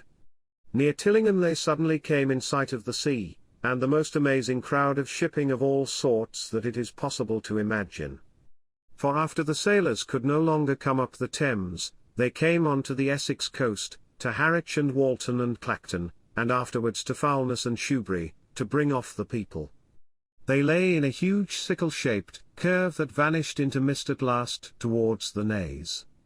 Close inshore was a multitude of fishing smacks, English, Scotch, French, Dutch, and Swedish, steam launches from the Thames, yachts, electric boats, and beyond were ships of larger burden, a multitude of filthy colliers, trim merchantmen, cattle ships, passenger boats, petroleum tanks, ocean tramps, an old white transport even, neat white and grey liners from Southampton and Hamburg. And along the blue coast across the Blackwater my brother could make out dimly a dense swarm of boats chaffering with the people on the beach, a swarm which also extended up the Blackwater almost to Malden. About a couple of miles out lay an ironclad, very low in the water, almost, to my brother's perception, like a waterlogged ship. This was the Ram_Thunderchild_. It was the only warship in sight, but far away to the right over the smooth surface of the sea, for that day there was a dead calm, lay a serpent of black smoke to mark the next ironclads of the Channel Fleet, which hovered in an extended line, steam up and ready for action, across the Thames estuary during the course of the Martian conquest, vigilant and yet powerless to prevent it. At the sight of the sea, Mrs. Elphinstone, in spite of the assurances of her sister-in-law, gave way to panic. She had never been out of England before, she would rather die than trust herself friendless in a foreign country, and so forth. She seemed, poor woman, to imagine that the French and the Martians might prove very similar. She had been growing increasingly hysterical, fearful, and depressed during the 2 days' journeyings. Her great idea was to return to Stanmore. Things had been always well and safe at Stanmore. They would find George at Stanmore. It was with the greatest difficulty they could get her down to the beach, where presently my brother succeeded in attracting the attention of some men on a paddle steamer from the Thames. They sent a boat and drove a bargain for £36 for the three. The steamer was going, these men said, to Ostend. It was about 2 o'clock when my brother, having paid their fares at the gangway, found himself safely aboard the steamboat with his charges. There was food aboard, albeit at exorbitant prices, and the three of them contrived to eat a meal on one of the seats forward. There were already a couple of score of passengers aboard, some of whom had expended their last money in securing a passage, but the captain lay off the Blackwater until 5 in the afternoon, picking up passengers until the seated decks were even dangerously crowded. He would probably have remained longer had it not been for the sound of guns that began about that hour in the south. As if in answer, the ironclad seaward fired a small gun and hoisted a string of flags. A jet of smoke sprang out of her funnels. Some of the passengers were of opinion that this firing came from Shoeburyness, until it was noticed that it was growing louder. At the same time, far away in the southeast the masts and upperworks of 3 ironclads rose one after the other out of the sea, beneath clouds of black smoke. But my brother's attention speedily reverted to the distant firing in the south. He fancied he saw a column of smoke rising out of the distant grey haze. The little steamer was already flapping her way eastward of the big crescent of shipping, and the low Essex coast was growing blue and hazy, when a Martian appeared, small and faint in the remote distance, advancing along the muddy coast from the direction of Foulness. At that the captain on the bridge swore at the top of his voice with fear and anger at his own delay, and the paddles seemed infected with his terror. Every soul aboard stood at the bulwarks or on the seats of the steamer and stared at that distant shape, higher than the trees or church towers inland, and advancing with a leisurely parody of a human stride. It was the first Martian my brother had seen, and he stood, more amazed than terrified, watching this Titan advancing deliberately towards the shipping, wading farther and farther into the water as the coast fell away. Then, far away beyond the crouch, came another, striding over some stunted trees, and then yet another, still farther off, wading deeply through a shiny mudflat that seemed to hang halfway up between sea and sky. They were all stalking seaward, as if to intercept the escape of the multitudinous vessels that were crowded between Foulness and the Naze. In spite of the throbbing exertions of the engines of the little paddle boat, and the pouring foam that her wheels flung behind her, she receded with terrifying slowness from this ominous advance. Glancing northwestward, my brother saw the large crescent of shipping already writhing with the approaching terror, one ship passing behind another, another coming round from broadside to end on, steamships whistling and giving off volumes of steam, sails being let out, launches rushing hither and thither. He was so fascinated by this and by the creeping danger away to the left that he had no eyes for anything seaward. And then a swift movement of the steamboat, she had suddenly come round to avoid being run down, flung him headlong from the seat upon which he was standing. There was a shouting all about him, a trampling of feet, and a cheer that seemed to be answered faintly. The steamboat lurched and rolled him over upon his hands. He sprang to his feet and saw to starboard, and not 100 yards from their heeling, pitching boat, a vast iron bulk like the blade of a plough tearing through the water, tossing it on either side in huge waves of foam that leapt towards the steamer, flinging her paddles helplessly in the air, and then sucking her deck down almost to the waterline. A douche of spray blinded my brother for a moment. When his eyes were clear again he saw the monster had passed and was rushing landward. Big iron upperworks rose out of this headlong structure, and from that twin funnels projected and spat a smoking blast shot with fire. It was the torpedo ram, _Thunderchild_, steaming headlong, coming to the rescue of the threatened shipping. Keeping his footing on the heaving deck by clutching the bulwarks, my brother looked past this charging Leviathan at the Martians again, and he saw the 3 of them now close together, and standing so far out to sea that their tripod supports were almost entirely submerged. Thus sunken, and seen in remote perspective, they appeared far less formidable than the huge iron bulk in whose wake the steamer was pitching so helplessly. It would seem they were regarding this new antagonist with astonishment. To their intelligence, it may be, the giant was even such another as themselves. The _Thunderchild_ fired no gun, but simply drove full speed towards them. It was probably her not firing that enabled her to get so near the enemy as she did. They did not know what to make of her. One shell, and they would have sent her to the bottom forthwith with the heat ray. She was steaming at such a pace that in a minute she seemed halfway between the steamboat and the Martians, a diminishing black bulk against the receding horizontal expanse of the Essex coast. Suddenly the foremost Martian lowered his tube and discharged a canister of the black gas at the ironclad. It hit her larboard side and glanced off in an inky jet that rolled away to seaward, an unfolding torrent of black smoke, from which the ironclad drove clear. To the watchers from the steamer, Low in the water and with the sun in their eyes, it seemed as though she were already among the Martians. They saw the gaunt figures separating and rising out of the water as they retreated shoreward, and one of them raised the camera-like generator of the heat ray. He held it pointing obliquely downward, and a bank of steam sprang from the water at its touch. It must have driven through the iron of the ship's side like a white-hot iron rod through paper. A flicker of flame went up through the rising steam, and then the Martian reeled and staggered. In another moment he was cut down, and a great body of water and steam shot high in the air. The guns of the _Thunderchild_ sounded through the reek, going off one after the other, and one shot splashed the water high close by the steamer, ricocheted towards the other flying ships to the north, and smashed a smack to matchwood. But no one heeded that very much. At the sight of the Martians' collapse, the captain on the bridge yelled inarticulately, and all the crowding passengers on the steamer's stern shouted together. And then they yelled again. For, surging out beyond the white tumult, drove something long and black, the flames streaming from its middle parts, its ventilators and funnels, spouting fire.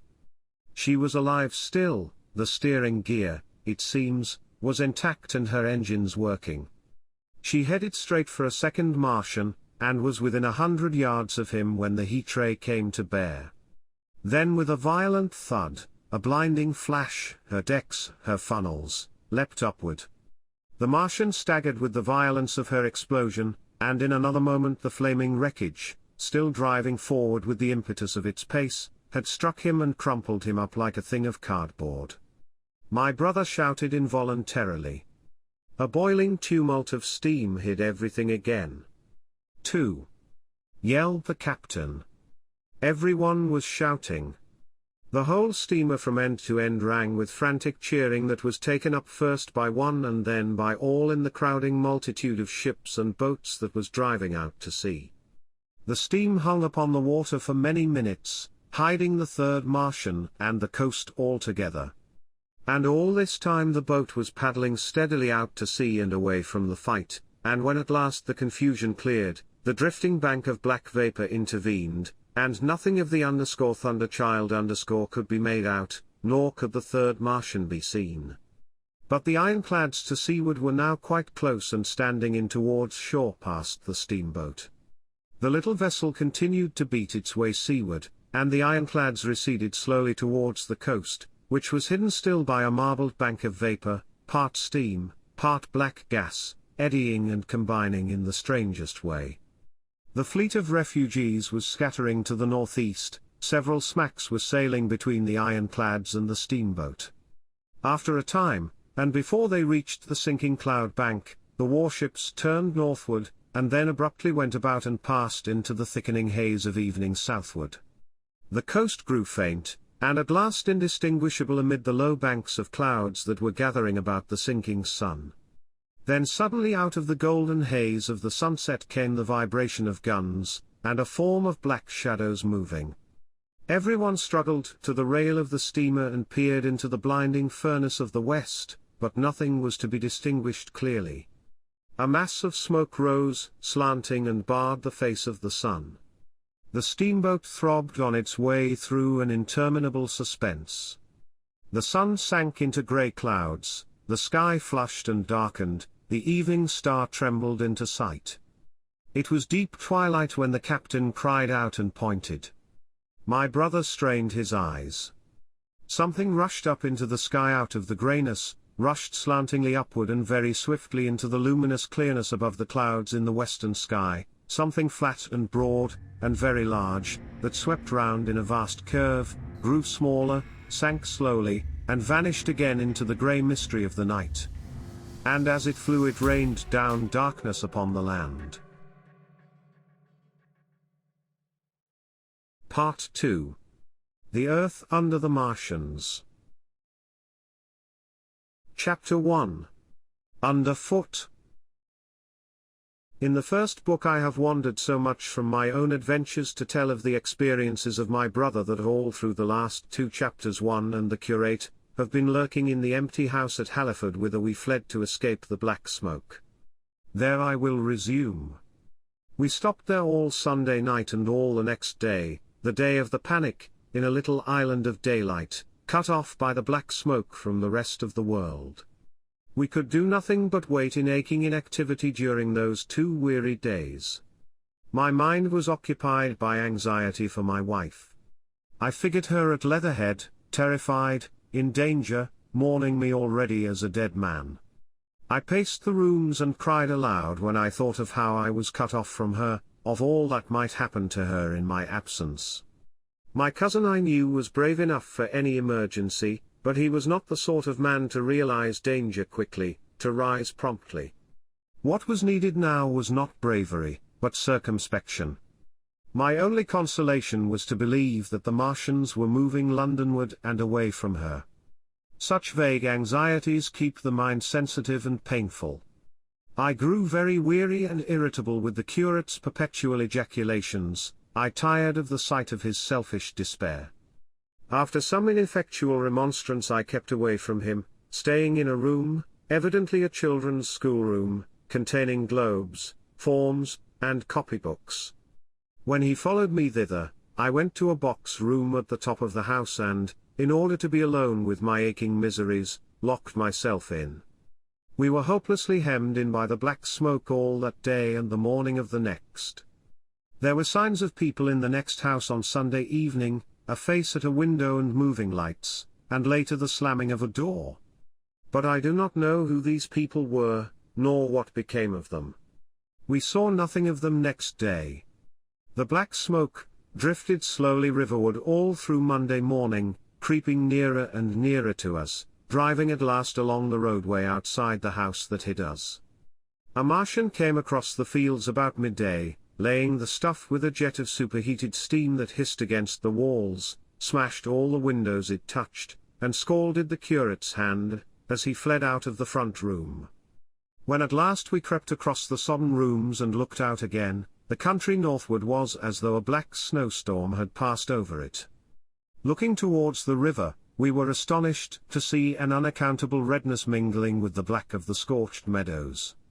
For a time we did not see how this change affected our position, save that we were relieved of our fear of the black smoke.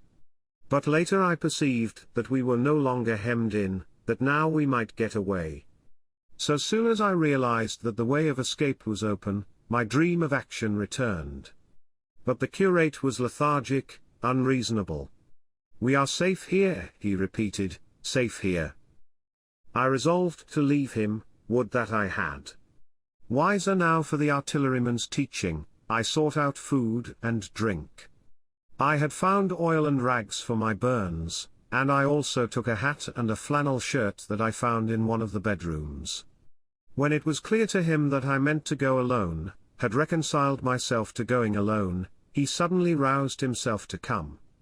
And all being quiet throughout the afternoon, we started about 5 o'clock, as I should judge, along the blackened road to Sunbury. In Sunbury, and at intervals along the road, were dead bodies lying in contorted attitudes, horses as well as men, overturned carts and luggage, all covered thickly with black dust. That pall of cindery powder made me think of what I had read of the destruction of Pompeii. We got to Hampton Court without misadventure, our minds full of strange and unfamiliar appearances, and at Hampton Court our eyes were relieved to find a patch of green that had escaped the suffocating drift. We went through Bushy Park, with its deer going to and from under the chestnuts, and some men and women hurrying in the distance towards Hampton, and so we came to Twickenham. These were the first people we saw. Away across the road the woods beyond Ham and Petersham were still afire. Twickenham was uninjured by either heat ray or black smoke, and there were more people about here, though none could give us news. For the most part they were like ourselves, taking advantage of a lull to shift their quarters. I have an impression that many of the houses here were still occupied by scared inhabitants, too frightened even for flight. Here too the evidence of a hasty rout was abundant along the road.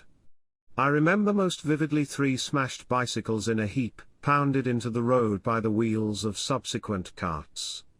We crossed Richmond Bridge about 8:30. We hurried across the exposed bridge, of course, but I noticed floating down the stream a number of red masses, some many feet across.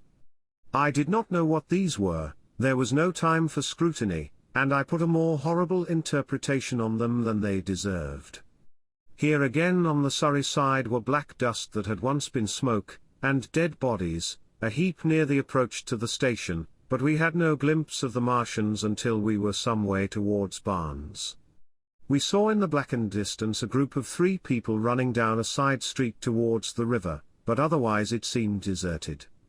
Up the hill Richmond town was burning briskly, outside the town of Richmond there was no trace of the black smoke.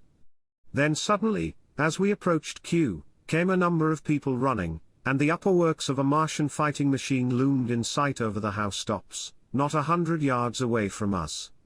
We stood aghast at our danger, and had the Martian looked down we must immediately have perished. We were so terrified that we dared not go on, but turned aside and hid in a shed in a garden. There the curate crouched, weeping silently, and refusing to stir again. But my fixed idea of reaching Leatherhead would not let me rest, and in the twilight I ventured out again. I went through a shrubbery, and along a passage beside a big house standing in its own grounds, and so emerged upon the road, towards Kew. The curate I left in the shed, but he came hurrying after me. That second start was the most foolhardy thing I ever did. For it was manifest the Martians were about us. No sooner had the curate overtaken me than we saw either the fighting machine we had seen before or another, far away across the meadows in the direction of Kew Lodge. 4 or 5 little black figures hurried before it across the green-grey of the field, and in a moment it was evident this Martian pursued them. In 3 strides he was among them, and they ran radiating from his feet in all directions. He used no heat ray to destroy them, but picked them up one by one. Apparently he tossed them into the great metallic carrier which projected behind him, much as a workman's basket hangs over his shoulder. It was the first time I realized that the Martians might have any other purpose than destruction with defeated humanity. We stood for a moment petrified, then turned and fled through a gate behind us into a walled garden, fell into, rather than found, a fortunate ditch, and lay there, scarce daring to whisper to each other until the stars were out. I suppose it was nearly 11 o'clock before we gathered courage to start again, no longer venturing into the road, but sneaking along hedgerows and through plantations, and watching keenly through the darkness, he on the right and I on the left, for the Martians, who seemed to be all about us. In one place we blundered upon a scorched and blackened area, now cooling and ashen, and a number of scattered dead bodies of men, burned horribly about their heads and trunks but with their legs and boots mostly intact, and of dead horses, 50 feet, perhaps, behind a line of 4 ripped guns and smashed gun carriages. Sheen, it seemed, had escaped destruction, but the place was silent and deserted. Here we happened on no dead, though the night was too dark for us to see into the side roads of the place. In Sheen my companion suddenly complained of faintness and thirst, and we decided to try one of the houses. The first house we entered, after a little difficulty with the window, was a small semi-detached villa, and I found nothing eatable left in the place but some mouldy cheese. There was, however, water to drink, and I took a hatchet, which promised to be useful in our next house-breaking. We then crossed to a place where the road turns towards Mortlake. Here there stood a white house within a walled garden, and in the pantry of this domicile we found a store of food, 2 loaves of bread in a pan, an uncooked steak, and the half of a ham. I give this catalogue so precisely because, as it happened, we were destined to subsist upon this store for the next fortnight. Bottled beer stood under a shelf, and there were 2 bags of haricot beans and some limp lettuces. This pantry opened into a kind of wash-up kitchen, and in this was firewood. There was also a cupboard, in which we found nearly a dozen of burgundy, tin soups and salmon, and 2 tins of biscuits. We sat in the adjacent kitchen in the dark, for we dared not strike a light, and ate bread and ham, and drank beer out of the same bottle. The curate, who was still timorous and restless, was now, oddly enough, for pushing on, and I was urging him to keep up his strength by eating when the thing happened that was to imprison us. "It can't be midnight yet," I said, and then came a blinding glare of vivid green light. Everything in the kitchen leapt out, clearly visible in green and black, and vanished again. And then followed such a concussion as I have never heard before or since. So close on the heels of this as to seem instantaneous came a thud behind me, a clash of glass, a crash and rattle of falling masonry all about us, and the plaster of the ceiling came down upon us, smashing into a multitude of fragments upon our heads. I was knocked headlong across the floor against the oven handle and stunned.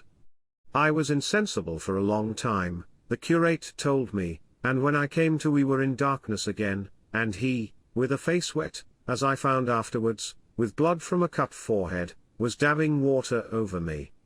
For some time I could not recollect what had happened. Then things came to me slowly. A bruise on my temple asserted itself. "Are you better?" asked the curate in a whisper. At last I answered him. I sat up. "Don't move," he said. "The floor is covered with smashed crockery from the dresser. You can't possibly move without making a noise, and I fancy they are outside." We both sat quite silent, so that we could scarcely hear each other breathing. Everything seemed deadly still, but once something near us, some plaster or broken brickwork, slid down with a rumbling sound. Outside and very near was an intermittent, metallic rattle. "That?" said the curate, when presently it happened again. "Yes," I said. "But what is it?" "A Martian," said the curate. I listened again. "It was not like the heat ray," I said, and for a time I was inclined to think one of the great fighting machines had stumbled against the house, as I had seen one stumble against the tower of Shepperton Church. Our situation was so strange and incomprehensible that for 3 or 4 hours, until the dawn came, we scarcely moved. And then the light filtered in, not through the window, which remained black, but through a triangular aperture between a beam and a heap of broken bricks in the wall behind us. The interior of the kitchen we now saw greyly for the first time. The window had been burst in by a mass of garden mould, which flowed over the table upon which we had been sitting and lay about our feet. Outside, the soil was banked high against the house. At the top of the window frame we could see an uprooted drainpipe. The floor was littered with smashed hardware, the end of the kitchen towards the house was broken into, and since the daylight shone in there, it was evident the greater part of the house had collapsed. Contrasting vividly with this ruin was the neat dresser, stained in the fashion, pale green, and with a number of copper and tin vessels below it, the wallpaper imitating blue and white tiles, and a couple of colored supplements fluttering from the walls above the kitchen range. As the dawn grew clearer, we saw through the gap in the wall the body of a Martian, standing sentinel, I suppose, over the still glowing cylinder. At the sight of that we crawled as circumspectly as possible out of the twilight of the kitchen into the darkness of the scullery. Abruptly the right interpretation dawned upon my mind. "The 5th cylinder," I whispered, "the 5th shot from Mars, has struck this house and buried us under the ruins." For a time the curate was silent, and then he whispered, "God have mercy upon us." I heard him presently whimpering to himself. Save for that sound we lay quite still in the scullery. I for my part scarce dared breathe, and sat with my eyes fixed on the faint light of the kitchen door. I could just see the curate's face, a dim, oval shape, and his collar and cuffs. Outside there began a metallic hammering, then a violent hooting, and then again, after a quiet interval, a hissing like the hissing of an engine. These noises, for the most part problematical, continued intermittently, and seemed if anything to increase in number as time wore on. Presently a measured thudding and a vibration that made everything about us quiver and the vessels in the pantry ring and shift, began and continued. Once the light was eclipsed, and the ghostly kitchen doorway became absolutely dark. For many hours we must have crouched there, silent and shivering, until our tired attention failed. At last I found myself awake and very hungry. I am inclined to believe we must have spent the greater portion of a day before that awakening. My hunger was at a stride so insistent that it moved me to action. I told the curate I was going to seek food, and felt my way towards the pantry. He made me no answer, but so soon as I began eating, the faint noise I made stirred him up and I heard him crawling after me. Part 2. Chapter 2. What we saw from the ruined house. After eating we crept back to the scullery, and there I must have dozed again, for when presently I looked round I was alone. The thudding vibration continued with wearisome persistence. I whispered for the curate several times, and at last felt my way to the door of the kitchen. It was still daylight, and I perceived him across the room, lying against the triangular hole that looked out upon the Martians. His shoulders were hunched, so that his head was hidden from me. I could hear a number of noises almost like those in an engine shed, and the place rocked with that beating thud. Through the aperture in the wall I could see the top of a tree touched with gold and the warm blue of a tranquil evening sky. For a minute or so I remained watching the curate, and then I advanced, crouching and stepping with extreme care amid the broken crockery that littered the floor. I touched the curate's leg, and he started so violently that a mass of plaster went sliding down outside and fell with a loud impact. I gripped his arm, fearing he might cry out, and for a long time we crouched motionless. Then I turned to see how much of our rampart remained.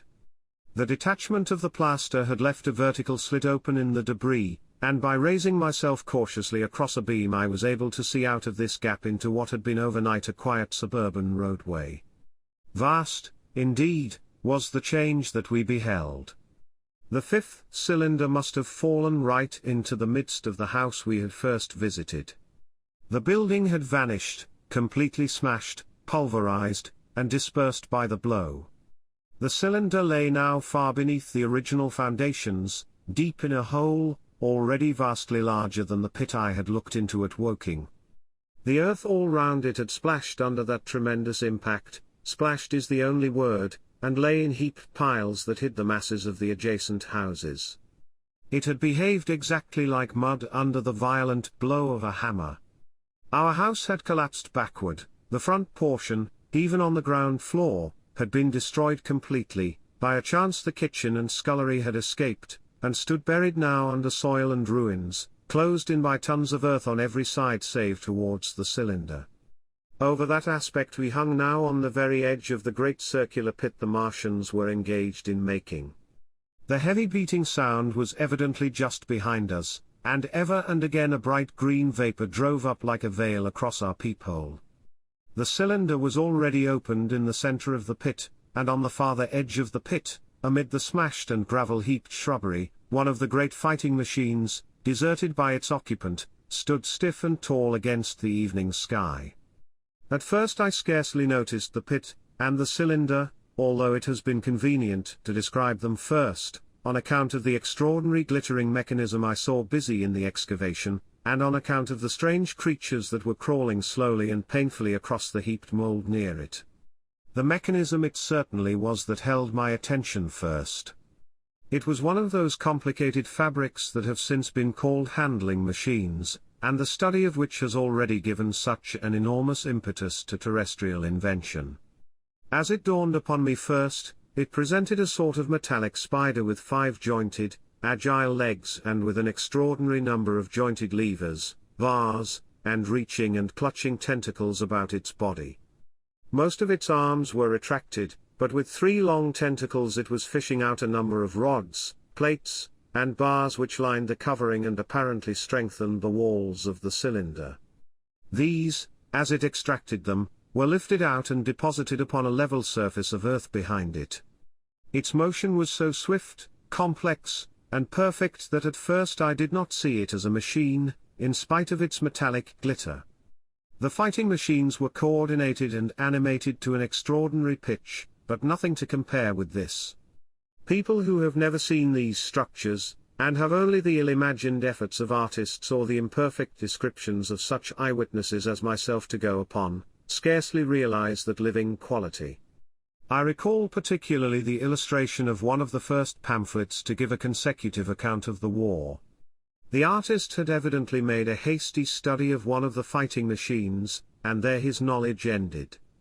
He presented them as tilted, stiff tripods, without either flexibility or subtlety, and with an altogether misleading monotony of effect.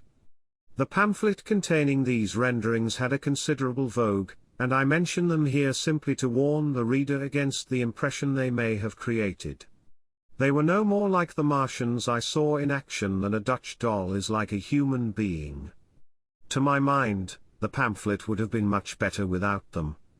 At first, I say, the handling machine did not impress me as a machine, but as a crab-like creature with a glittering integument, the controlling Martian whose delicate tentacles actuated its movements, seeming to be simply the equivalent of the crab's cerebral portion. But then I perceived the resemblance of its grey-brown, shiny, leathery integument to that of the other sprawling bodies beyond, and the true nature of this dexterous workman dawned upon me. With that realization my interest shifted to those other creatures, the real Martians. Already I had had a transient impression of these, and the first nausea no longer obscured my observation. Moreover, I was concealed and motionless, and under no urgency of action. They were, I now saw, the most unearthly creatures it is possible to conceive. They were huge round bodies, or, rather, heads, about 4 feet in diameter, each body having in front of it a face.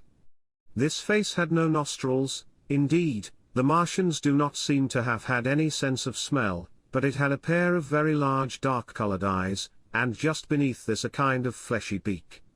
In the back of this head or body, I scarcely know how to speak of it, was the single tight tympanic surface, since known to be anatomically an ear, though it must have been almost useless in our dense air.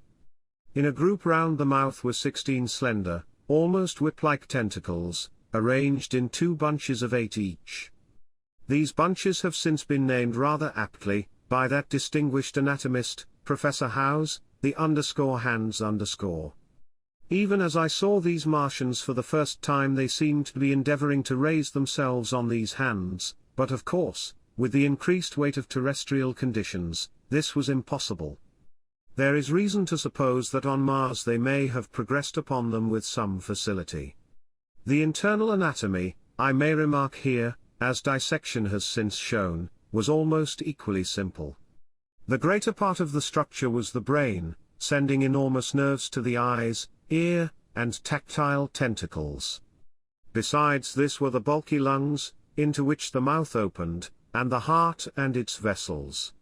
The pulmonary distress caused by the denser atmosphere and greater gravitational attraction was only too evident in the convulsive movements of the outer skin. And this was the sum of the Martian organs. Strange as it may seem to a human being, all the complex apparatus of digestion, which makes up the bulk of our bodies, did not exist in the Martians. They were heads, merely heads. Entrails they had none. They did not eat, much less digest. Instead, they took the fresh, living blood of other creatures, and injected it into their own veins. I have myself seen this being done, as I shall mention in its place. But, squeamish as I may seem, I cannot bring myself to describe what I could not endure even to continue watching. Let it suffice to say, blood obtained from a still living animal, in most cases from a human being, was run directly by means of a little pipette into the recipient canal. The bare idea of this is no doubt horribly repulsive to us, but at the same time I think that we should remember how repulsive our carnivorous habits would seem to an intelligent rabbit. The physiological advantages of the practice of injection are undeniable, if one thinks of the tremendous waste of human time and energy occasioned by eating, and the digestive process. Our bodies are half made up of glands and tubes and organs, occupied in turning heterogeneous food into blood. The digestive processes and their reaction upon the nervous system sap our strength and color our minds. Men go happy or miserable as they have healthy or unhealthy livers, or sound gastric glands. But the Martians were lifted above all these organic fluctuations of mood and emotion. Their undeniable preference for men as their source of nourishment is partly explained by the nature of the remains of the victims they had brought with them as provisions from Mars. These creatures, to judge from the shriveled remains that have fallen into human hands, were bipeds with flimsy, siliceous skeletons, almost like those of the siliceous sponges, and feeble musculature, standing about 6 feet high and having round, erect heads, and large eyes in flinty sockets. 2 or 3 of these seem to have been brought in each cylinder, and all were killed before Earth was reached. It was just as well for them, for the mere attempt to stand upright upon our planet would have broken every bone in their bodies. And while I am engaged in this description, I may add in this place certain further details which, although they were not all evident to us at the time, will enable the reader who is unacquainted with them to form a clearer picture of these offensive creatures. In 3 other points their physiology differed strangely from ours. Their organisms did not sleep, any more than the heart of man sleeps. Since they had no extensive muscular mechanism to recuperate, that periodical extinction was unknown to them. They had little or no sense of fatigue, it would seem. On Earth they could never have moved without effort, yet even to the last they kept in action. In 24 hours they did 24 hours of work, as even on Earth is perhaps the case with the ants. In the next place, wonderful as it seems in a sexual world, the Martians were absolutely without sex, and therefore without any of the tumultuous emotions that arise from that difference among men. A young Martian, there can now be no dispute, was really born upon Earth during the war, and it was found attached to its parent, partially budded off, just as young lily bulbs bud off, or like the young animals in the freshwater polyp. In man, in all the higher terrestrial animals, such a method of increase has disappeared, but even on this earth it was certainly the primitive method. Among the lower animals, up even to those first cousins of the vertebrated animals, the tunicates, the 2 processes occur side by side, but finally the sexual method superseded its competitor altogether. On Mars, however, just the reverse has apparently been the case. It is worthy of remark that a certain speculative writer of quasi-scientific repute, writing long before the Martian invasion, did forecast for man a final structure not unlike the actual Martian condition. His prophecy, I remember, appeared in November or December, 1893, in a long-defunct publication, the Paul Mall Budget _, and I recall a caricature of it in a pre-Martian periodical called _Punch _. He pointed out, writing in a foolish, facetious tone, that the perfection of mechanical appliances must ultimately supersede limbs, the perfection of chemical devices, digestion, that such organs as hair, external nose, teeth, ears, and chin were no longer essential parts of the human being, and that the tendency of natural selection would lie in the direction of their steady diminution through the coming ages. The brain alone remained a cardinal necessity. Only one other part of the body had a strong case for survival, and that was the hand, teacher and agent of the brain. While the rest of the body dwindled, the hands would grow larger. There is many a true word written in jest, and here in the Martians we have beyond dispute the actual accomplishment of such a suppression of the animal side of the organism by the intelligence. To me it is quite credible that the Martians may be descended from beings not unlike ourselves, by a gradual development of brain and hands, the latter giving rise to the 2 bunches of delicate tentacles at last, at the expense of the rest of the body. Without the body the brain would, of course, become a mere selfish intelligence, without any of the emotional substratum of the human being. The last salient point in which the systems of these creatures differed from ours was in what one might have thought a very trivial particular. Microorganisms, which cause so much disease and pain on Earth, have either never appeared upon Mars or Martian sanitary science eliminated them ages ago. 100 diseases, all the fevers and contagions of human life, consumption, cancers, tumors and such morbidities, never enter the scheme of their life. And speaking of the differences between the life on Mars and terrestrial life, I may allude here to the curious suggestions of the red weed. Apparently the vegetable kingdom in Mars, instead of having green for a dominant color, is of a vivid blood red tint. At any rate, the seeds which the Martians, intentionally or accidentally, brought with them gave rise in all cases to red-colored growths. Only that known popularly as the red weed, however, gained any footing in competition with terrestrial forms. The red creeper was quite a transitory growth, and few people have seen it growing. For a time, however, the red weed grew with astonishing vigor and luxuriance. It spread up the sides of the pit by the third or fourth day of our imprisonment, and its cactus-like branches formed a carmine fringe to the edges of our triangular window. And afterwards I found it broadcast throughout the country, and especially wherever there was a stream of water. The Martians had what appears to have been an auditory organ, a single round drum at the back of the head body, and eyes with a visual range not very different from ours except that, according to Phillips, blue and violet were as black to them. It is commonly supposed that they communicated by sounds and tentacular gesticulations. This is asserted, for instance, in the able but hastily compiled pamphlet, written evidently by someone not an eyewitness of Martian actions, to which I have already alluded, and which, so far, has been the chief source of information concerning them. Now no surviving human being saw so much of the Martians in action as I did. I take no credit to myself for an accident, but the fact is so. And I assert that I watched them closely time after time, and that I have seen 4, 5, and, once, 6 of them sluggishly performing the most elaborately complicated operations together without either sound or gesture. Their peculiar hooting invariably preceded feeding, it had no modulation, and was, I believe, in no sense a signal, but merely the expiration of air preparatory to the suctional operation. I have a certain claim to at least an elementary knowledge of psychology, and in this matter I am convinced, as firmly as I am convinced of anything, that the Martians interchanged thoughts without any physical intermediation. And I have been convinced of this in spite of strong preconceptions. Before the Martian invasion, as an occasional reader here or there may remember, I had written with some little vehemence against the telepathic theory. The Martians wore no clothing. Their conceptions of ornament and decorum were necessarily different from ours, and not only were they evidently much less sensible of changes of temperature than we are, but changes of pressure do not seem to have affected their health at all seriously. Yet though they wore no clothing, it was in the other artificial additions to their bodily resources that their great superiority over man lay.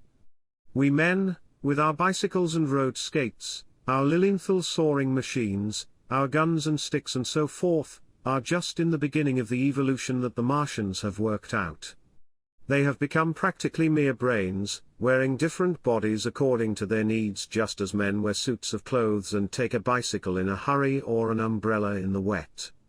And of their appliances perhaps nothing is more wonderful to a man than the curious fact that what is the dominant feature of almost all human devices in mechanism is absent, the _wheel_ is absent. Among all the things they brought to earth there is no trace or suggestion of their use of wheels.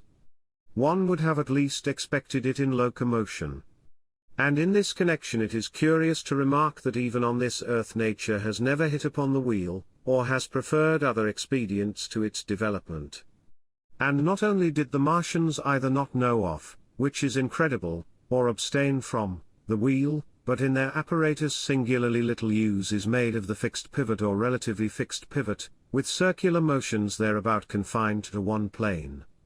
Almost all the joints of the machinery present a complicated system of sliding parts moving over small but beautifully curved friction bearings.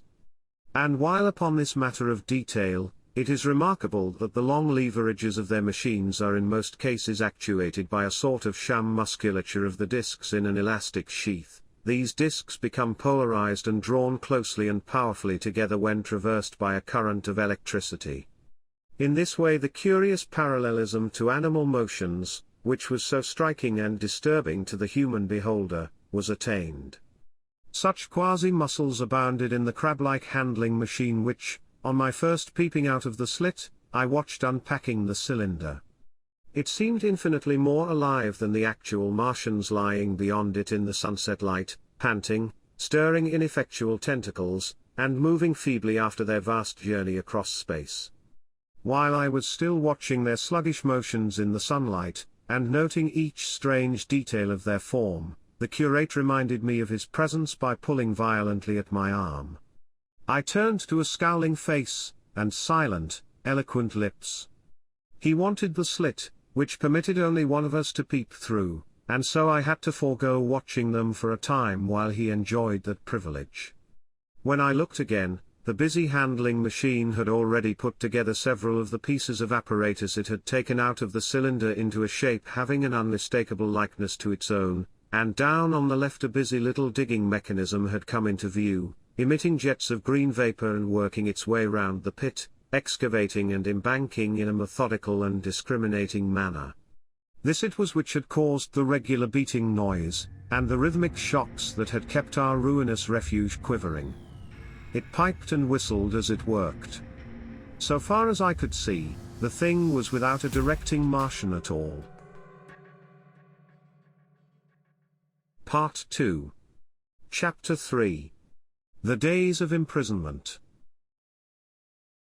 The arrival of a second fighting machine drove us from our peephole into the scullery, for we feared that from his elevation the Martian might see down upon us behind our barrier. At a later date we began to feel less in danger of their eyes, for to an eye in the dazzle of the sunlight outside our refuge must have been blank blackness, but at first the slightest suggestion of approach drove us into the scullery in heart-throbbing retreat. Yet terrible as was the danger we incurred, the attraction of peeping was for both of us irresistible.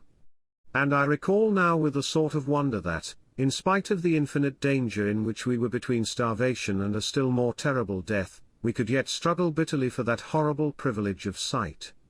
We would race across the kitchen in a grotesque way between eagerness and the dread of making a noise, and strike each other, and thrust and kick, within a few inches of exposure. The fact is that we had absolutely incompatible dispositions and habits of thought and action, and our danger and isolation only accentuated the incompatibility. At Halliford I had already come to hate the curate's trick of helpless exclamation, his stupid rigidity of mind. His endless muttering monologue vitiated every effort I made to think out a line of action, and drove me at times, thus pent up and intensified, almost to the verge of craziness. He was as lacking in restraint as a silly woman. He would weep for hours together, and I verily believe that to the very end this spoiled child of life thought his weak tears in some way efficacious. And I would sit in the darkness unable to keep my mind off him by reason of his importunities. He ate more than I did, and it was in vain I pointed out that our only chance of life was to stop in the house until the Martians had done with their pit, that in that long patience a time might presently come when we should need food. He ate and drank impulsively in heavy meals at long intervals. He slept little. As the days wore on, his utter carelessness of any consideration so intensified our distress and danger that I had, much as I loathed doing it, to resort to threats, and at last to blows. That brought him to reason for a time. But he was one of those weak creatures void of pride, timorous, anemic, hateful souls, full of shifty cunning, who face neither God nor man, who face not even themselves. It is disagreeable for me to recall and write these things, but I set them down that my story may lack nothing. Those who have escaped the dark and terrible aspects of life will find my brutality, my flash of rage in our final tragedy, easy enough to blame, for they know what is wrong as well as any, but not what is possible to tortured men. But those who have been under the shadow, who have gone down at last to elemental things, will have a wider charity. And while within we fought out our dark, dim contest of whispers, snatched food and drink, and gripping hands and blows, without, in the pitiless sunlight of that terrible June, was the strange wonder, the unfamiliar routine of the Martians in the pit. Let me return to those first new experiences of mine. After a long time I ventured back to the peephole, to find that the newcomers had been reinforced by the occupants of no fewer than 3 of the fighting machines. These last had brought with them certain fresh appliances that stood in an orderly manner about the cylinder. The second handling machine was now completed, and was busied in serving one of the novel contrivances the big machine had brought. This was a body resembling a milk can in its general form, above which oscillated a pear-shaped receptacle, and from which a stream of white powder flowed into a circular basin below. The oscillatory motion was imparted to this by one tentacle of the handling machine. With two spatulate hands the handling machine was digging out and flinging masses of clay into the pear-shaped receptacle above, while with another arm it periodically opened a door and removed rusty and blackened clinkers from the middle part of the machine. Another steely tentacle directed the powder from the basin along a ribbed channel towards some receiver that was hidden from me by the mound of bluish dust. From this unseen receiver a little thread of green smoke rose vertically into the quiet air. As I looked, the handling machine, with a faint and musical clinking, extended, telescopic fashion, a tentacle that had been a moment before a mere blunt projection, until its end was hidden behind the mound of clay. In another second it had lifted a bar of white aluminium into sight, untarnished as yet, and shining dazzlingly, and deposited it in a growing stack of bars that stood at the side of the pit.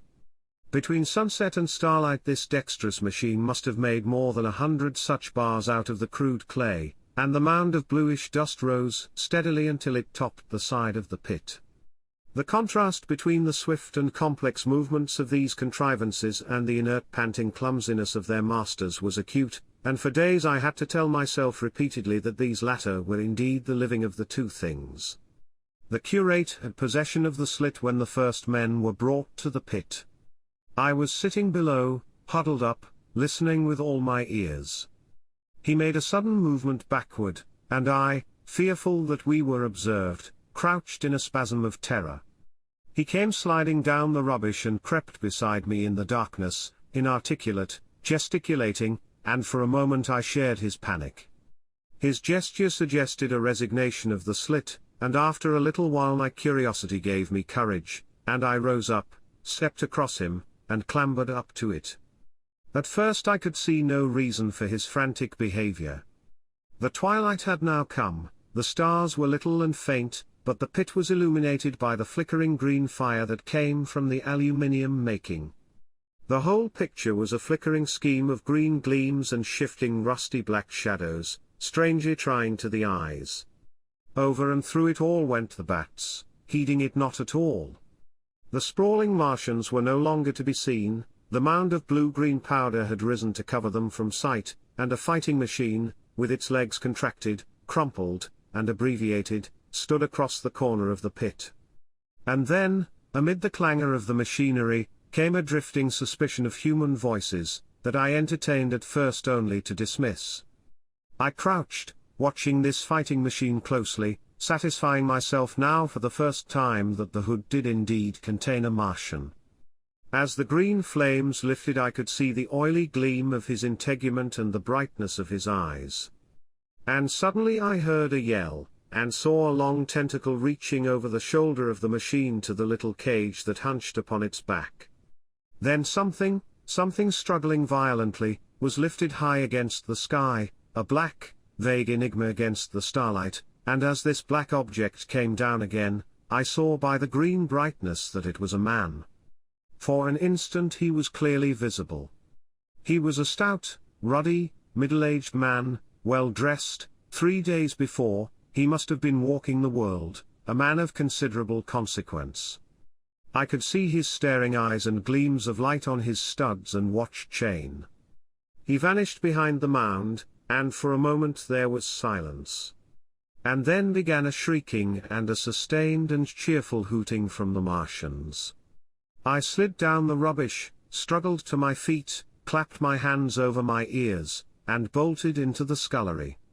The curate, who had been crouching silently with his arms over his head, looked up as I passed, cried out quite loudly at my desertion of him, and came running after me. That night, as we lurked in the scullery, balanced between our horror and the terrible fascination this peeping had, although I felt an urgent need of action I tried in vain to conceive some plan of escape, but afterwards, during the second day, I was able to consider our position with great clearness. The curate, I found, was quite incapable of discussion. This new and culminating atrocity had robbed him of all vestiges of reason or forethought. Practically he had already sunk to the level of an animal. But as the saying goes, I gripped myself with both hands. It grew upon my mind, once I could face the facts, that terrible as our position was, there was as yet no justification for absolute despair. Our chief chance lay in the possibility of the Martians making the pit nothing more than a temporary encampment.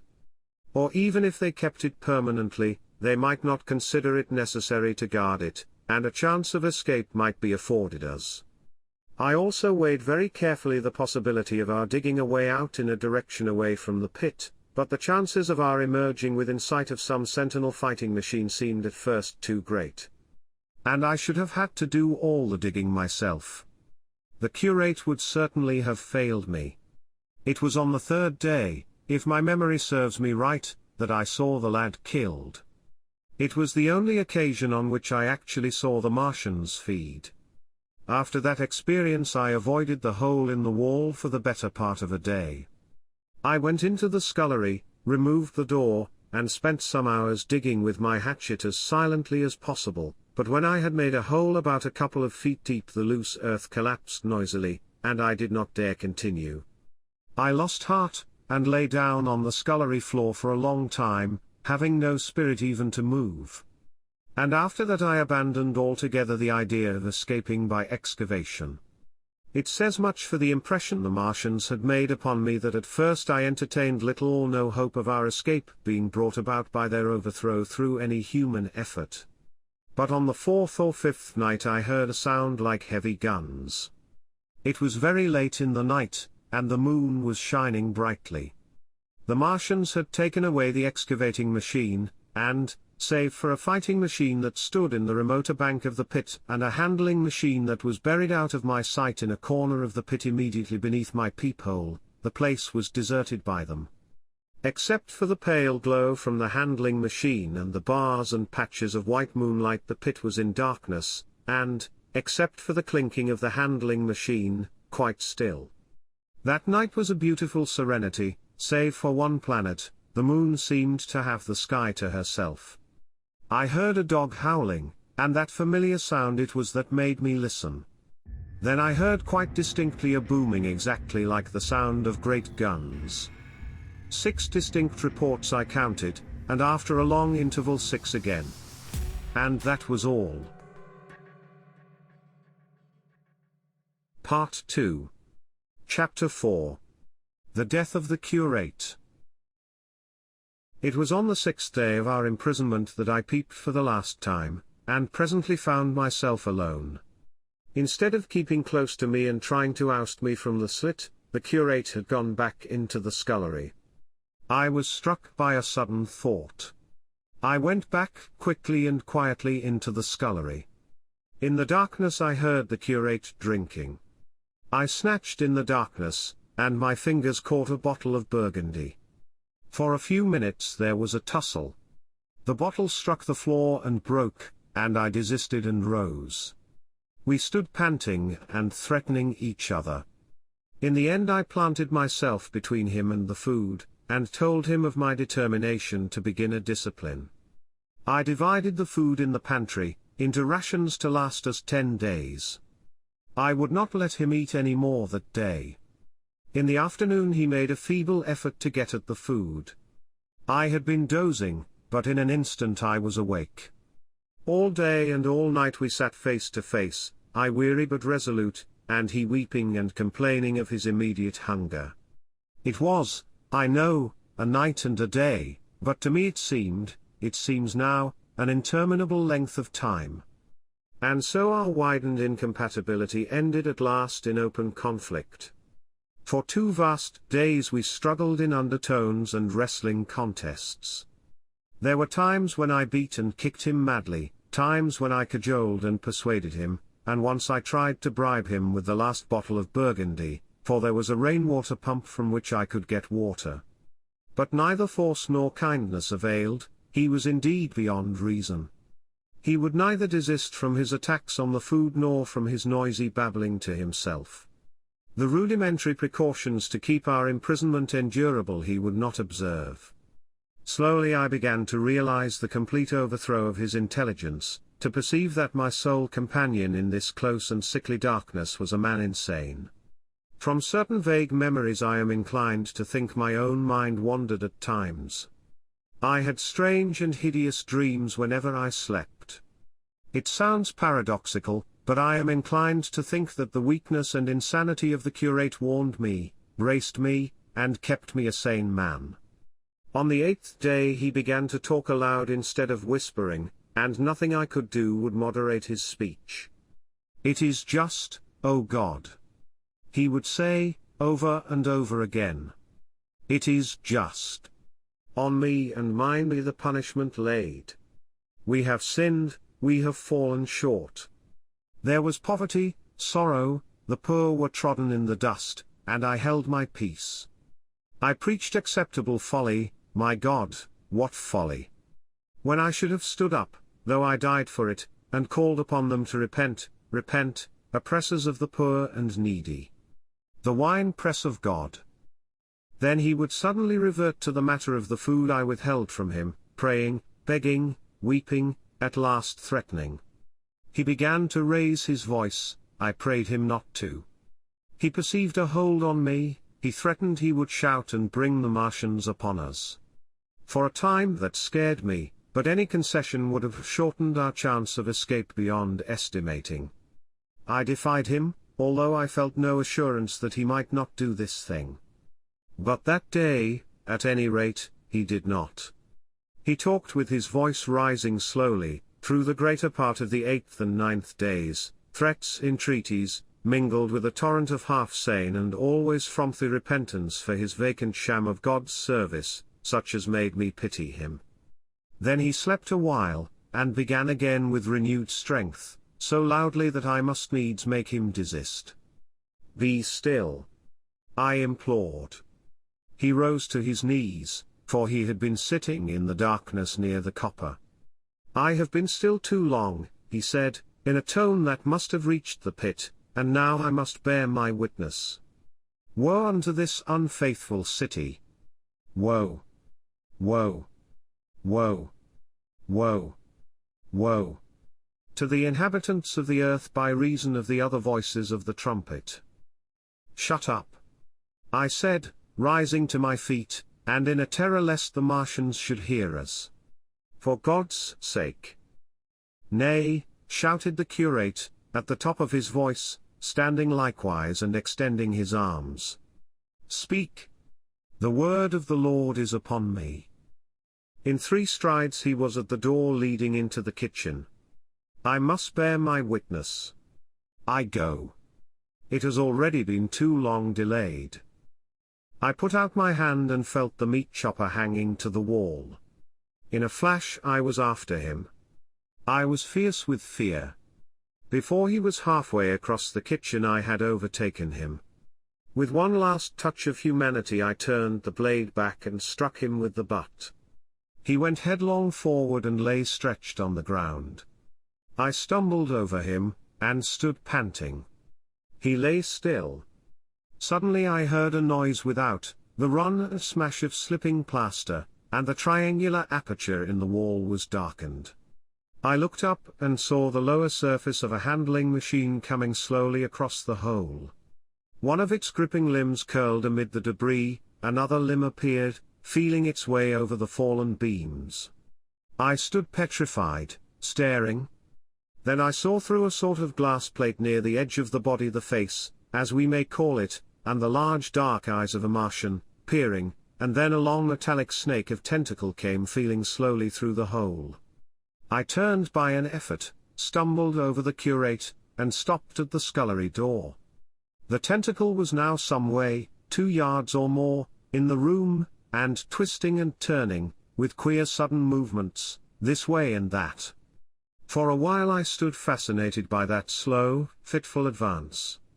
Then, with a faint, hoarse cry, I forced myself across the scullery. I trembled violently, I could scarcely stand upright. I opened the door of the coal cellar, and stood there in the darkness staring at the faintly lit doorway into the kitchen, and listening. Had the Martian seen me? What was it doing now? Something was moving to and from there, very quietly. Every now and then it tapped against the wall, or started on its movements with a faint metallic ringing, like the movements of keys on a split ring. Then a heavy body, I knew too well what, was dragged across the floor of the kitchen towards the opening. Irresistibly attracted, I crept to the door and peeped into the kitchen. In the triangle of bright outer sunlight I saw the Martian, in its Briareus of a handling machine, scrutinizing the curate's head. I thought at once that it would infer my presence from the mark of the blow I had given him. I crept back to the coal cellar, shut the door, and began to cover myself up as much as I could, and as noiselessly as possible in the darkness, among the firewood and coal therein. Every now and then I paused, rigid, to hear if the Martian had thrust its tentacles through the opening again. Then the faint metallic jingle returned. I traced it slowly, feeling over the kitchen. Presently I heard it nearer, in the scullery, as I judged. I thought that its length might be insufficient to reach me. I prayed copiously. It passed, scraping faintly across the cellar door. An age of almost intolerable suspense intervened, then I heard it fumbling at the latch. It had found the door. The Martians understood doors. It worried at the catch for a minute, perhaps, and then the door opened. In the darkness I could just see the thing, like an elephant's trunk more than anything else, waving towards me and touching and examining the wall, coals, wood and ceiling. It was like a black worm swaying its blind head to and from. Once, even, it touched the heel of my boot. I was on the verge of screaming. I bit my hand. For a time the tentacle was silent. I could have fancied it had been withdrawn.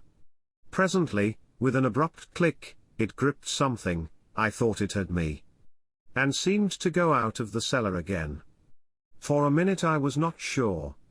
Apparently it had taken a lump of coal to examine. I seized the opportunity of slightly shifting my position, which had become cramped, and then listened. I whispered passionate prayers for safety. Then I heard the slow, deliberate sound creeping towards me again.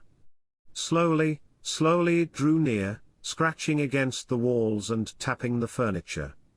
While I was still doubtful, it rapped smartly against the cellar door and closed it. I heard it go into the pantry, and the biscuit tins rattled and a bottle smashed, and then came a heavy bump against the cellar door. Then silence that passed into an infinity of suspense. Had it gone? At last I decided that it had. It came into the scullery no more, but I lay all the 10th day in the close darkness, buried among coals and firewood, not daring even to crawl out for the drink for which I craved. It was the 11th day before I ventured so far from my security. Part 2. Chapter 5. The Stillness. My first act before I went into the pantry was to fasten the door between the kitchen and the scullery. But the pantry was empty, every scrap of food had gone. Apparently, the Martian had taken it all on the previous day. At that discovery I despaired for the first time. I took no food, or no drink either, on the 11th or the 12th day.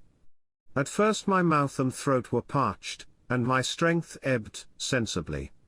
I sat about in the darkness of the scullery, in a state of despondent wretchedness. My mind ran on eating. I thought I had become deaf, for the noises of movement I had been accustomed to hear from the pit had ceased absolutely.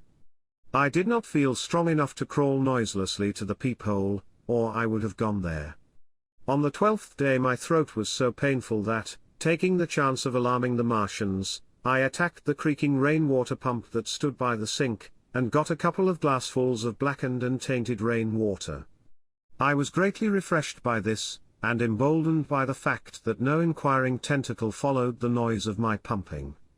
During these days, in a rambling, inconclusive way, I thought much of the curate, and of the manner of his death. On the 13th day I drank some more water, and dozed and thought disjointedly of eating and of vague impossible plans of escape.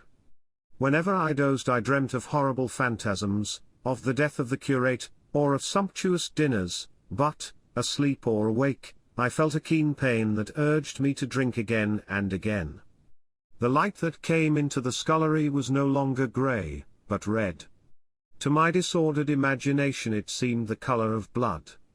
On the 14th day I went into the kitchen, and I was surprised to find that the fronds of the red weed had grown right across the hole in the wall, turning the half-light of the place into a crimson-coloured obscurity. It was early on the 15th day that I heard a curious, familiar sequence of sounds in the kitchen, and, listening, identified it as the snuffing and scratching of a dog. Going into the kitchen, I saw a dog's nose peering in through a break among the ruddy fronds. This greatly surprised me. At the scent of me he barked shortly. I thought if I could induce him to come into the place quietly I should be able, perhaps, to kill and eat him, and in any case, it would be advisable to kill him, lest his actions attracted the attention of the Martians. I crept forward, saying "Good dog," very softly, but he suddenly withdrew his head and disappeared. I listened. I was not deaf, but certainly the pit was still. I heard a sound like the flutter of a bird's wings, and a horse croaking, but that was all. For a long while I lay close to the peephole, but not daring to move aside the red plants that obscured it. Once or twice I heard a faint pitter-patter like the feet of the dog going hither and thither on the sand far below me, and there were more bird-like sounds, but that was all. At length, encouraged by the silence, I looked out. Except in the corner, where a multitude of crows hopped and fought over the skeletons of the dead the Martians had consumed, there was not a living thing in the pit. I stared about me, scarcely believing my eyes. All the machinery had gone. Save for the big mound of greyish-blue powder in one corner, certain bars of aluminium in another, the blackbirds, and the skeletons of the killed, the place was merely an empty circular pit in the sand. Slowly I thrust myself out through the red weed, and stood upon the mound of rubble. I could see in any direction save behind me, to the north, and neither Martians nor sign of Martians were to be seen. The pit dropped sheerly from my feet, but a little way along the rubbish afforded a practicable slope to the summit of the ruins. My chance of escape had come. I began to tremble. I hesitated for some time, and then, in a gust of desperate resolution, and with a heart that throbbed violently, I scrambled to the top of the mound in which I had been buried so long. I looked about again. To the northward, too, no Martian was visible. When I had last seen this part of Sheen in the daylight it had been a straggling street of comfortable white and red houses, interspersed with abundant shady trees. Now I stood on a mound of smashed brickwork, clay, and gravel, over which spread a multitude of red cactus-shaped plants, knee-high, without a solitary terrestrial growth to dispute their footing. The trees near me were dead and brown, but further a network of red thread scaled the still-living stems. The neighbouring houses had all been wrecked, but none had been burned. Their walls stood, sometimes to the second story, with smashed windows and shattered doors. The red weed grew tumultuously in their roofless rooms. Below me was the great pit, with the crows struggling for its refuse. A number of other birds hopped about among the ruins. Far away I saw a gaunt cat slink crouchingly along a wall, but traces of men there were none. The day seemed, by contrast with my recent confinement, dazzlingly bright, the sky a glowing blue. A gentle breeze kept the red weed that covered every scrap of unoccupied ground gently swaying. And oh, the sweetness of the air. Part 2. Chapter 6. The Work of 15 Days. For some time I stood tottering on the mound regardless of my safety.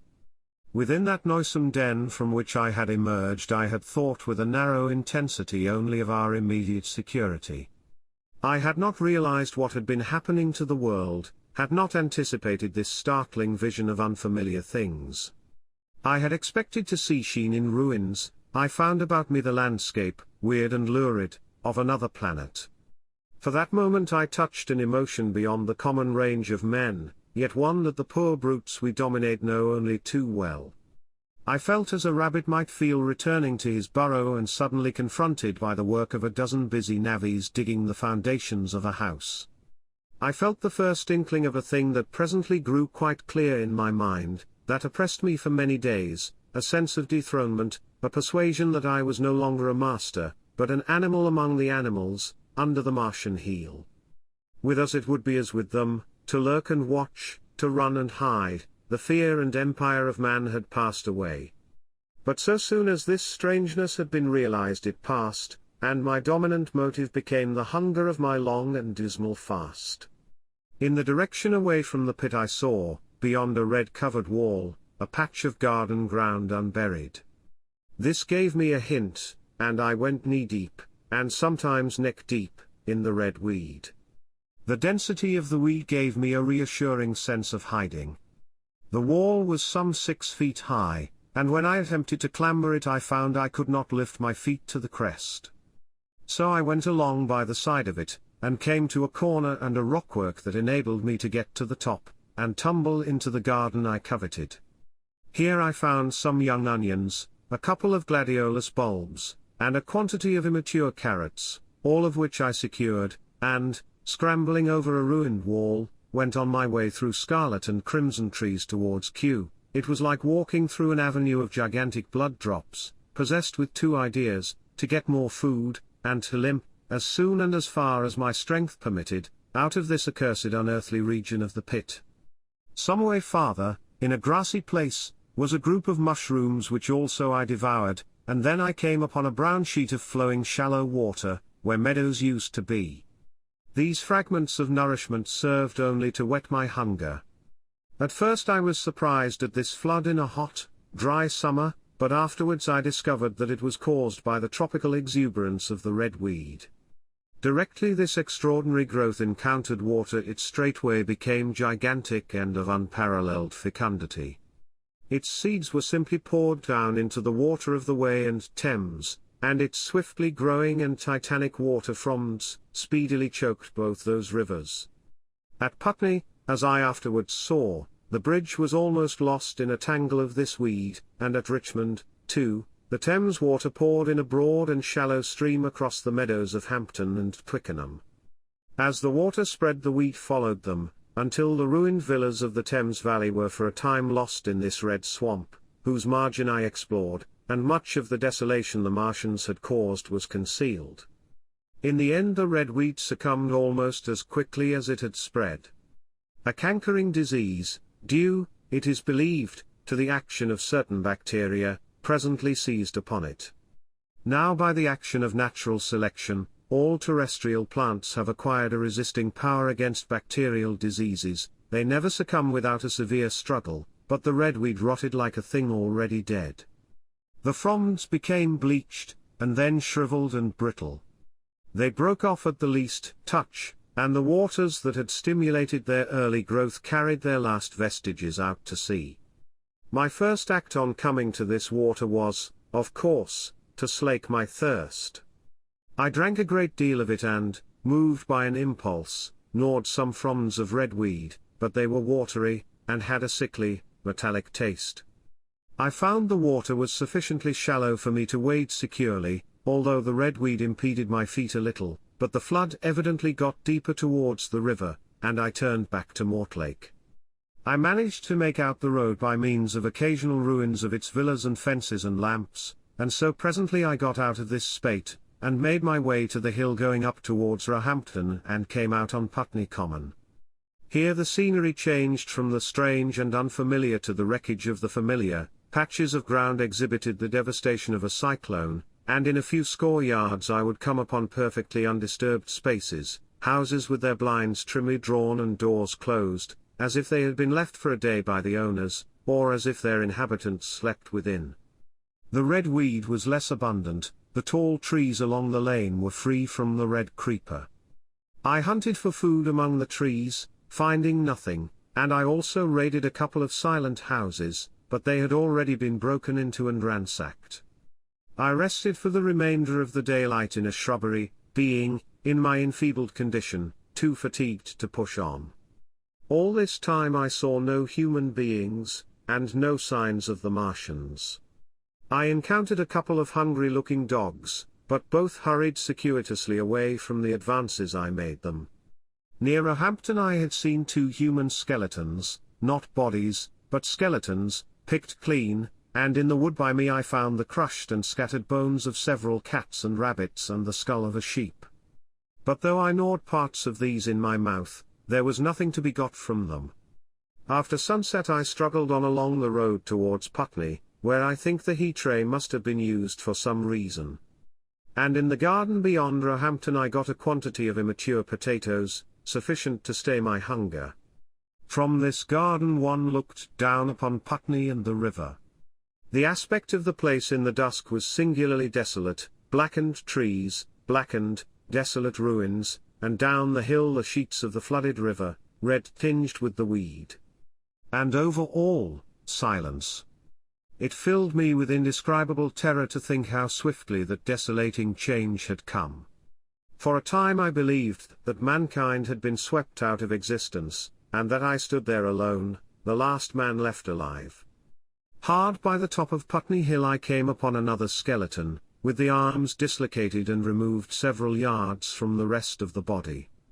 As I proceeded I became more and more convinced that the extermination of mankind was, save for such stragglers as myself, already accomplished in this part of the world. The Martians, I thought, had gone on and left the country desolated, seeking food elsewhere. Perhaps even now they were destroying Berlin or Paris, or it might be they had gone northward. Part 2. Chapter 7. The Man on Putney Hill. I spent that night in the inn that stands at the top of Putney Hill, sleeping in a made bed for the first time since my flight to Leatherhead. I will not tell the needless trouble I had breaking into that house. Afterwards I found the front door was on the latch, nor how I ransacked every room for food, until just on the verge of despair, in what seemed to me to be a servant's bedroom, I found a rat-gnawed crust and 2 tins of pineapple. The place had been already searched and emptied. In the bar I afterwards found some biscuits and sandwiches that had been overlooked. The latter I could not eat, they were too rotten, but the former not only stayed my hunger, but filled my pockets. I lit no lamps, fearing some Martian might come beating that part of London for food in the night. Before I went to bed I had an interval of restlessness, and prowled from window to window, peering out for some sign of these monsters. I slept little. As I lay in bed I found myself thinking consecutively, a thing I do not remember to have done since my last argument with the curate. During all the intervening time my mental condition had been a hurrying succession of vague emotional states or a sort of stupid receptivity. But in the night my brain, reinforced, I suppose, by the food I had eaten, grew clear again, and I thought. 3 things struggled for possession of my mind: the killing of the curate, the whereabouts of the Martians, and the possible fate of my wife. The former gave me no sensation of horror or remorse to recall. I saw it simply as a thing done, a memory infinitely disagreeable but quite without the quality of remorse. I saw myself then as I see myself now, driven step by step towards that hasty blow, the creature of a sequence of accidents leading inevitably to that. I felt no condemnation, yet the memory, static, unprogressive, haunted me. In the silence of the night, with that sense of the nearness of God that sometimes comes into the stillness and the darkness, I stood my trial, my only trial, for that moment of wrath and fear. I retraced every step of our conversation from the moment when I had found him crouching beside me, heedless of my thirst, and pointing to the fire and smoke that streamed up from the ruins of Weybridge. We had been incapable of cooperation, grim chance had taken no heed of that. Had I foreseen, I should have left him at Halliford. But I did not foresee, and crime is to foresee and do. And I set this down as I have set all this story down, as it was. There were no witnesses, all these things I might have concealed. But I set it down, and the reader must form his judgment as he will. And when, by an effort, I had set aside that picture of a prostrate body, I faced the problem of the Martians and the fate of my wife. For the former I had no data, I could imagine 100 things, and so, unhappily, I could for the latter. And suddenly that night became terrible. I found myself sitting up in bed, staring at the dark. I found myself praying that the heat ray might have suddenly and painlessly struck her out of being. Since the night of my return from Leatherhead I had not prayed. I had uttered prayers, fetish prayers, had prayed as heathens mutter charms when I was in extremity, but now I prayed indeed, pleading steadfastly and sanely, face to face with the darkness of God. Strange night. Strangest in this, that so soon as dawn had come, I, who had talked with God, crept out of the house like a rat leaving its hiding place, a creature scarcely larger, an inferior animal, a thing that for any passing whim of our masters might be hunted and killed. Perhaps they also prayed confidently to God. Surely, if we have learned nothing else, this war has taught us pity, pity for those witless souls that suffer our dominion. The morning was bright and fine, and the eastern sky glowed pink, and was fretted with little golden clouds. In the road that runs from the top of Putney Hill to Wimbledon was a number of poor vestiges of the panic torrent that must have poured Londonward on the Sunday night after the fighting began. There was a little two-wheeled cart inscribed with the name of Thomas Lobb, greengrocer, New Malden, with a smashed wheel and an abandoned tin trunk. There was a straw hat trampled into the now hardened mud, and at the top of West Hill a lot of blood-stained glass about the overturned water trough. My movements were languid, my plans of the vaguest.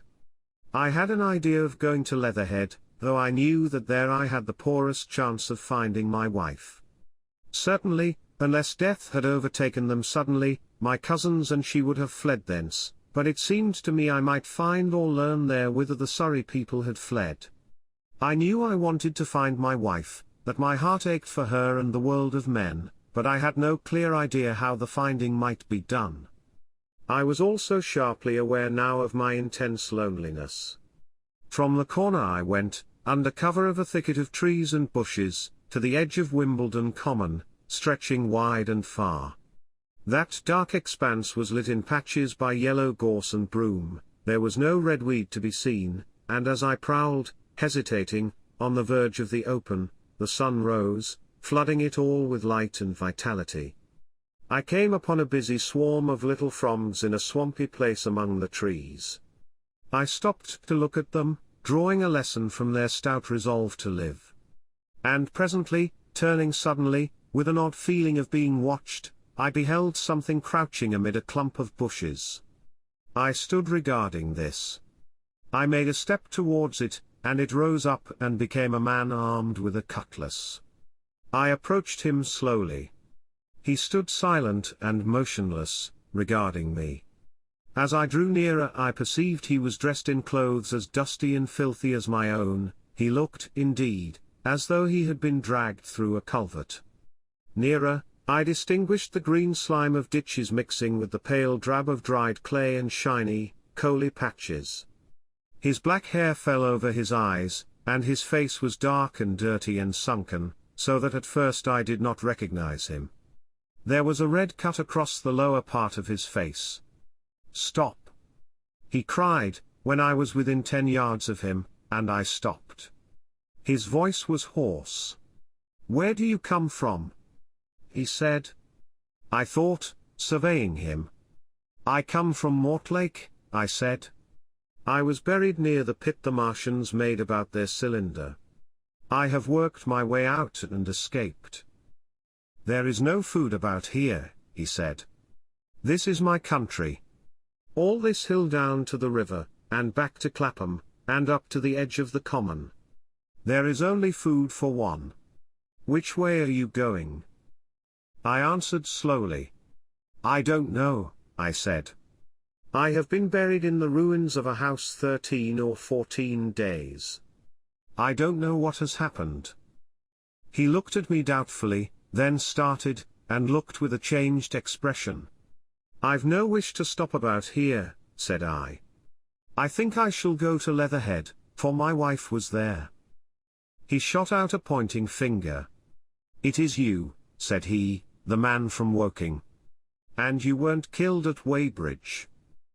I recognized him at the same moment. You are the artilleryman who came into my garden. Good luck, he said.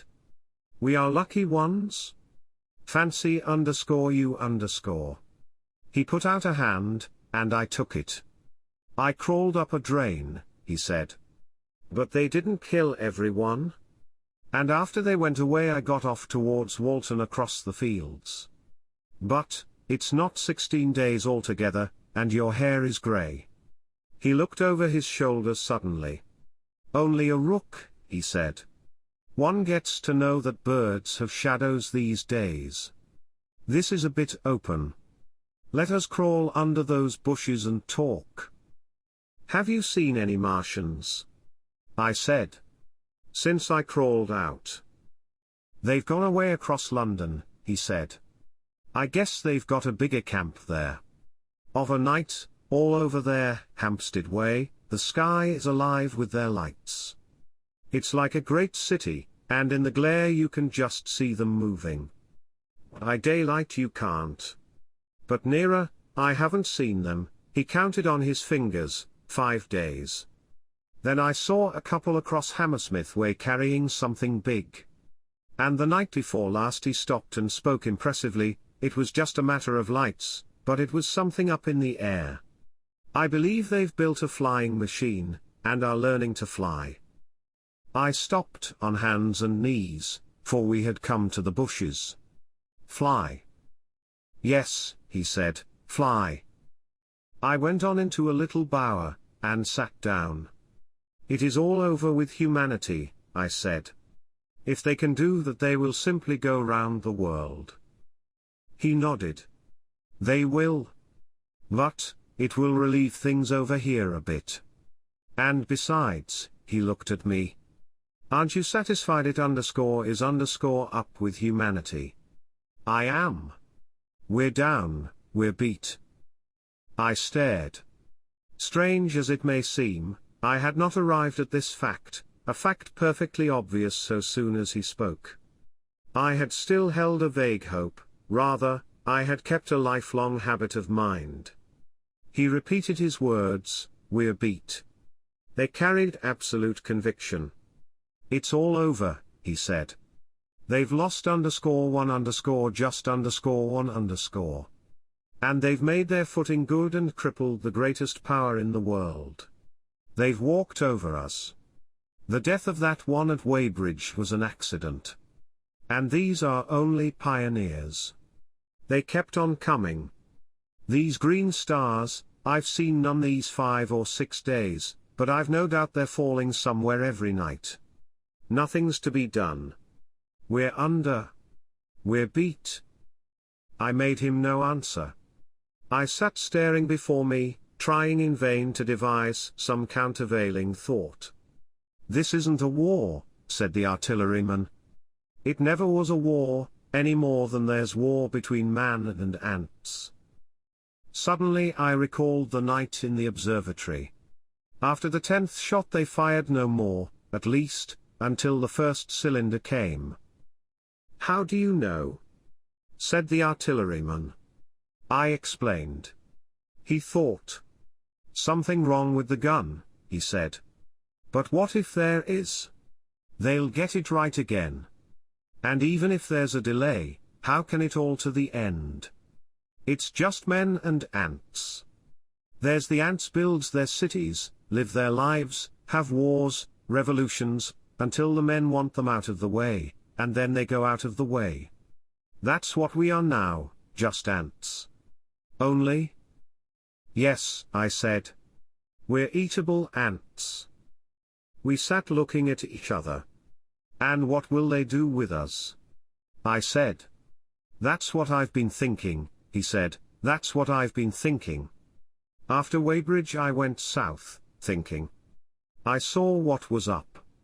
Most of the people were hard at it, squealing and exciting themselves. But I'm not so fond of squealing. I've been in sight of death once or twice. I'm not an ornamental soldier, and at the best and worst, death, it's just death. And it's the man that keeps on thinking comes through. I saw everyone tracking away south. Says I, food won't last this way, and I turned right back. I went for the Martians like a sparrow goes for man. All round he waved a hand to the horizon, they're starving in heaps, bolting, treading on each other. He saw my face, and halted awkwardly. No doubt lots who had money have gone away to France, he said. He seemed to hesitate whether to apologize, met my eyes, and went on, there's food all about here. Canned things in shops, wines, spirits, mineral waters, and the water mains and drains are empty. Well, I was telling you what I was thinking. Here's intelligent things, I said, and it seems they want us for food. First, they'll smash us up, ships, machines, guns, cities, all the order and organization. All that will go. If we were the size of ants we might pull through. But we're not. It's all too bulky to stop. That's the first certainty. I assented. It is, I've thought it out. Very well, then, next, at present we're caught as we're wanted. A Martian has only to go a few miles to get a crowd on the run. And I saw one day, out by Wandsworth, picking houses to pieces and rooting among the wreckage. But they won't keep on doing that. So soon as they've settled all our guns and ships, and smashed our railways, and done all the things they are doing over there, they will begin catching us systematic, picking the best and storing us in cages and things. That's what they will start doing in a bit. Lord! They haven't begun on us yet. Don't you see that? Not begun. I exclaimed. Not begun. All that's happened so far is through our not having the sense to keep quiet, worrying them with guns and such foolery. And losing our heads, and rushing off in crowds to where there wasn't any more safety than where we were. They don't want to bother us yet. They're making their things, making all the things they couldn't bring with them, getting things ready for the rest of their people. Very likely that's why the cylinders have stopped for a bit, for fear of hitting those who are here. And instead of our rushing about blind, on the howl, or getting dynamite on the chance of busting them up, we've got to fix ourselves up according to the new state of affairs. That's how I figure it out. It isn't quite according to what a man wants for his species, but it's about what the facts point to. And that's the principle I acted upon. Cities, nations, civilization, progress, it's all over. That game's up. We're beat. But if that is so, what is there to live for? The artilleryman looked at me for a moment. There won't be any more blessed concerts for 1,000,000 years or so, there won't be any Royal Academy of Arts, and no nice little feeds at restaurants. If it's amusement you're after, I reckon the game is up. If you've got any drawing room manners or a dislike to eating peas with a knife or dropping H's, you'd better chuck 'em away. They ain't no further use. You mean? I mean that men like me are going on living, for the sake of the breed. I tell you, I'm grim set on living. And if I'm not mistaken, you'll show what insides _you_they_got, too, before long. We aren't going to be exterminated. And I don't mean to be caught either, and tamed and fattened and bred like a thundering ox. Uck! Fancy those brown creepers. You don't mean to say?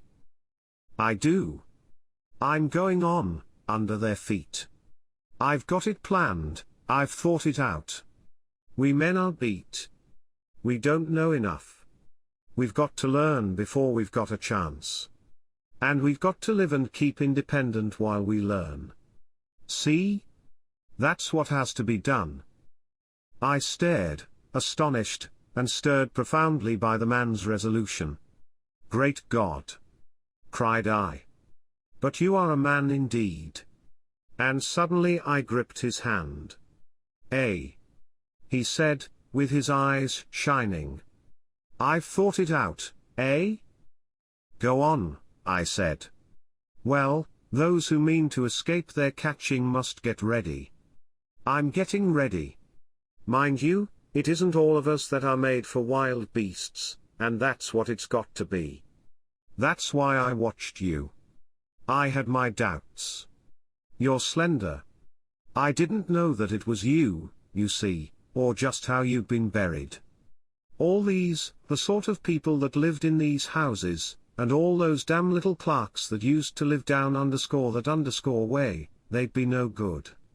They haven't any spirit in them, no proud dreams and no proud lusts, and a man who hasn't one or the other, Lord. What is he but funk and precautions? They just used to skedaddle off to work. I've seen hundreds of 'em, bit of breakfast in hand, running wild and shining to catch their little season ticket train, for fear they'd get dismissed if they didn't, working at businesses they were afraid to take the trouble to understand, skedaddling back for fear they wouldn't be in time for dinner, keeping indoors after dinner for fear of the back streets, and sleeping with the wives they married, not because they wanted them, but because they had a bit of money that would make for safety in their one little miserable skedaddle through the world. Lives insured and a bit invested for fear of accidents. And on Sundays, fear of the hereafter. As if hell was built for rabbits. Well, the Martians will just be a godsend to these. Nice roomy cages, fattening food, careful breeding, no worry. After a week or so chasing about the fields and lands on empty stomachs, they'll come and be caught cheerful. They'll be quite glad after a bit. They'll wonder what people did before there were Martians to take care of them. And the bar loafers, and mashers, and singers, I can imagine them. I can imagine them, he said, with a sort of somber gratification. There'll be any amount of sentiment, and religion loose among them. There's hundreds of things I saw with my eyes that I've only begun to see clearly these last few days. There's lots will take things as they are, fat and stupid, and lots will be worried by a sort of feeling that it's all wrong, and that they ought to be doing something. Now whenever things are so that a lot of people feel they ought to be doing something, the weak, and those who go weak with a lot of complicated thinking, always make for a sort of do-nothing religion, very pious and superior, and submit to persecution, and the will of the Lord. Very likely you've seen the same thing. It's energy in a gale of funk, and turned clean inside out. These cages will be full of psalms and hymns and piety. And those of a less simple sort will work in a bit of, what is it? Eroticism. He paused. Very likely these Martians will make pets of some of them, train them to do tricks, who knows? Get sentimental over the pet boy who grew up and had to be killed. And some, maybe, they will train to hunt us. No, I cried, that's impossible. No human being. What's the good of going on with such lies? Said the artilleryman. There's men who'd do it cheerful. What nonsense to pretend there isn't. And I succumbed to his conviction. If they come after me, he said, Lord, if they come after me. And subsided into a grim meditation. I sat contemplating these things. I could find nothing to bring against this man's reasoning. In the days before the invasion no one would have questioned my intellectual superiority to his. I, a professed and recognized writer on philosophical themes, and he, a common soldier, and yet he had already formulated a situation that I had scarcely realized. What are you doing? I said presently. What plans have you made? He hesitated. Well, it's like this, he said. What have we to do? We have to invent a sort of life where men can live and breed, and be sufficiently secure to bring the children up. Yes, wait a bit, and I'll make it clearer what I think ought to be done. The tame ones will go like all tame beasts, in a few generations they'll be big, beautiful, rich-blooded, stupid, rubbish. The risk is that we who keep wild will go savage, degenerate into a sort of big, savage rat. You see, how I mean to live is underground. I've been thinking about the drains. Of course those who don't know drains think horrible things, but under this London are miles and miles, hundreds of miles, and a few days' rain and London empty will leave them sweet and clean. The main drains are big enough and airy enough for anyone. Then there's cellars, vaults, stores, from which bolting passages may be made to the drains. And the railway tunnels and subways. You begin to see. And we form a band, able-bodied, clean-minded men. We're not going to pick up any rubbish that drifts in. Weaklings go out again. As you meant me to go. Well, I parleyed, didn't I? We won't quarrel about that. Go on. Those who stop obey orders. Able-bodied, clean-minded women we want also, mothers and teachers.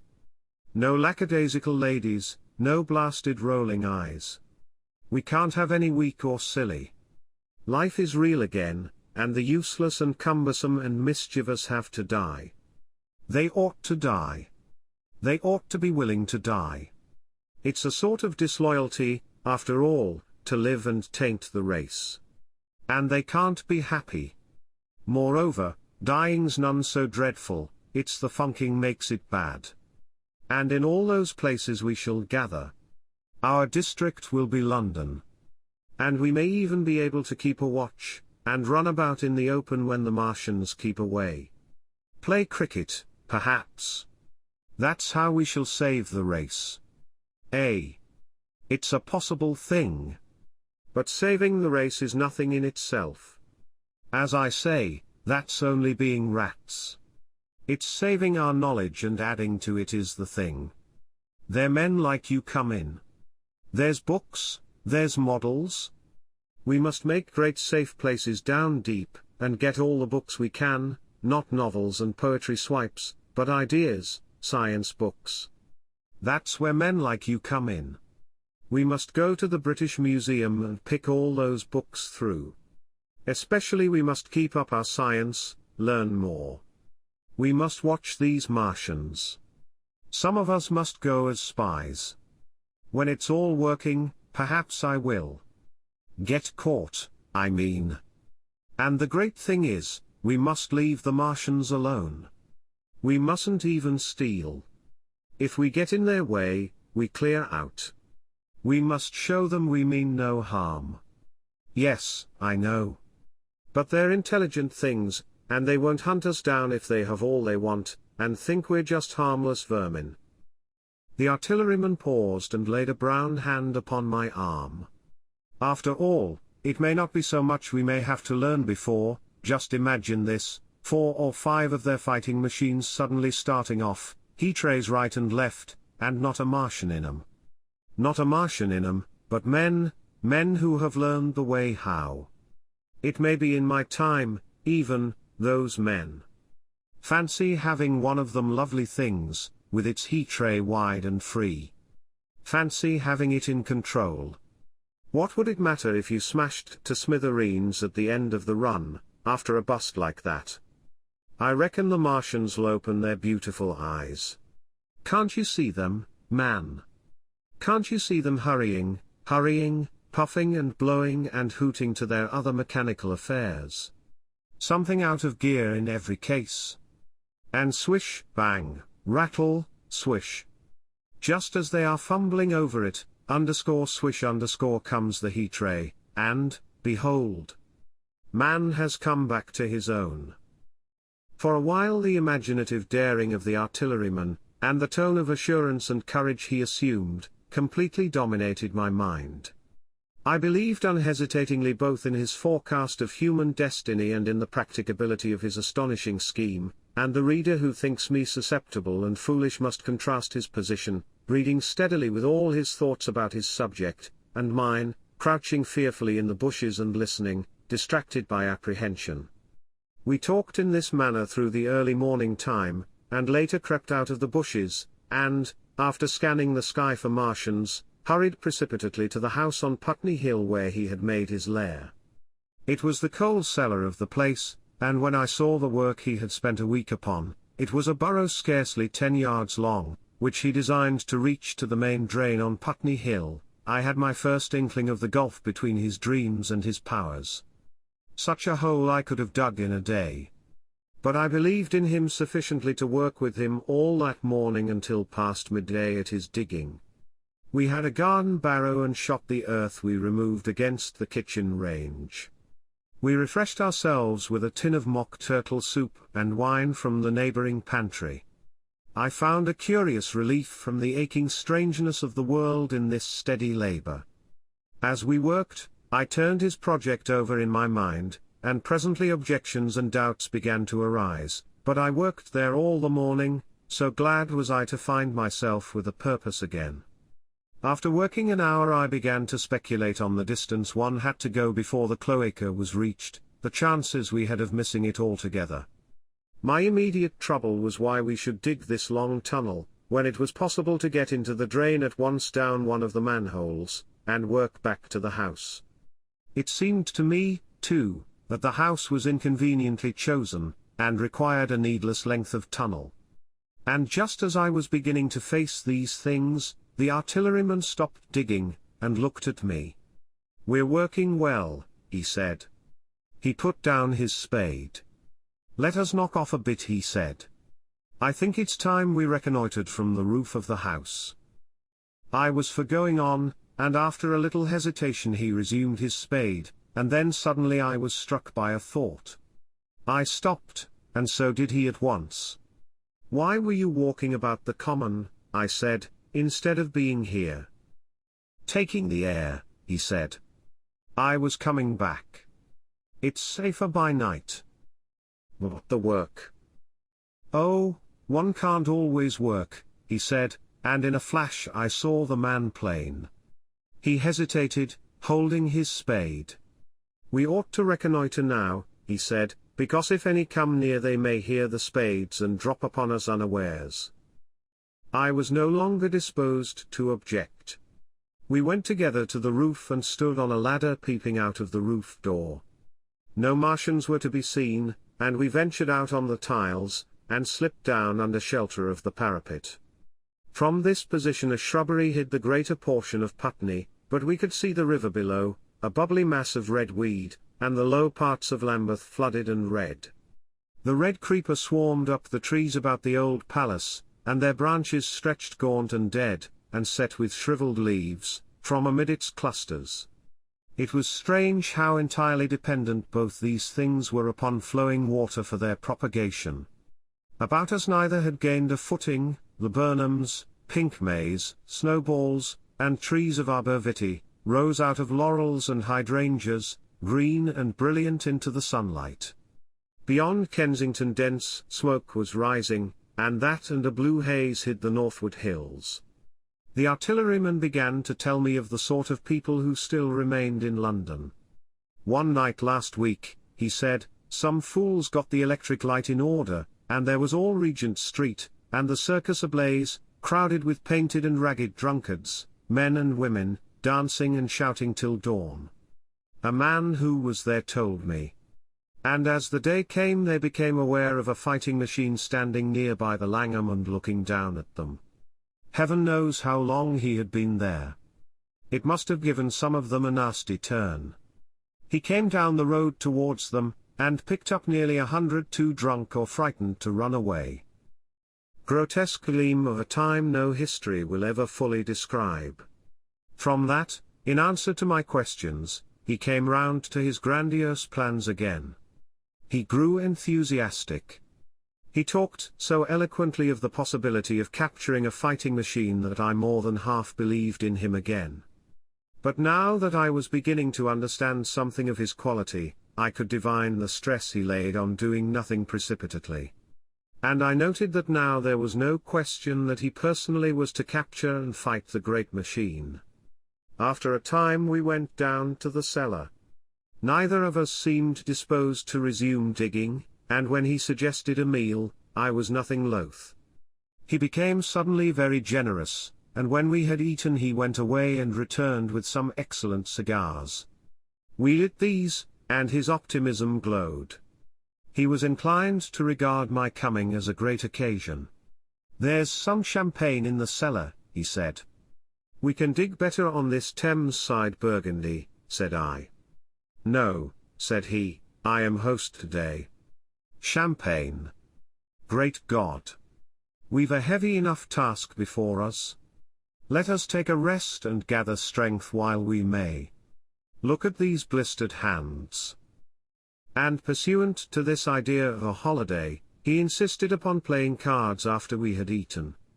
He taught me euchre, and after dividing London between us, I taking the northern side and he the southern, we played for parish points. Grotesque and foolish as this will seem to the sober reader, it is absolutely true, and what is more remarkable, I found the card game and several others we played extremely interesting. Strange mind of man!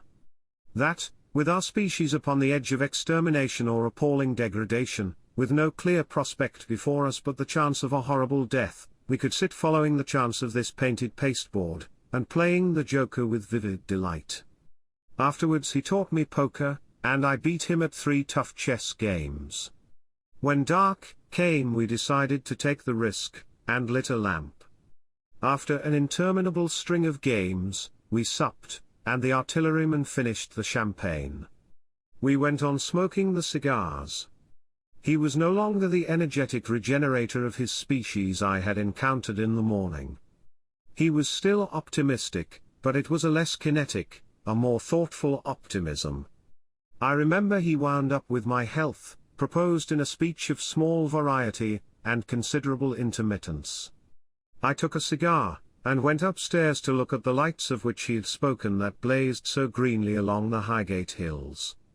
At first I stared unintelligently across the London Valley. The northern hills were shrouded in darkness, the fires near Kensington glowed redly, and now and then an orange-red tongue of flame flashed up and vanished in the deep blue night. All the rest of London was black. Then, nearer, I perceived a strange light, a pale, violet-purple fluorescent glow, quivering under the night breeze. For a space I could not understand it, and then I knew that it must be the red weed from which this faint irradiation proceeded. With that realization my dormant sense of wonder, my sense of the proportion of things awoke again. I glanced from that to Mars, red and clear, glowing high in the west, and then gazed long and earnestly at the darkness of Hampstead and Highgate. I remained a very long time upon the roof, wondering at the grotesque changes of the day. I recalled my mental states from the midnight prayer to the foolish card-playing. I had a violent revulsion of feeling. I remember I flung away the cigar with a certain wasteful symbolism. My folly came to me with glaring exaggeration. I seemed a traitor to my wife and to my kind. I was filled with remorse. I resolved to leave this strange undisciplined dreamer of great things to his drink and gluttony, and to go on into London. There, it seemed to me, I had the best chance of learning what the Martians and my fellow men were doing. I was still upon the roof when the late moon rose. Part 2. Chapter 8. Dead London. After I had parted from the artilleryman, I went down the hill, and by the High Street across the bridge to Fulham.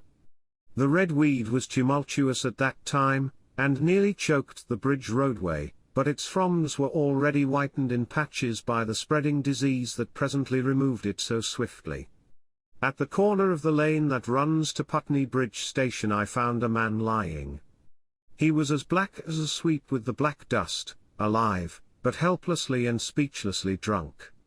I could get nothing from him but curses and furious lunges at my head. I think I should have stayed by him but for the brutal expression of his face. There was black dust along the roadway from the bridge onwards, and it grew thicker in Fulham. The streets were horribly quiet. I got food, sour, hard, and mouldy, but quite eatable, in a baker's shop here. Some way towards Walham Green the streets became clear of powder, and I passed a white terrace of houses on fire. The noise of the burning was an absolute relief. Going on towards Brompton, the streets were quiet again. Here I came once more upon the black powder in the streets and upon dead bodies. I saw altogether about a dozen in the length of the Fulham Road. They had been dead many days, so that I hurried quickly past them. The black powder covered them over, and softened their outlines. One or two had been disturbed by dogs. Where there was no black powder, it was curiously like a Sunday in the city, with the closed shops, the houses locked up and the blinds drawn, the desertion, and the stillness. In some places plunderers had been at work, but rarely at other than the provision and wine shops. A jeweller's window had been broken open in one place, but apparently the thief had been disturbed, and a number of gold chains and a watch lay scattered on the pavement. I did not trouble to touch them. Farther on was a tattered woman in a heap on a doorstep. The hand that hung over her knee was gashed and bled down her rusty brown dress, and a smashed magnum of champagne formed a pool across the pavement. She seemed asleep, but she was dead. The farther I penetrated into London, the profounder grew the stillness. But it was not so much the stillness of death, it was the stillness of suspense, of expectation. At any time the destruction that had already singed the northwestern borders of the metropolis, and had annihilated Ealing and Kilburn, might strike among these houses and leave them smoking ruins. It was a city condemned and derelict. In South Kensington the streets were clear of dead and of black powder. It was near South Kensington that I first heard the howling. It crept almost imperceptibly upon my senses. It was a sobbing alternation of two notes, Allah, Allah, Allah, Allah, keeping on perpetually. When I passed streets that ran northward it grew in volume, and houses and buildings seemed to deaden and cut it off again. It came in a full tide down Exhibition Road. I stopped, staring towards Kensington Gardens, wondering at this strange, remote wailing. It was as if that mighty desert of houses had found a voice for its fear and solitude. Allah, Allah, Allah, Allah, wailed that superhuman note, great waves of sound sweeping down the broad, sunlit roadway, between the tall buildings on each side. I turned northwards, marvelling, towards the iron gates of Hyde Park. I had half a mind to break into the Natural History Museum, and find my way up to the summits of the towers, in order to see across the park. But I decided to keep to the ground, where quick hiding was possible, and so went on up the Exhibition Road. All the large mansions on each side of the road were empty and still, and my footsteps echoed against the sides of the houses. At the top, near the park gate, I came upon a strange sight, a bus overturned, and the skeleton of a horse picked clean. I puzzled over this for a time, and then went on to the bridge over the Serpentine. The voice grew stronger and stronger, though I could see nothing above the housetops on the north side of the park, save a haze of smoke to the northwest. Allah, Allah, Allah, Allah, cried the voice, coming, as it seemed to me, from the district about Regent's Park. The desolating cry worked upon my mind. The mood that had sustained me passed. The wailing took possession of me. I found I was intensely weary, footsore, and now again hungry and thirsty. It was already past noon. Why was I wandering alone in this city of the dead? Why was I alone when all London was lying in state, and in its black shroud? I felt intolerably lonely. My mind ran on old friends that I had forgotten for years. I thought of the poisons in the chemists' shops, of the liquors the wine merchants stored. I recalled the two sodden creatures of despair, who so far as I knew, shared the city with myself. I came into Oxford Street by the Marble Arch, and here again were black powder and several bodies, and an evil, ominous smell from the gratings of the cellars of some of the houses. I grew very thirsty after the heat of my long walk. With infinite trouble I managed to break into a public house and get food and drink. I was weary after eating, and went into the parlour behind the bar, and slept on a black horsehair sofa I found there. I awoke to find that dismal howling still in my ears, Allah, Allah, Allah, Allah. It was now dusk, and after I had rooted out some biscuits and a cheese in the bar, there was a meat safe, but it contained nothing but maggots. I wandered on through the silent residential squares to Baker Street. Portman Square is the only one I can name, and so came out at last upon Regent's Park. And as I emerged from the top of Baker Street, I saw far away over the trees in the clearness of the sunset the hood of the Martian giant from which this howling proceeded. I was not terrified. I came upon him as if it were a matter of course. I watched him for some time, but he did not move. He appeared to be standing and yelling, for no reason that I could discover. I tried to formulate a plan of action. That perpetual sound of Allah, Allah, Allah, Allah, confused my mind. Perhaps I was too tired to be very fearful. Certainly I was more curious to know the reason of this monotonous crying than afraid. I turned back away from the park and struck into Park Road, intending to skirt the park, went along under the shelter of the terraces, and got a view of this stationary, howling Martian from the direction of St. John's Wood. A couple of 100 yards out of Baker Street I heard a yelping chorus, and saw, first a dog with a piece of putrescent red meat in his jaws coming headlong towards me, and then a pack of starving mongrels in pursuit of him. He made a wide curve to avoid me, as though he feared I might prove a fresh competitor. As the yelping died away down the silent road, the wailing sound of Allah, Allah, Allah, Allah, reasserted itself. I came upon the wrecked handling machine halfway to St. John's Wood Station. At first I thought a house had fallen across the road. It was only as I clambered among the ruins that I saw, with a start, this mechanical Samson lying, with its tentacles bent and smashed and twisted, among the ruins it had made. The forepart was shattered. It seemed as if it had driven blindly straight at the house, and had been overwhelmed in its overthrow. It seemed to me then that this might have happened by a handling machine escaping from the guidance of its Martian. I could not clamber among the ruins to see it, and the twilight was now so far advanced that the blood with which its seat was smeared, and the gnawed gristle of the Martian that the dogs had left, were invisible to me. Wondering still more at all that I had seen, I pushed on towards Primrose Hill. Far away, through a gap in the trees, I saw a second Martian, as motionless as the first, standing in the park towards the zoological gardens, and silent.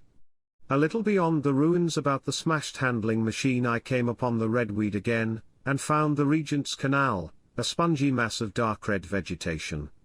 As I crossed the bridge, the sound of Allah, Allah, Allah, Allah, ceased.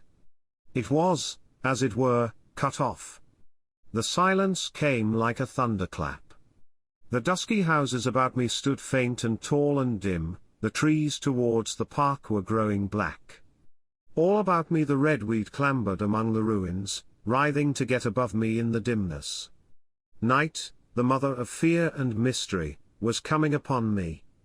But while that voice sounded, the solitude, the desolation, had been endurable, by virtue of it London had still seemed alive, and the sense of life about me had upheld me.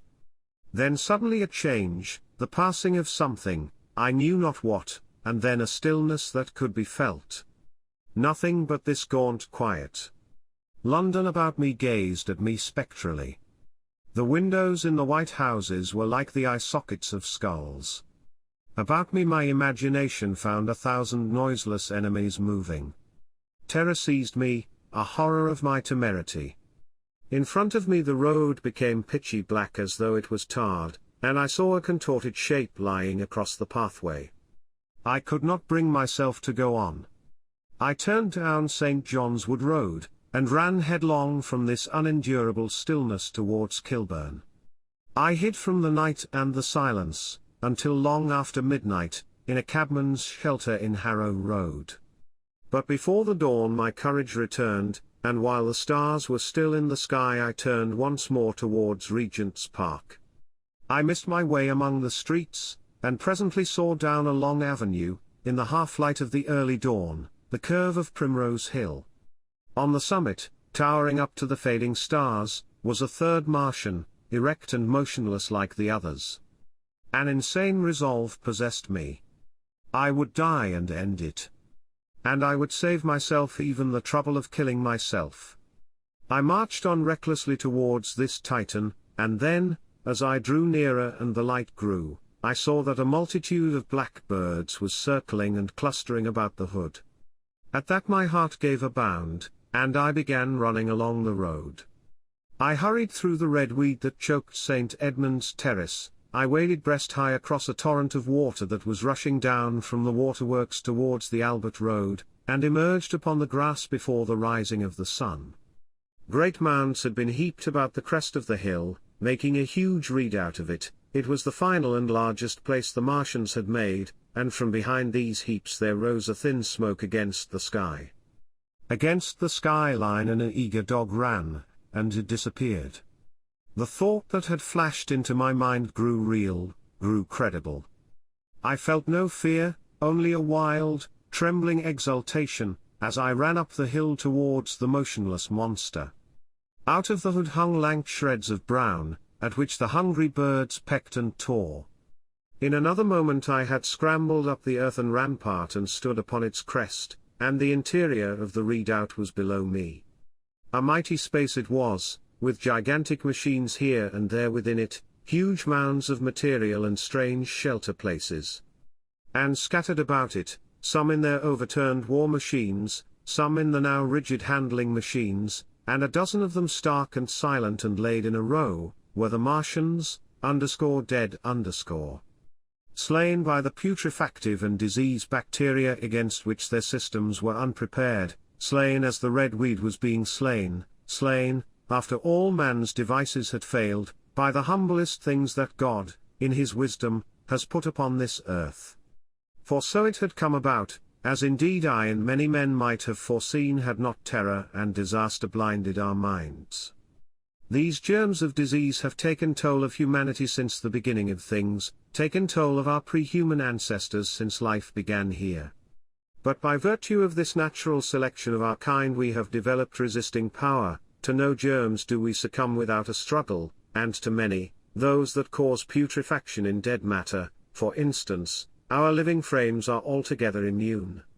But there are no bacteria in Mars, and directly these invaders arrived, directly they drank and fed, our microscopic allies began to work their overthrow. Already when I watched them they were irrevocably doomed, dying and rotting even as they went to and from. It was inevitable. By the toll of 1 billion deaths man has bought his birthright of the earth, and it is his against all comers. It would still be his were the Martians 10 times as mighty as they are. For neither do men live nor die in vain. Here and there they were scattered, nearly 50 altogether, in that great gulf they had made, overtaken by a death that must have seemed to them as incomprehensible as any death could be. To me also at that time this death was incomprehensible. All I knew was that these things that had been alive and so terrible to men were dead. For a moment I believed that the destruction of Sennacherib had been repeated, that God had repented, that the angel of death had slain them in the night. I stood staring into the pit, and my heart lightened gloriously, even as the rising sun struck the world to fire about me with his rays. The pit was still in darkness, the mighty engines, so great and wonderful in their power and complexity, so unearthly in their tortuous forms, rose weird and vague and strange out of the shadows towards the light. A multitude of dogs, I could hear, fought over the bodies that lay darkly in the depth of the pit, far below me. Across the pit on its farther lip, flat and vast and strange, lay the great flying machine with which they had been experimenting upon our denser atmosphere when decay and death arrested them. Death had come not a day too soon. At the sound of a cawing overhead I looked up at the huge fighting machine that would fight no more forever, at the tattered red shreds of flesh that dripped down upon the overturned seats on the summit of Primrose Hill. I turned and looked down the slope of the hill to where, enhaloed now in birds, stood those other 2 Martians that I had seen overnight, just as death had overtaken them. The one had died, even as it had been crying to its companions, perhaps it was the last to die, and its voice had gone on perpetually until the force of its machinery was exhausted. They glittered now, harmless tripod towers of shining metal, in the brightness of the rising sun. All about the pit, and saved as by a miracle from everlasting destruction, stretched the great mother of cities. Those who have only seen London veiled in her sombre robes of smoke can scarcely imagine the naked clearness and beauty of the silent wilderness of houses. Eastward, over the blackened ruins of the Albert Terrace and the splintered spire of the church, the sun blazed dazzling in a clear sky, and here and there some facet in the great wilderness of roofs caught the light and glared with a white intensity. Northward were Kilburn and Hampstead, blue and crowded with houses. Westward the great city was dimmed, and southward, beyond the Martians, the green waves of Regent's Park, the Langham Hotel, the dome of the Albert Hall, the Imperial Institute, and the giant mansions of the Brompton Road came out clear and little in the sunrise, the jagged ruins of Westminster rising hazily beyond. Far away and blue were the Surrey hills, and the towers of the Crystal Palace glittered like two silver rods. The dome of St. Paul's was dark against the sunrise, and injured, I saw for the first time, by a huge gaping cavity on its western side. And as I looked at this wide expanse of houses and factories and churches, silent and abandoned, as I thought of the multitudinous hopes and efforts, the innumerable hosts of lives that had gone to build this human reef, and of the swift and ruthless destruction that had hung over it all, when I realized that the shadow had been rolled back, and that men might still live in the streets, and this dear vast dead city of mine be once more alive and powerful, I felt a wave of emotion that was near akin to tears. The torment was over. Even that day the healing would begin. The survivors of the people scattered over the country, leaderless, lawless, foodless, like sheep without a shepherd, the thousands who had fled by sea, would begin to return, the pulse of life, growing stronger and stronger, would beat again in the empty streets and pour across the vacant squares. Whatever destruction was done, the hand of the destroyer was stayed. All the gaunt wrecks, the blackened skeletons of houses that stared so dismally at the sunlit grass of the hill, would presently be echoing with the hammers of the restorers and ringing with the tapping of their trowels. At the thought I extended my hands towards the sky and began thanking God. In a year, thought I. In a year, with overwhelming force came the thought of myself, of my wife, and the old life of hope and tender helpfulness that had ceased forever. Part 2. Chapter 9? Wreckage. And now comes the strangest thing in my story. Yet, perhaps, it is not altogether strange. I remember, clearly and coldly and vividly, all that I did that day until the time that I stood weeping and praising God upon the summit of Primrose Hill. And then I forget. Of the next 3 days I know nothing. I have learned since that, so far from my being the first discoverer of the Martian overthrow, several such wanderers as myself had already discovered this on the previous night. One man, the first, had gone to St. Martin's le Grand, and, while I sheltered in the cabman's hut, had contrived to telegraph to Paris. Thence the joyful news had flashed all over the world, 1,000 cities, chilled by ghastly apprehensions, suddenly flashed into frantic illuminations. They knew of it in Dublin, Edinburgh, Manchester, Birmingham, at the time when I stood upon the verge of the pit. Already men, weeping with joy, as I have heard, shouting and staying their work to shake hands and shout, were making up trains, even as near as Crewe, to descend upon London. The church bells that had ceased a fortnight since suddenly caught the news, until all England was bell-ringing. Men on cycles, lean-faced, unkempt, scorched along every country lane shouting of unhoped deliverance, shouting to gaunt, staring figures of despair. And for the food. Across the Channel, across the Irish Sea, across the Atlantic, corn, bread, and meat were tearing to our relief. All the shipping in the world seemed going Londonward in those days. But of all this I have no memory. I drifted, a demented man. I found myself in a house of kindly people, who had found me on the third day wandering, weeping, and raving through the streets of St. John's Wood. They have told me since that I was singing some insane doggerel about the last man left alive. Hurrah! The last man left alive. Troubled as they were with their own affairs, these people, whose name, much as I would like to express my gratitude to them, I may not even give here, nevertheless cumbered themselves with me, sheltered me, and protected me from myself. Apparently they had learned something of my story from me during the days of my lapse. Very gently, when my mind was assured again, did they break to me what they had learned of the fate of Leatherhead. 2 days after I was imprisoned it had been destroyed, with every soul in it, by a Martian. He had swept it out of existence, as it seemed, without any provocation, as a boy might crush an ant-hill, in the mere wantonness of power. I was a lonely man, and they were very kind to me. I was a lonely man and a sad one, and they bore with me. I remained with them 4 days after my recovery. All that time I felt a growing craving to look once more on whatever remained of the little life that seemed so happy and bright in my past. It was a mere hopeless desire to feast upon my misery. They dissuaded me. They did all they could to divert me from this morbidity. But at last I could resist the impulse no longer, and, promising faithfully to return to them, and parting, as I will confess, from these 4-day friends with tears, I went out again into the streets that had lately been so dark and strange and empty. Already they were busy with returning people, in places even there were shops open, and I saw a drinking fountain running water. I remember how mockingly bright the day seemed as I went back on my melancholy pilgrimage to the little house at Woking, how busy the streets and vivid the moving life about me. So many people were abroad everywhere, busied in 1,000 activities, that it seemed incredible that any great proportion of the population could have been slain. But then I noticed how yellow were the skins of the people I met, how shaggy the hair of the men, how large and bright their eyes, and that every other man still wore his dirty rags.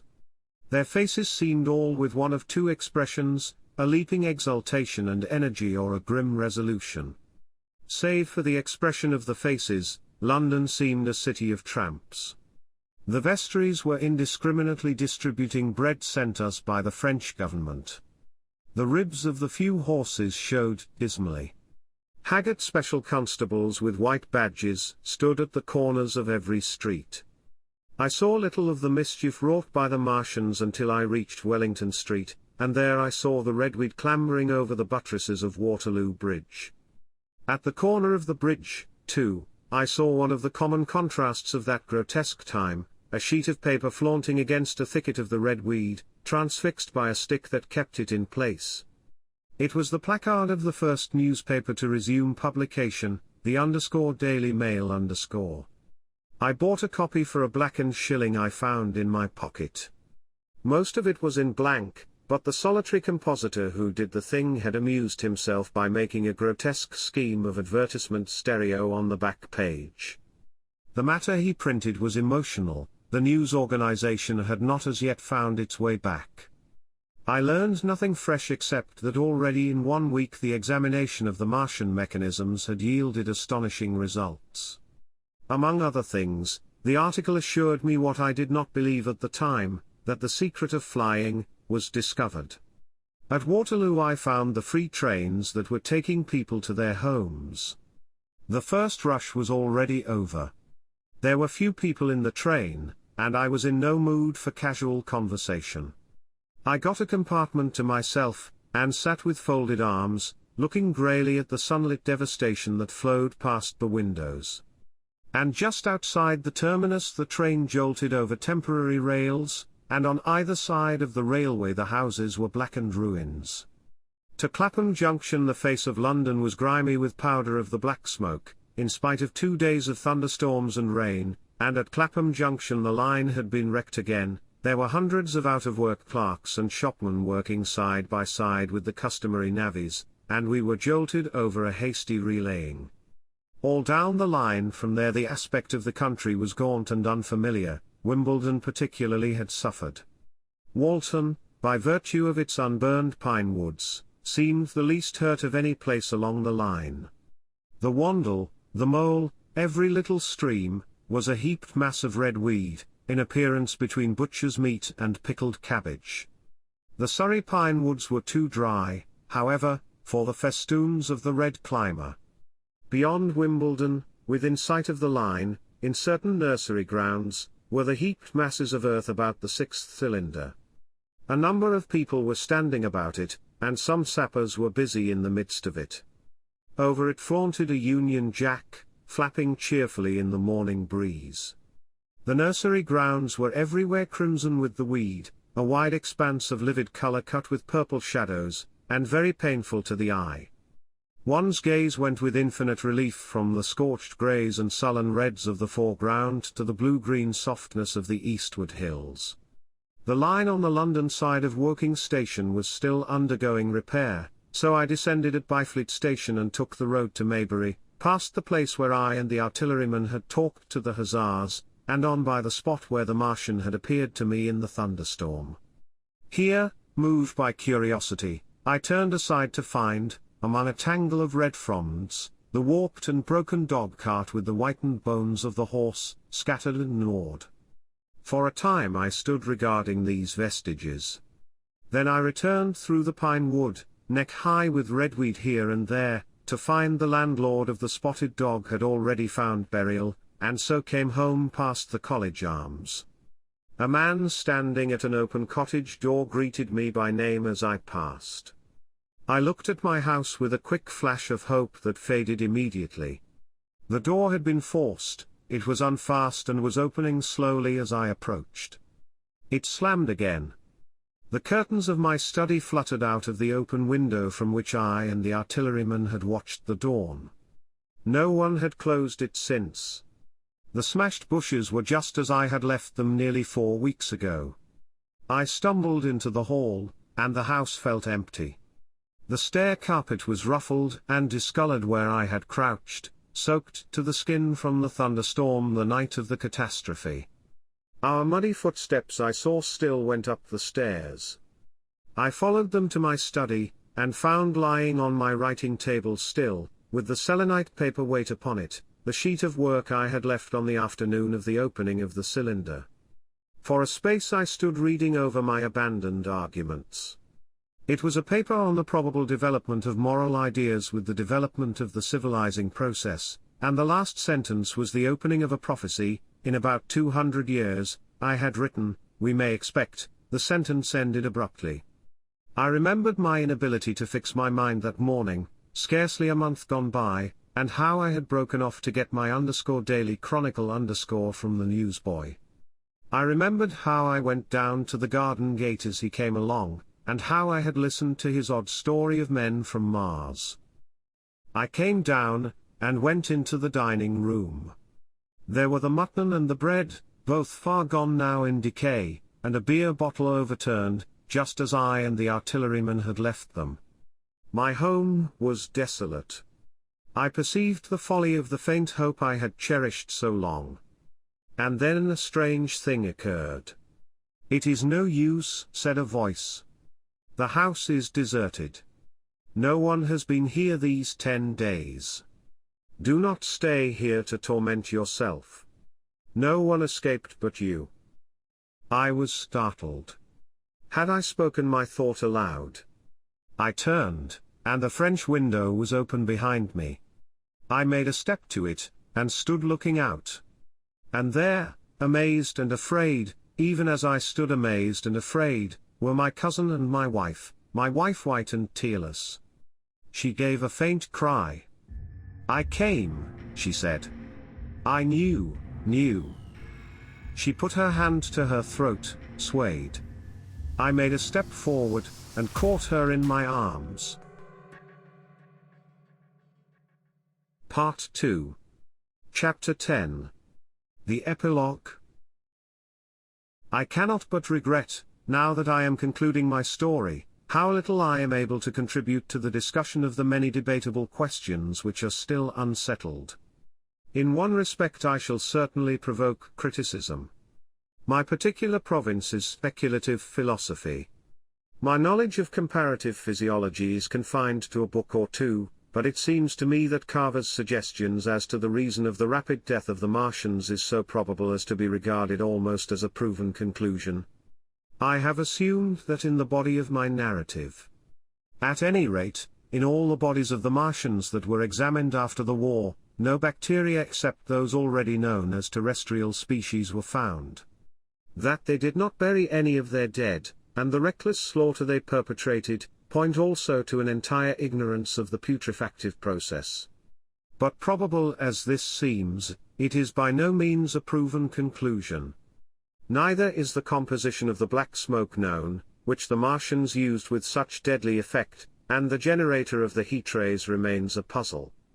The terrible disasters at the Ealing and South Kensington laboratories have disinclined analysts for further investigations upon the latter.